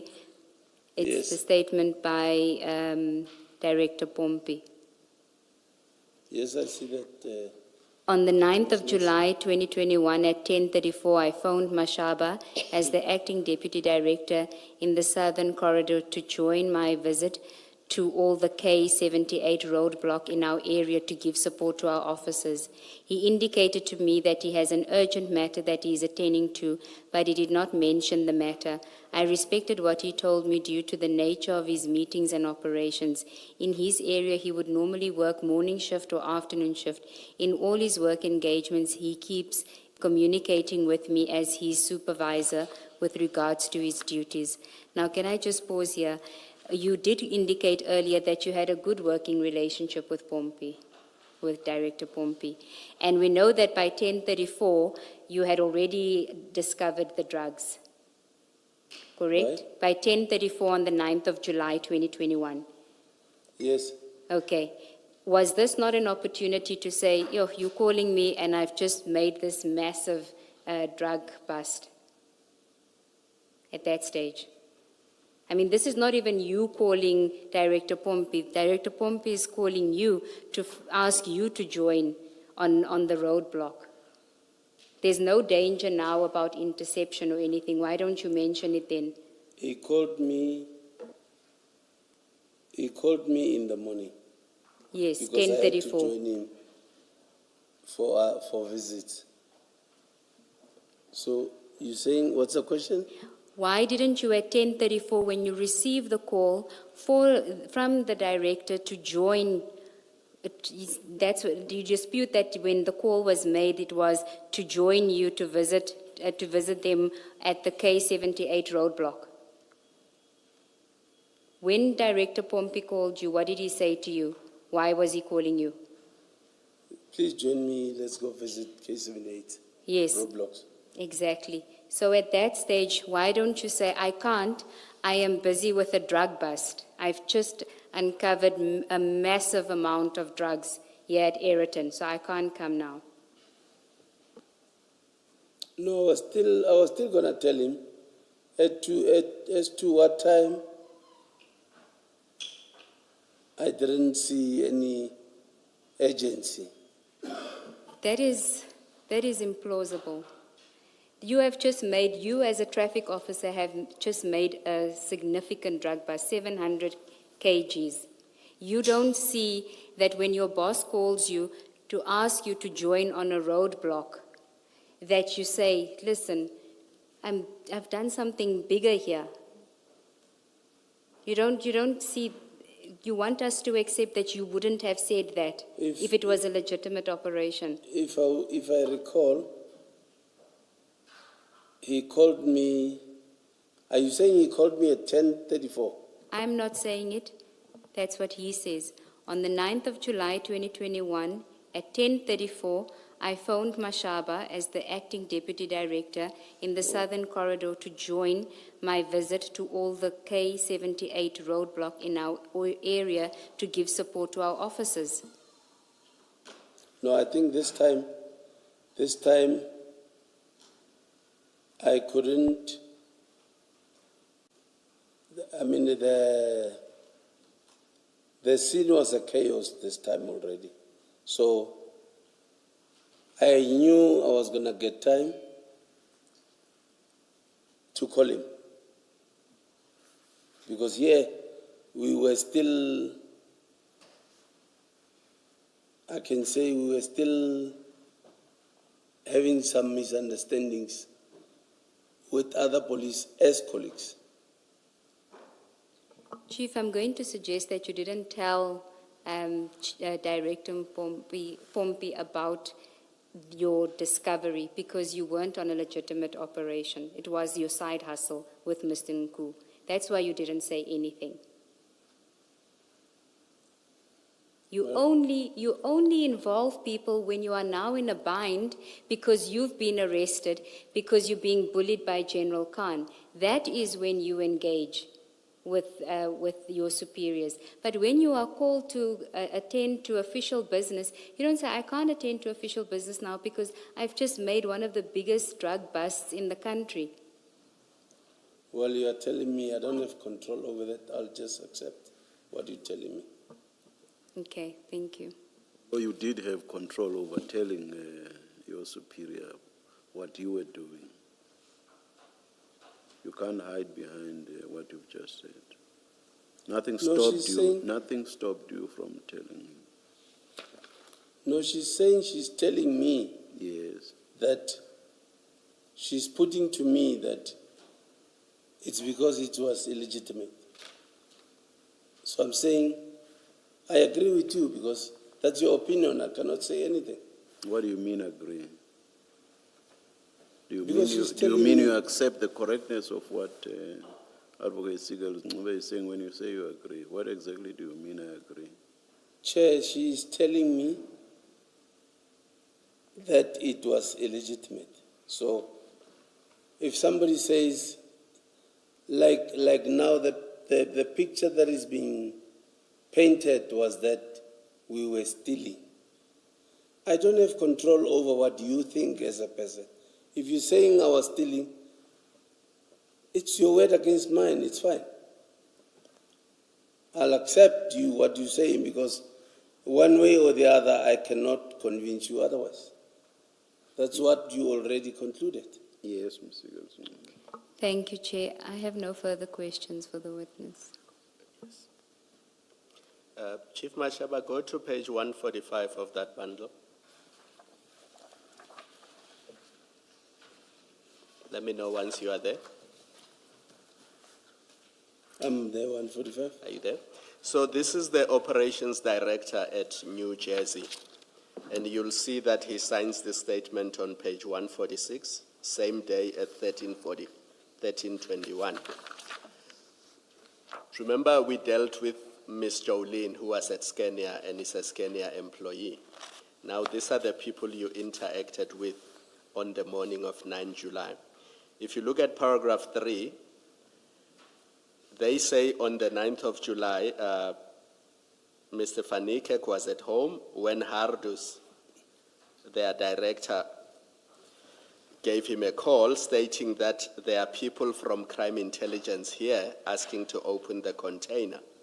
Again, consistent with what Jolene said, that you and Mahana told Yellow Jersey people that you are from crime intelligence. Now, if what they are saying is true, it means you were impersonating a police officer. You were operating as a bogus crime intelligence officer, if what they are saying is true. Do you see that? I see that. Now, would this person have any reason to say you introduced yourselves as crime intelligence officers? Because remember, Yellow Jersey has no issue with you. You did not arrest them.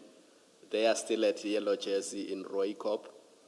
Your arrests were effected at Scania in Iroton. Why would they say you introduced yourselves as crime intelligence officers if that's not what happened? I can't speak for them. That's what they say. All right. And then we continue. They asked for documentation, and you did not have documentation. And it goes to the question that Advocate Ngube asked you earlier. And it was because you did not have documentation, it's now the unnumbered paragraph 4, that you ended up having to go to Scania. Going back to Commissioner Baloyi's point, had you had a search warrant, Yellow Jersey would have had no reason to refuse you to search the container. I want to put to you, commissioners, that ourselves, upon our investigations also, we know people were made to change their statements. On the same day, at 1 o'clock. Were made, as to when, I don't know. All right. But Let's leave this statement. Let's go to the head of security now at Scania. It's page 290, Mr. Rickett.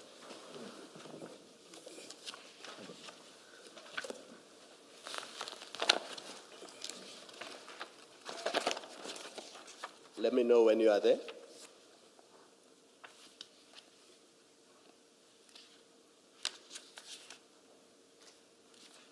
yes, I'm there, Commissioner.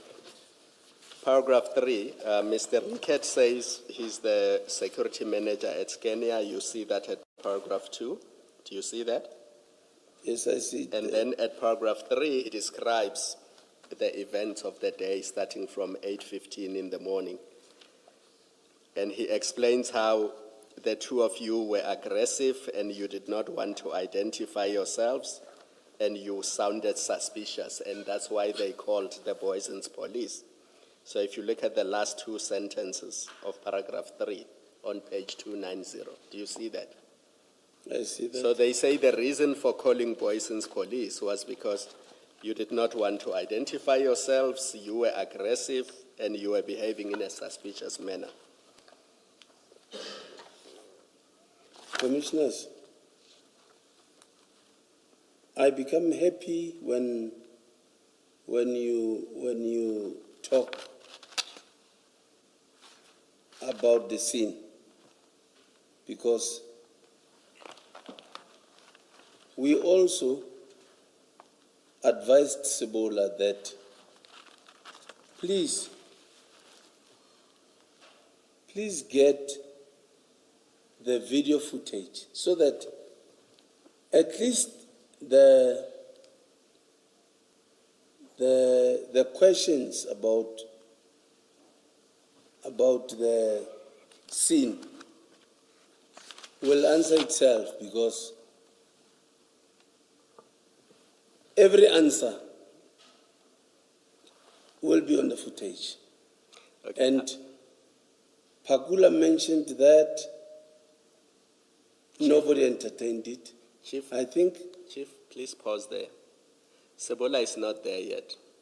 Pakula is not there yet. What the account that is being given is what happened when the three of you, including Nku, arrived there. Either you agree with it or you disagree with it. It doesn't help to say, I asked Pakula to look for footage, because we know that that footage is not before us, so it won't help us. For the purposes of answering my questions, you either dispute what they say or you agree with it. that I was aggressive. Yes. Do you agree or you disagree with it? I know people who doesn't know me always say that I'm aggressive, I'm arrogant. They call me names. So that impression, if Rick had formed that impression, it would have been a fair impression on his part to form, because you say people who know you also think that way. I'm saying maybe if you can allow me to finish, Commissioner, Yes. maybe. Until you get to know me in person, that it's not, and unfortunately it's human nature that if somebody says, Mashawa Watel, other people don't even give themselves time. They somehow believe what they hear. So other things are beyond my control. I'm not in any business to prove to anybody that I'm not arrogant. All right. But if you know me, you will know there's no such a thing. Unfortunately, we won't have time to get to know you, Chief. Paragraph 8 on 291. What Mr. Ricketts says is that he's a former police captain himself. So he's a retired SAPS captain. So he knows about normal investigation protocols. And you see that from line 5 of paragraph 8. Sorry, line 246. He says, being a retired captain in the police, I asked him why they were not following normal investigation protocol. With a very aggressive attitude, he told me not to try to do his work and that he would arrest me for interfering in the investigation. I advised him that he would need to identify himself with his ID card before he could do that. He produced a police ID card in identifying himself as a warrant officer. When I wanted to write down the information on the card, he became very aggressive. I asked him what the contents were of the bag, whereupon he advised me I do not have to know. And then he continues, he says, when he tried to take photos of what was going on, you and Mahana were aggressive towards him. And he continues in paragraph 10 that even the police who arrived, you were aggressive towards them and you told them to go away because this was your scene.